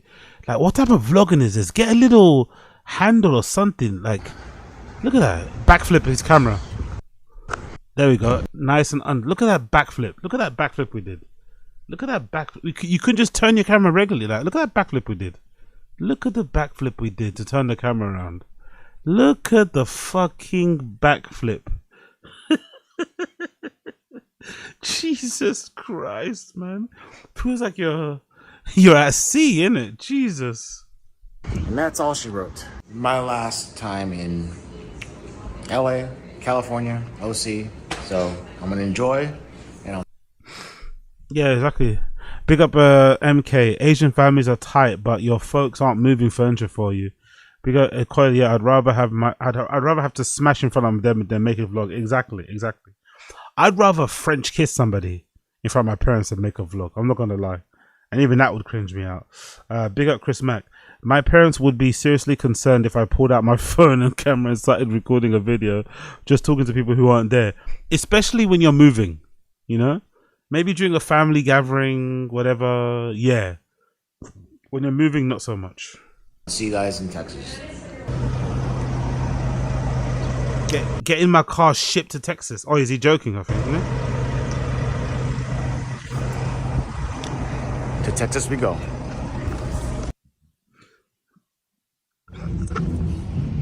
Casey and I were going back and forth. Look at us with our with little baskets.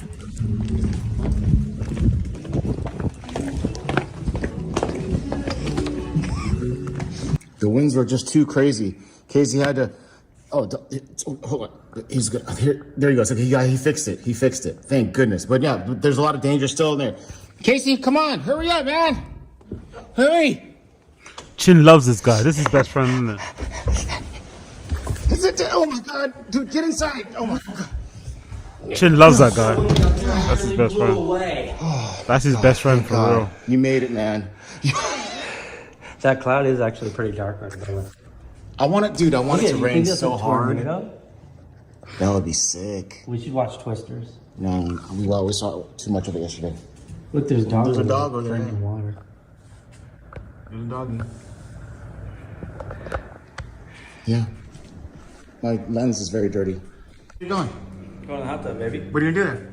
I'm gonna jerk off in there. Ew! All right, I'll see you in a bit. It's windy. I know, I told you. Let's take a little gander outside, yeah? Weirdest door in the world. It's actually drizzling. It was just pouring on me. Really? Holy crap. This is our spot. It's actually really big, this front area. And I don't even know what that is. Probably a little storage area, but here's our very own Casey in a hot tub by himself with a White Claw and a Zen right at the entrance. None of them are open, by the way, but he's just chilling. What is this? Oh, my bad. I have bad eyes. You know this already. That's my backup. Oh, that's backup. I have bad eyes. But he's just chilling, enjoying. And the weather right now is actually almost perfect. It's cool enough. It's not too hot, not too humid. I'm listening to Chaperone. That Chaperone? I thought that was Rascal Flats. Get your head out of your ass. I know. You said you can't see. Oh, you also can't hear? I can't hear. All right, man. You enjoy, okay? I'm going to go back to editing. What are you doing? Come on in. I'm editing. Water's nice. I know, but you said you're going to do something in that water, and I don't know if you already did it. I'm not going to jerk off. What makes you, I look, why do you think I look so relaxed? You have stuff on your face, too, so I don't know what that is. All right. We'll catch you in a bit, all right? You just enjoy. What the fuck? It looks a little sticky. I don't know what's going on there. What the fuck? I don't know.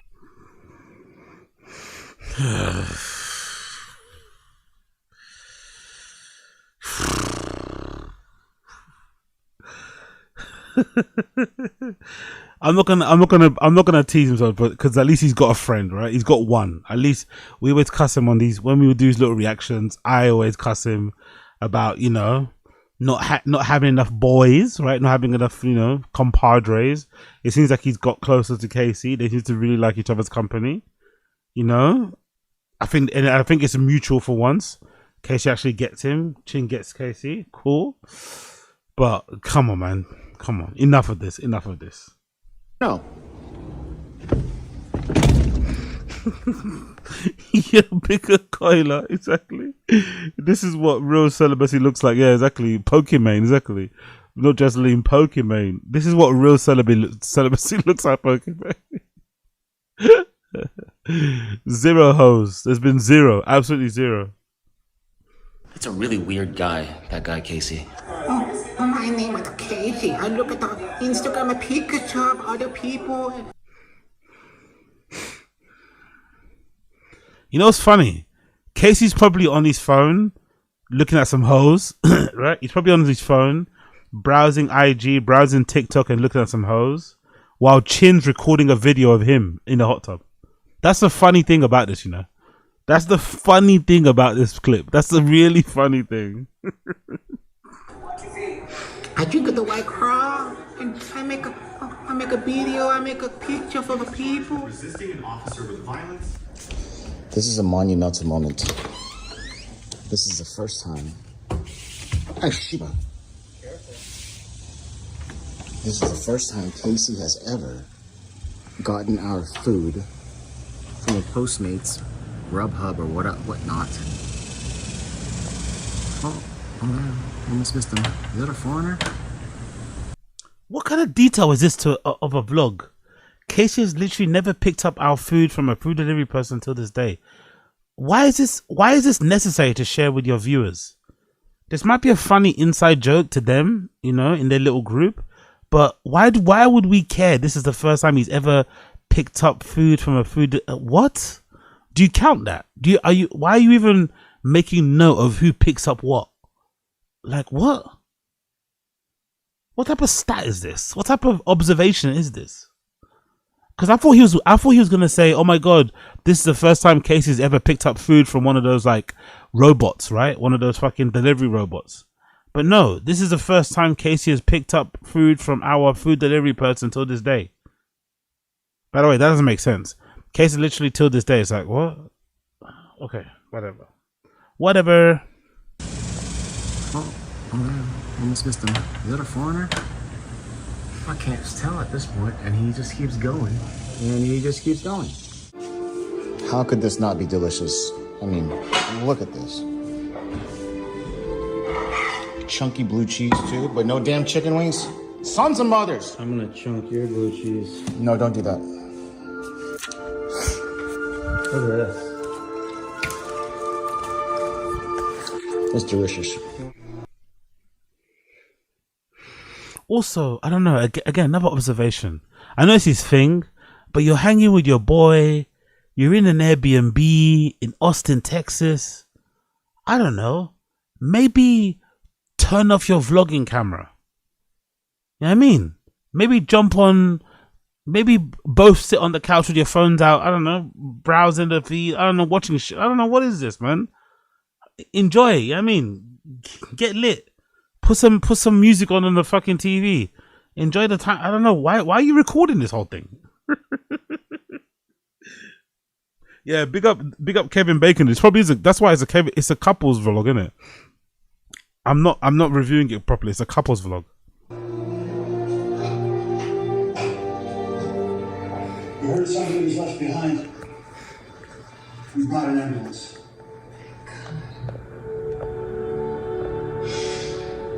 Thank you so much for coming. Recording and sleeping? It's recording right now. A little cocktail I made for you, my buddy Chin. It's 99% Prosecco, 0.5% White Claw, 0.5% Sprite.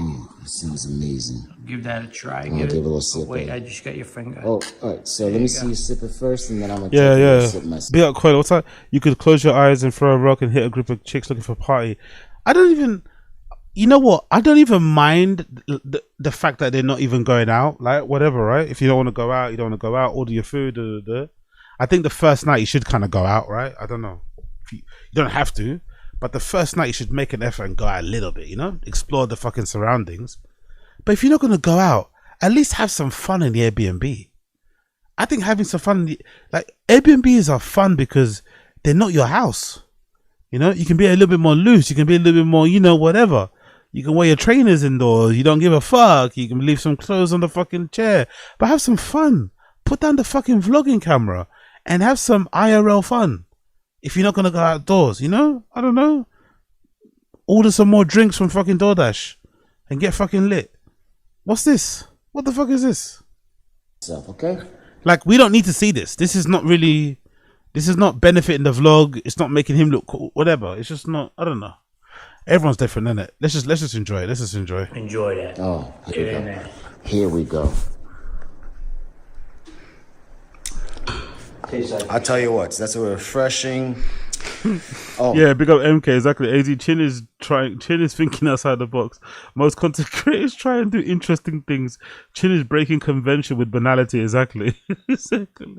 He's like, what if we do a vlog that's boring? What if we do a vlog that's nonsensical, that doesn't even need to exist? That'll blow people's minds, yo. Yep, it did blow people's minds. My goodness, refreshing yet strong, and oh my goodness gracious, there we go. That's the case again. Let there be light. Am I right? Come on, forget about it. What are we talking about here? Forget about it. What do you call this drink? Yeah, why do I feel like I've seen that? Why is that a very typical Airbnb glass?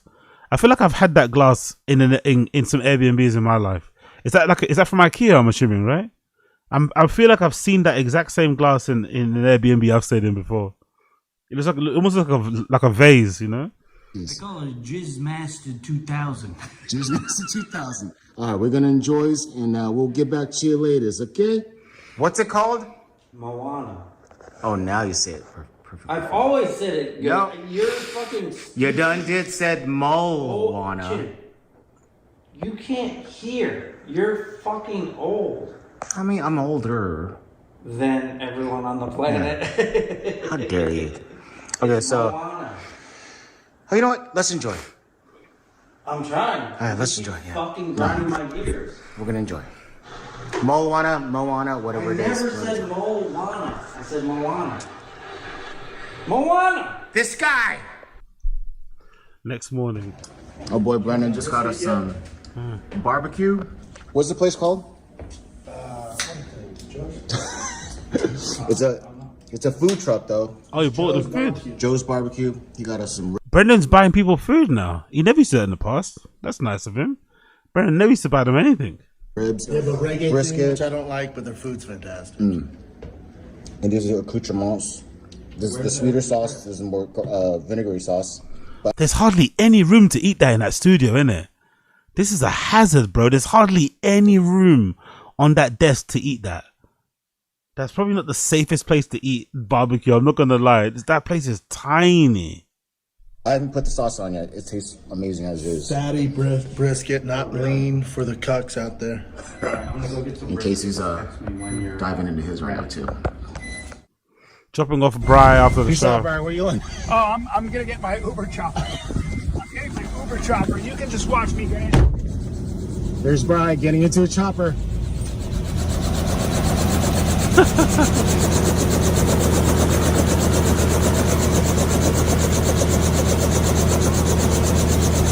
That's pretty cool though. I'm not gonna lie. That's fucking pretty cool. I guess that's Brian's friend that has a helicopter, right? I'm assuming the one he always talks about.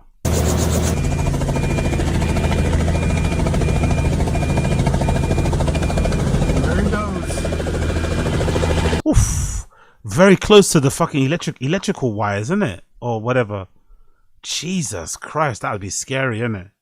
Very, very close. Fucking hell.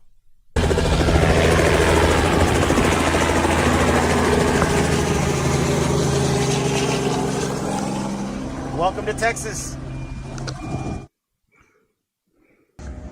Hello there. Here's a quick gander into what's going on right now on a Tuesday. No, this is a Wednesday. Jeez. Wow, man. Look at the trucks right there. That place must smell like so much gasoline and shit and like oil, engine oil and shit. The trucks are right there, innit? Look at that. God damn. All right, so on a Wednesday afternoon, I just finished recording Fighting the Kid, and this is the audio software that's taking forever. It's called Clear. It does help a ton as far as like removing echo from this type of space. So it just takes a lot longer to bounce or export the audio. So that's what's going on here. Let's take you over here. This is something called Frame. Who's that in the background? Oh, that's the other garages, isn't it? That's the other. Look, there's a random guy walking by.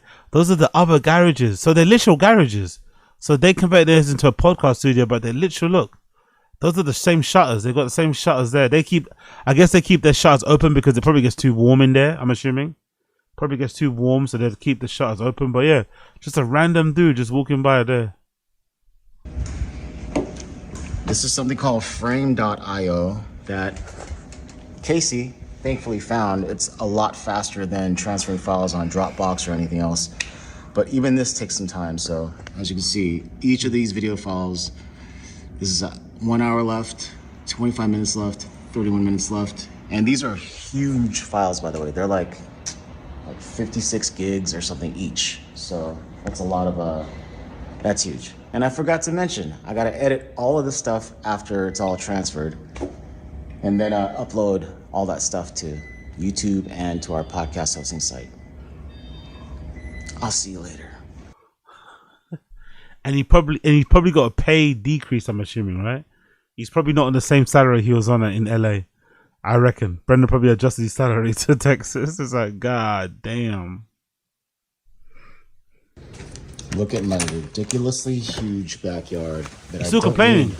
I don't know. I definitely don't need this much space. He's still complaining about this. But that's lovely, bro. The rain. Let's cover down hard now. Are you complaining about this? He could literally have like a little gazebo thing here if he wanted to, right? He could literally have a little outdoor thing if he wanted, and sit inside it or in a tent or something. He could literally have something here with a cover, so he could sit and have the rain. You know, all the sound of the rain hitting the ceiling is really kind of soothing and calming. He's still complaining about this. Look at the color of the grass, mate. With all the rain on it, looks fucking gorgeous. But I love the rain. Let's cover down hard now too. And that's why I have a glove on, because I'm just so disgusted by this stuff. Let's look together. I'm gonna unplug it. Oh no! Oh my god! Oh my god! Oh my god! How many bugs are stuck on here? Oh my god! I did not expect this in Texas. Even though people said like there's gonna be a lot of different animals and critters around here. I didn't realize this is in my kitchen, by the way. Here's the one in my bedroom, just under my TV. So let's take a look at this one. Not as bad, but still pretty disgusting. And I bought a bunch of replacements because I know there's gonna be a ton of bugs in here. Jesus Christ! Alrighty, that's it. What a life. One of my friends visited Austin, and we went to Pyramid for honey. That looks good. I don't want to be YouTube famous like you. Hold on, did that girl say she don't want to be in a shot? Did that girl say she don't want to be on camera? Did I miss that? Hold on. Did that girl say she don't want to be on camera?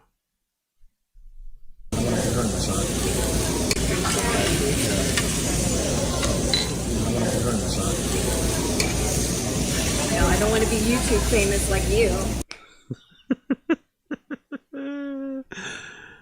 If someone, I don't know, if you meet somebody up, right? If some girl takes you out for dinner and she says, hey, I don't want to be in your vlog, I just wouldn't vlog that day. I'll just take it as a little, you know, a sly little hint and be like, you know what? I'll just not vlog today. Chin just does vlog and just doesn't put her face out. Brother, just leave the camera for that day, man. Respect your friend's wishes. I don't know. I don't know.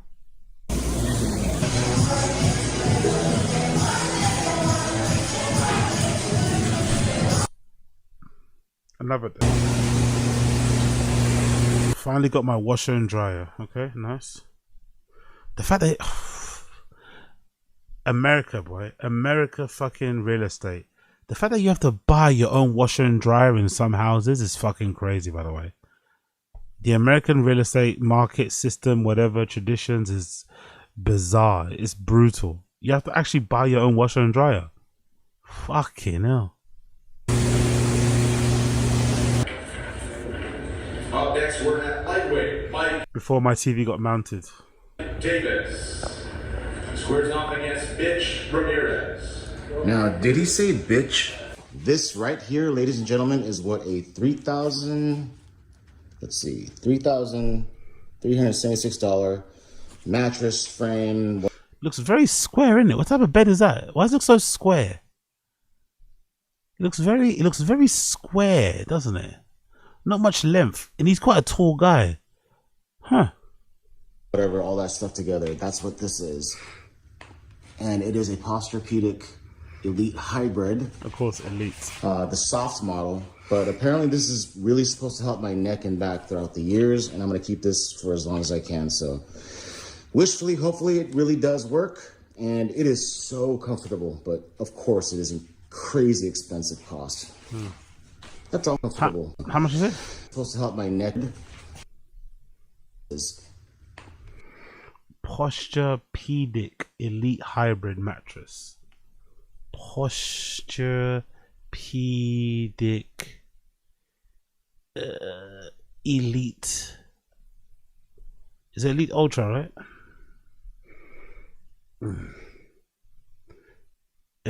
Elite Hybrid.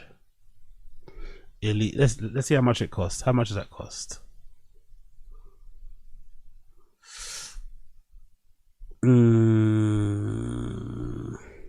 Shopping. How much does that cost? Doesn't say, does it? Where do we find this? Elevate. Is that the brand? Same brand, Elevate. Don't know. Why can't I see the price? Why can't I see the price? Posturepedic. Maybe this is it. Yeah, it might be this actually. Edison. There. Our products. Mattresses. Mattress by size. Sealy Posturepedic. Ultra. There we go. I guess it might be Elevate Ultra, but it's not. I think it should be something else. It should be the other one I mentioned. Oh, how much do they go for? Where do you buy these? How much do they go for? Nope, we don't want to allow thingy. Just show us how much they fucking. They must be expensive if they don't show the prices on the thing. Then let's go back to shopping again. They must be really expensive to not show. Okay, we got some prices here. 1,000 probably. Maybe like $2,000 or something. It's probably like $2,000 or something. So it's 1,000 here, 700, 1,000. So yeah, maybe just under $2,000. Maybe just under $2,000. Fair enough. Fair enough. And all this is because of Brendan, right? He's buying a $2,000 mattress because of Brendan. Brendan broke his neck, and he's still suffering from it. So he needs a special type of mattress. He's still paying for Brendan being rough and not being soft, and not whatever. He's still paying the price for that. And it is a Posturepedic Elite Hybrid, the soft model. But apparently this is really supposed to help my neck and back throughout the years, and I'm going to keep this for as long as I can. So wishfully, hopefully it really does work. And it is so comfortable, but of course it is a crazy expensive cost. That's all. Another day. Okay, I stopped recording about 5 minutes ago, and now I'll turn off the cameras.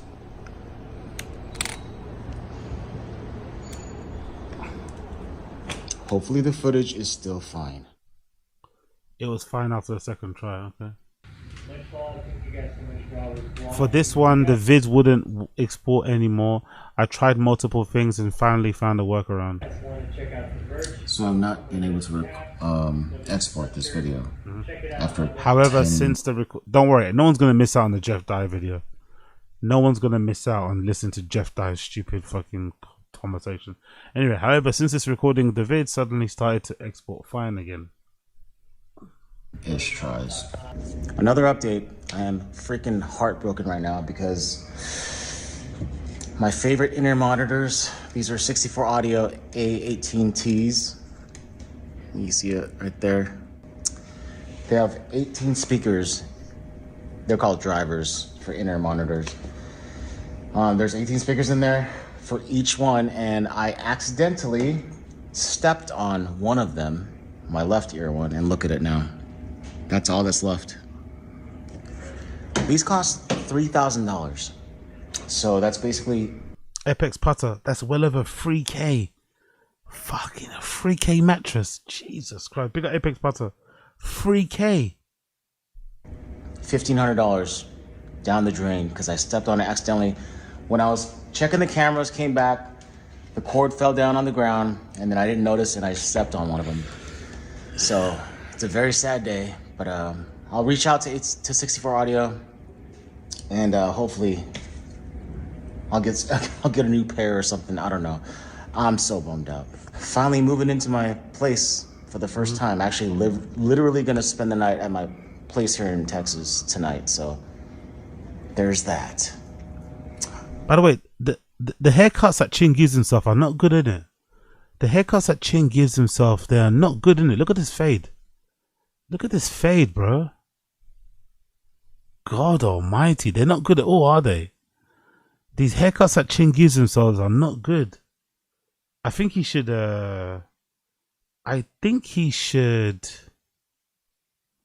maybe pay for his haircuts. They don't look that great. That fade is horrendous, bro. Holy shit. There's that. Talk to you later.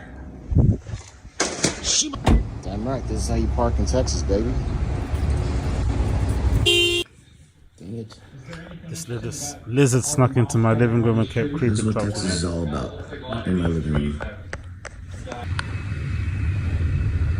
Let's go.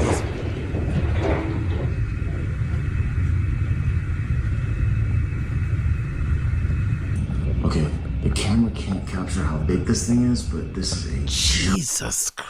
Is this what Texas is like? Or is it just his crib? Is this what Texas is like? So many insects and creepy crawlies, bro. Fucking hell. Fucking hell. Giant. It's like living in Australia. I mean, giant cockroach. Look at this thing. Oh my god, no thank you. And I have one idea. I don't know if it's gonna work, but I'll try it. I'm gonna use this to suck it through. Oh my goodness, wish me luck.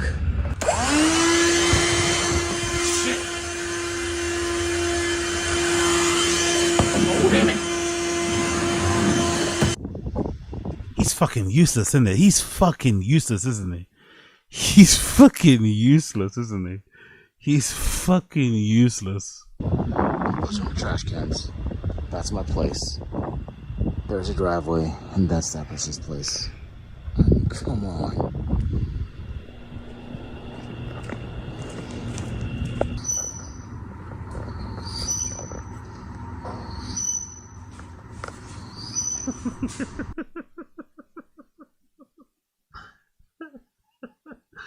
He got sold the lemon house.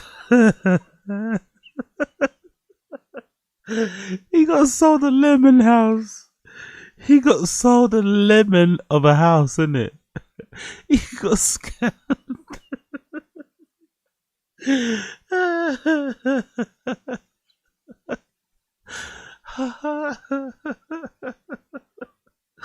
It's covered in bugs. The fucking fan is squeaking. Oh my god, the binman keep... Honestly, bro. The binman keep moving his bin and not putting it back where it should be. Oh my god, bro. Oh my god. This is my condo. And the trash people keep putting their trash on this person's property.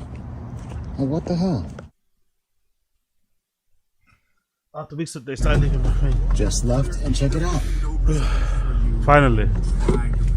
That's right. They must have listened to the podcast. They must have watched the podcast. It's not the way this works. So, but when you tell us it does, it's going to trigger some people. Because there's a lot of people, especially in the juicy community, there's a lot of people that work their ass off, man. Then Nick took that meme. How's that a meme? It's just a picture of you. How's that a meme? That's a meme. It's just a picture of you. Work their ass off, man. So ornery inside real wrong. There's no one, just me ornery, sitting on my little throne. I work very hard and make up great plans, but nobody listens, no one understands. Seems like no one takes me seriously. And so, I'm ornery. A bit of ornery. Pour it on me.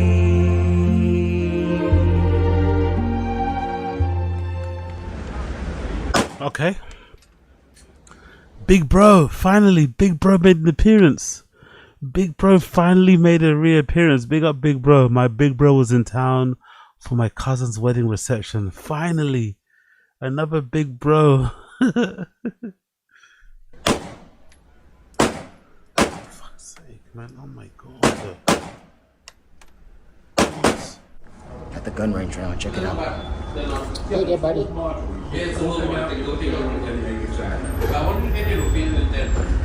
If I was to do any of them, yeah, it's absolutely Connection better. Currently heading down to a good old-fashioned small-town Texas wedding, or at least a celebration of marriage. But we're not sure where we're going yet because we're supposed to go to one location first and then go to this location, but no one's answering our phone calls. And the theory is, or we think, it's because they have no signal there. Or maybe because it's a wedding and everyone's busy. With my cousin Kyla, her hubby Travis, and their horse Samira. There's Samira. Now this beauty's been here for about, what, 14 months? Why does he do that accent? Why does he always do that accent when he's with his you know, he's white in-laws or whatever, his extended family? Why is he like doing that accent so much? Like 4 months, okay.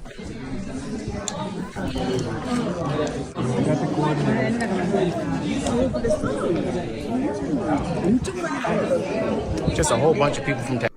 No wonder he thinks he was white the whole time, innit? No wonder he thinks he's white. He grew up around all these people, innit? So Texas, eating some Texas food. And this is like my cousin Anna makes some of the best briskets ever tried. Family style brisket, super tender, delicious. It's a snack, yeah. I know. We gotta take it easy here in these parts. You know what I'm saying?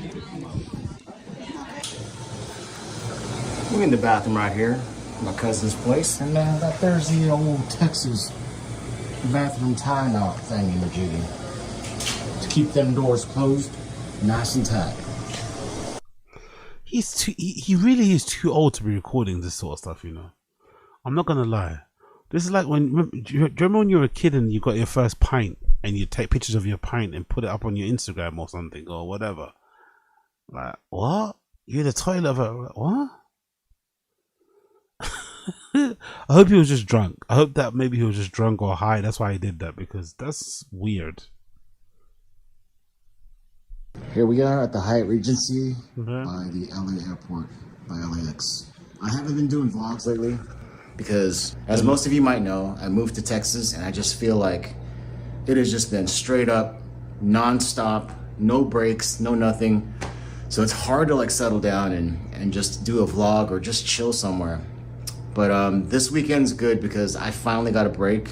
Well, not really a break, but we did a show earlier than normal. We did a Fighter the Kid on Tuesday, so I took this opportunity to go back to Orange County, back to LA to visit my family and friends. Oh, by the way, my brother hooked it up, so thank you, Charles. And then I just got to McDonald's. My brother hooked. Fucking, he really is like spoiled, isn't it?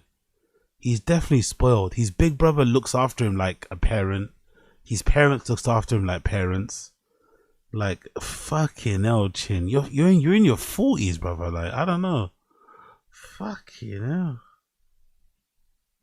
I actually ordered Yoshinoya, and it took 2 hours, and they never showed up. They just said, the driver, the dasher, I did DoorDash for that one.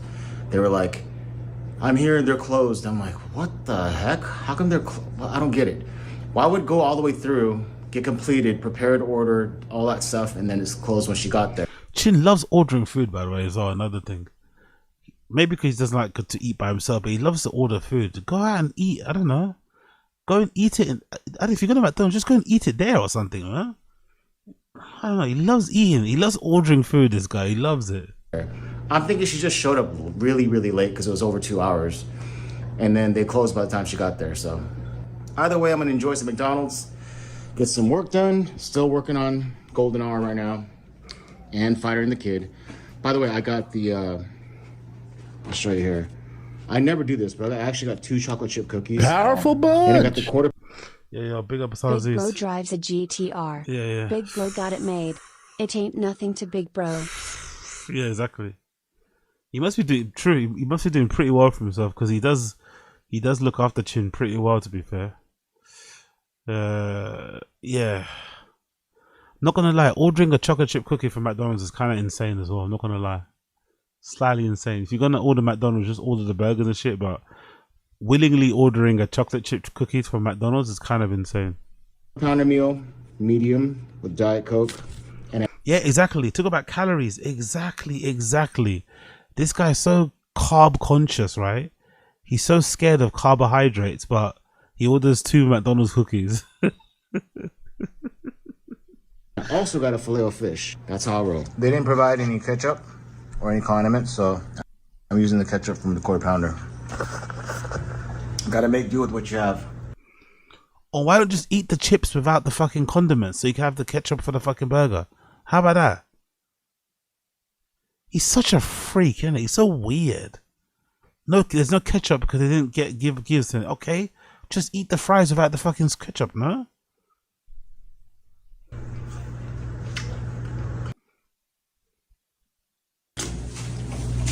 We back at Mom and Dad's place in California, and they brought this. Yeah, big up. What's that? Big up Cole.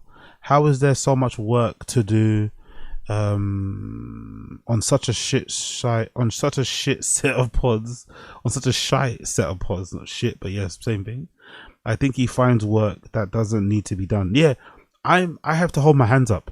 In the beginning, I used to say he works hard, but I got rightfully set right and put right and called out by it. I agree with the stream chat. I agree with everyone used to say that he just makes busy. He's just a busybody. He makes it look harder than what it is. But I think he kind of does it on purpose, because Brendan is known for being very quick to fire people, or just fire people in general. And Chin's the longest serving member or the longest serving employee at Thick Boy. So I think Chin makes himself indispensable by making what he does seem as complicated, as time consuming, as hard as it can be, even though it doesn't need to be, or he's just incompetent and only knows how to do stuff the hard way. But I don't think that's true. I think he's got some competency. I just think he goes out of his way not to do it the easy way so that he can be the only one relied upon. Because if Chin was ever fired, no one's doing the stuff that Chin does on his own by themselves. They'd want a bit of help. And Brendan probably wouldn't want to pay that salary. So yeah, I agree. I think he makes work.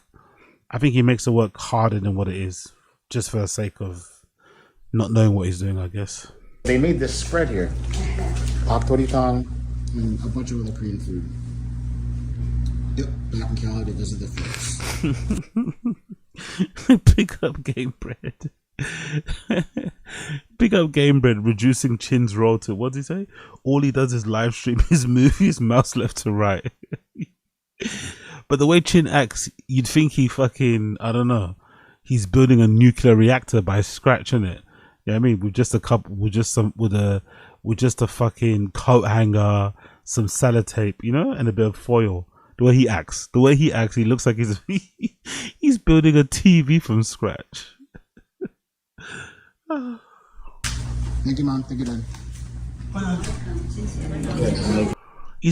I keep forgetting he's the baby of the family. That's probably why he gets spoiled, isn't it? He's the baby. He's literally the baby of the family. They spoil him so fucking much, bro. His mum comes to and his parents look like they're old. His parents look like they're over 70 at least. He's making them help him to pack up and to move house. They're cooking for him all the time. Koila was right, man. Let your parents live, man. Let your parents live. Leave them alone give them a break, bro. Fucking hell, Chin. They're in his parents have to be 70 or 80 years old. And they're cooking for him all the time, helping him move. Chin, give them a break, brother, man. Give your parents a break. Fucking hell. Oh, it's too dark, damn it. It's too dark, so he turns on the flash. Of course he does. The restaurant's too dark to vlog, so let me turn on the flash and fucking flashbang all my friends at the dinner table. Great.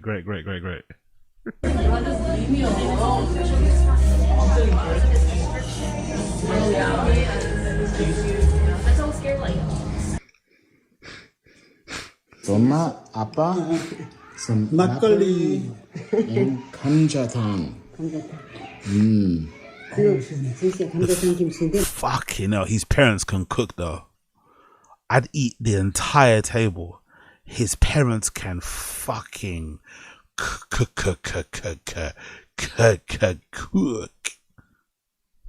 Kimchi. Of course, everything is good with kimchi. It's like the third meal I'd eat the entire table. I had today, but I'm gonna enjoy.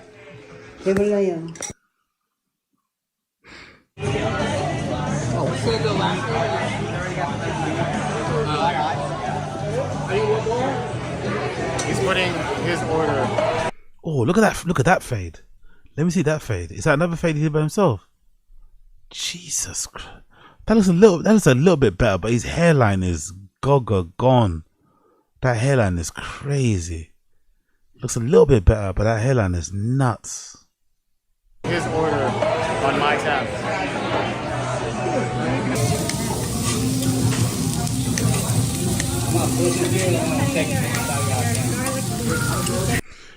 Is it a bit cucked to go to a Korean barbecue and let the people cook it for you? People, let me know in the screenshot. Let me know in the screen chat. Is it a little bit cucked to go to a Korean barbecue and make the waiter cut the meat and grill it for you and shit? Shouldn't you be doing it yourself?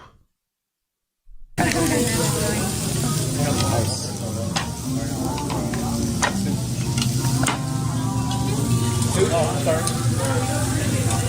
I've ordered.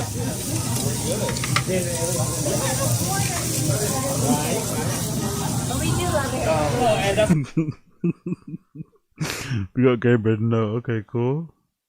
He could have this every weekend, but instead he's hovering hoot rats and. Big up Cole. Big up Cole.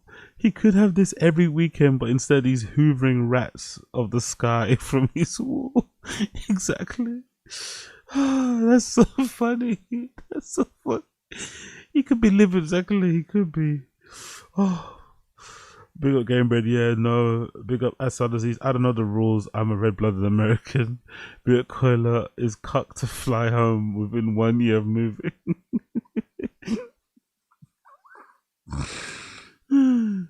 Yeah, big up Diana. That's a good point. He vlogs like a 7-year-old boy, and his parents treat him like a 7-year-old. That is really on point. That is really on point. That is really on point. Well, you work overtime on the weekends, so here. It's really good Almost got it. The majority of the cost will probably be there. Not gonna lie though, I'm not letting another man grill meat for me in the presence of some women. Not gonna lie. I'm not gonna let another man grill the meat for me in the presence of some women. I don't care if I burn that shit. I'm taking the reins. You can kick rock. Hey, but waiter, leave. I'm not having it. I think it's cooked. Grill your own meat. Goodness, it's really hard to do it. Film.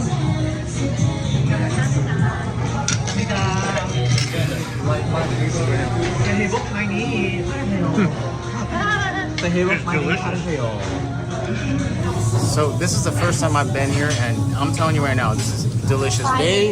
Apparently they think I've been here many times, or at least one time. Whatever. Vietnamese lover. Oh my god. So it's the first time I've been here, and it is delicious. It's pork with the cheese covered all over it. There's some risotto. The kimchi is fabulous. I mean, it's just amazing. Okay, I'll cheers right now. Here we are, the top of the World Trail. Let's see how challenging this bad boy is. I heard it's very easy.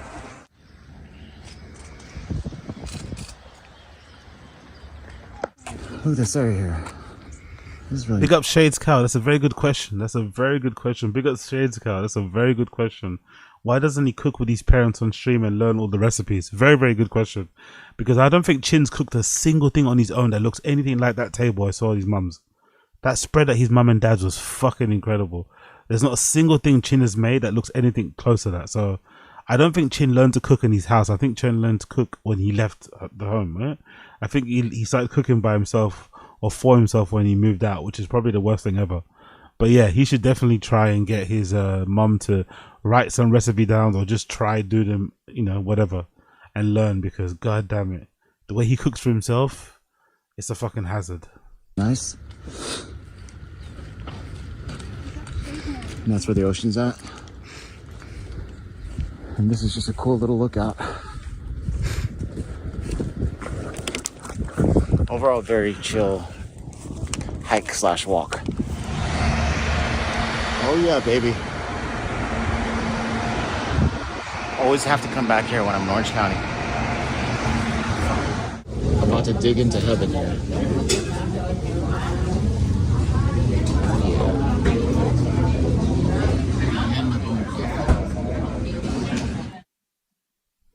He got both. He ate a noodle soup and a bone broth. Wow. All year round. Big old time in our hand Doing some singing for my butt. Jesus, awful by the way. I wouldn't want this. right now. Baby, baby, a couple by now. Drive way to a big white house. Oh, big up Coil, exactly. Same observation. I don't think I eat this much in a week. Innit?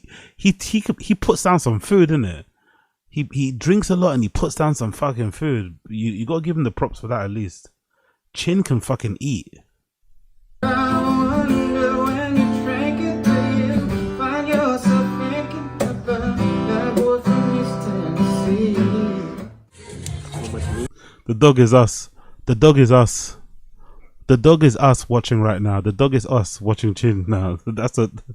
We are the dog. The dog is us. We are the dog. The dog is us.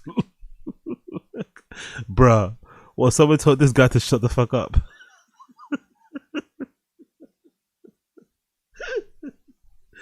The dog's like, what the fuck? Who brought this guy? Whose guy is this? Whose guy is this? Whose boy is this? So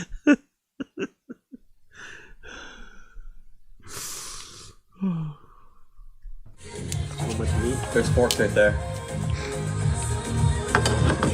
Can we eat some more? Yo, Coiler was right, bro. This guy can fucking how much food does he consume in any given week? It's like fucking his DoorDash bill his monthly DoorDash bill must be insane. I'd love to see it, by the way. I'd love to see what his monthly DoorDash bill must be like. It must be high.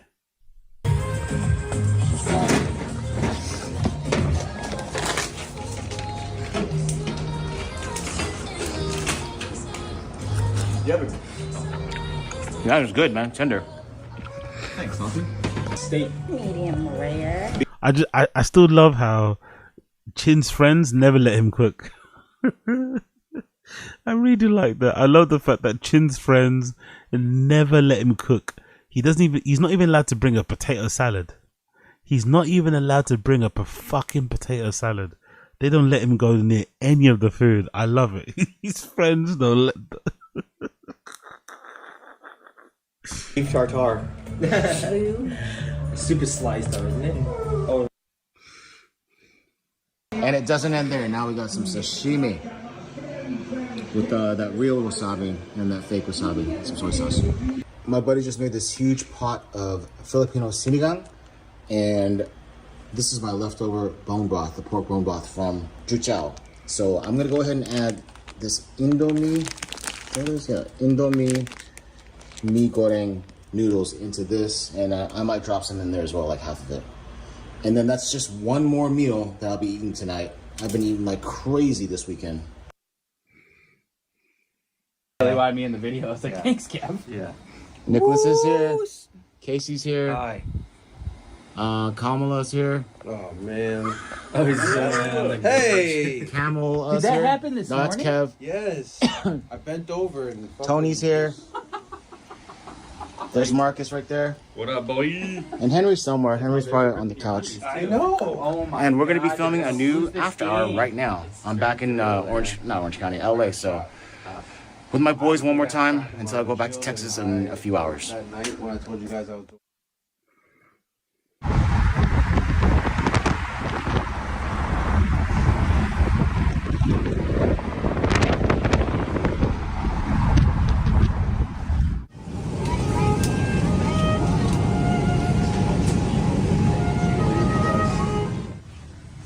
I just wanted to show you really quickly. This is a heritage egg, and this is a regular egg that I bought from the market, from HEB. Look at the difference in colors of the yolk. So this yolk is actually smaller, and this is bigger, but I can guarantee you that this one's gonna taste so much better. Or, you know what, I don't want to overdo it. This will taste better. That's guaranteed. From my experience, it always tastes better when it's this color, this orangey look, instead of this yellow. But I will enjoy them both regardless. Now, did I just add Spam and some American cheese? Of course I did.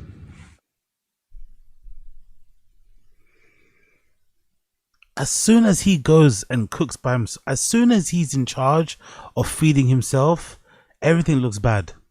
Everything just looks like student meals, you know?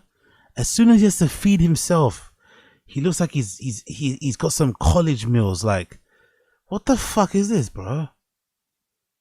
As soon as he has to eat from, as soon as he can't order for himself, as soon as he can't make food for himself, or whatever, or he can't get food given to him by his parents or his friends, instantly, look at the drop in quality of food as soon as he has to touch it. Yes, that's a raw egg. Yeah, it's a raw egg. He's gonna, I guess what he does, because he's boiled the noodles or the broth, I guess he thinks if he cracks the egg in it, it kind of cooks it, right? It doesn't really, I guess it cooks it to a certain extent, but I don't know. That's what he just likes to do. He likes to kind of have the broth there and then put, really you should have the broth and then put the egg in there as it's still on the fire and then bring it down a little bit and let it kind of slowly cook. You're not meant to put it in your bowl. I don't know. Maybe I'm wrong. But from what I remember with the egg technique, you're meant to do it in the wok or the bowl. You're not meant to do it in the plate, you know? But whatever. Who cares? Just add Spam and some American cheese. Of course I did. Just installed this sucker by my bed. Pick up Mr. Studio Girl. It's more of a texture thing. So it's more of a texture thing. So is he doing it right then? Is what he's doing right? It just doesn't look that great, what we saw in the picture. So he's not doing anything wrong with that, Milwaukee. That's actually how you're meant to do it. You're meant to pour the whatever into your bowl, into your dish, whatever you're gonna eat with, your plate, and then crack the egg in it. I always thought you meant to do it on the stove. Get out. How dope is that? Chin owning a gun is very scary. I'm not gonna lie. Chin owning a gun is very scary.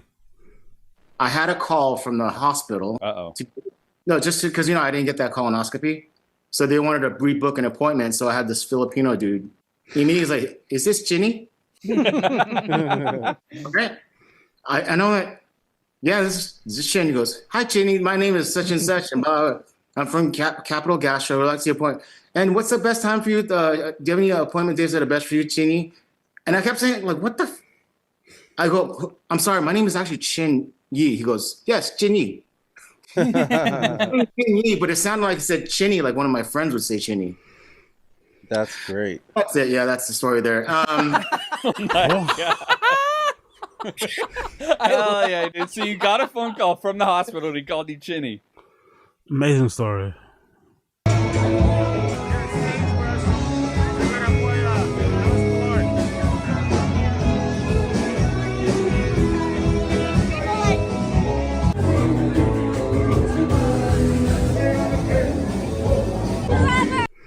So many potential ladies around in cowboy hats with drinks in them, getting loose. Chin's vlogging, right? So many potential mates, so many potential adventures, so many potential, whatever. Chin's just vlogging.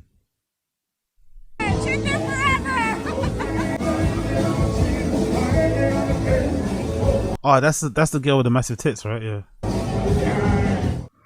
Another day. Who is this guy right here? Not just steaks, but he was. What's up, Nikolai? How was your trip? But I heard you painted the town brown in Chin's bathroom. He said that? little green apple splatter?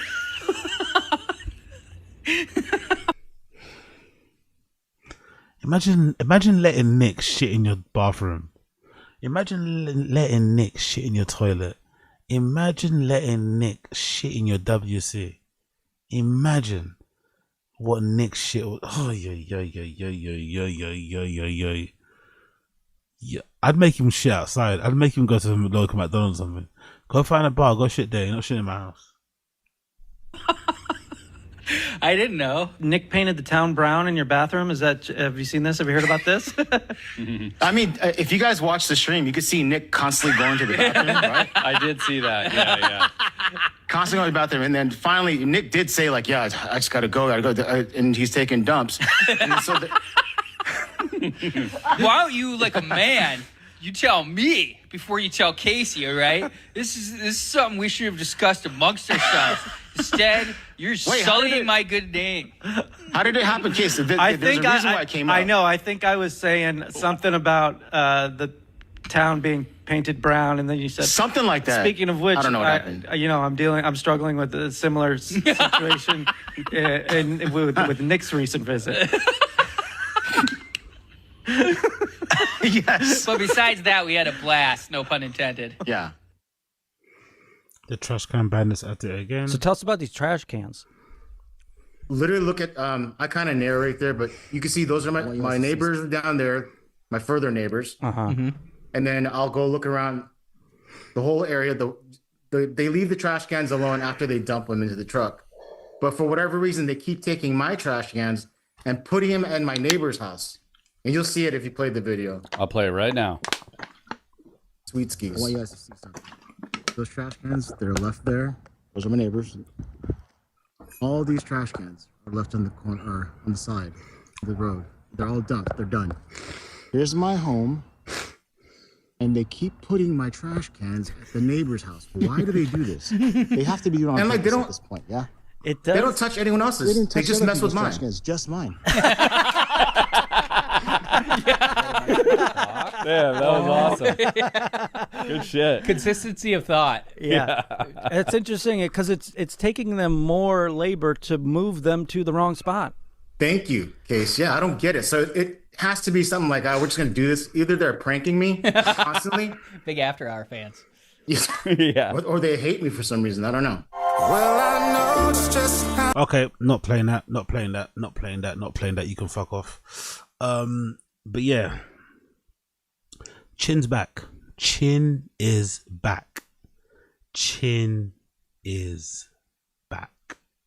Good to see. Happy to see that he's back. It seems like he's not in a downer dumps anymore. Probably just smooth. Let's see what the comments are saying about that vlog. Your transition is really coming along great. The entire LGBTQ community is behind you. You should do a TFAT care in new house instead. This is awesome, brother. Chin, you're finally in an area for a cookout. More catch and cook videos. Can't believe you left a nice crib in LA. I doubt you ever find that nice. If you ever want to go back to LA, that place is tough to find. Jesus Christ, man. Negative Nancy there, isn't it? Maybe trash guys are trying to ask you to put your trash cans next to your neighbors so you don't have to stop 2 times. Damn, this takes me back. I fuck with your vlogs, Chin. Sweet. Haha, yes. Chin, we missed you. Please upload more. Any reason for getting such a massive house? That is insanely large mansion for like a whole family. Do you have a roommate? He just goes, I was thinking the same thing, like, just for him. He's not the sharpest knife in the garage. Brendan pays good. You wouldn't buy a nice house if you had the money. Yeah, not that big. It's unnecessary to be in a place that big. We love Chin. BC checking if LT is listening. I miss these vlogs from Chin. Come on, Chin. You in Texas now. Just grab the scorpion tail and pull it out. Chin, he has like his own fan club. He's like a real Mac Daddy. There's no way the house is just for you. He has like 5 roommates. Yeah. Everyone is saying the same thing that I was saying about that house being a little bit big for his needs. But hey, what can you do? If you got it, you got it. If you've got it, you've got it. Okay, ladies and gentlemen, that's about 4 hours, isn't it? That's about 4 hours done, right? Oof, just about nearly 5 hours actually. We're gonna end it there. We're gonna leave it there, people. Leave it there, people. Appreciate all of you. Appreciate all of you. Smash the like button. Hit subscribe. Smash the like button. Hit subscribe. I appreciate you all. I'll be seeing you guys again tomorrow. So please come back here tomorrow if you can. That'd be greatly appreciated. Please come back tomorrow. We'll be on day 5, I think, of the fucking marathon. That'll be quite good. We're continuing until the 20th. You know how we do. Like the stream, become a member, support the stream. Link for the donors and shit in the stream chat, all that good shit. Join the Discord. Link tree for all my shit can be found in the description too. Blah blah blah blah blah. Clips and shit. Taz episodes are there. You know where to find them. and I'll see you guys again tomorrow. Yeah, I'll see you guys again tomorrow. Cheers, guys. Appreciate you all. Appreciate you all. I'll see you guys in tomorrow. Take care. Take care. Peace. Bye.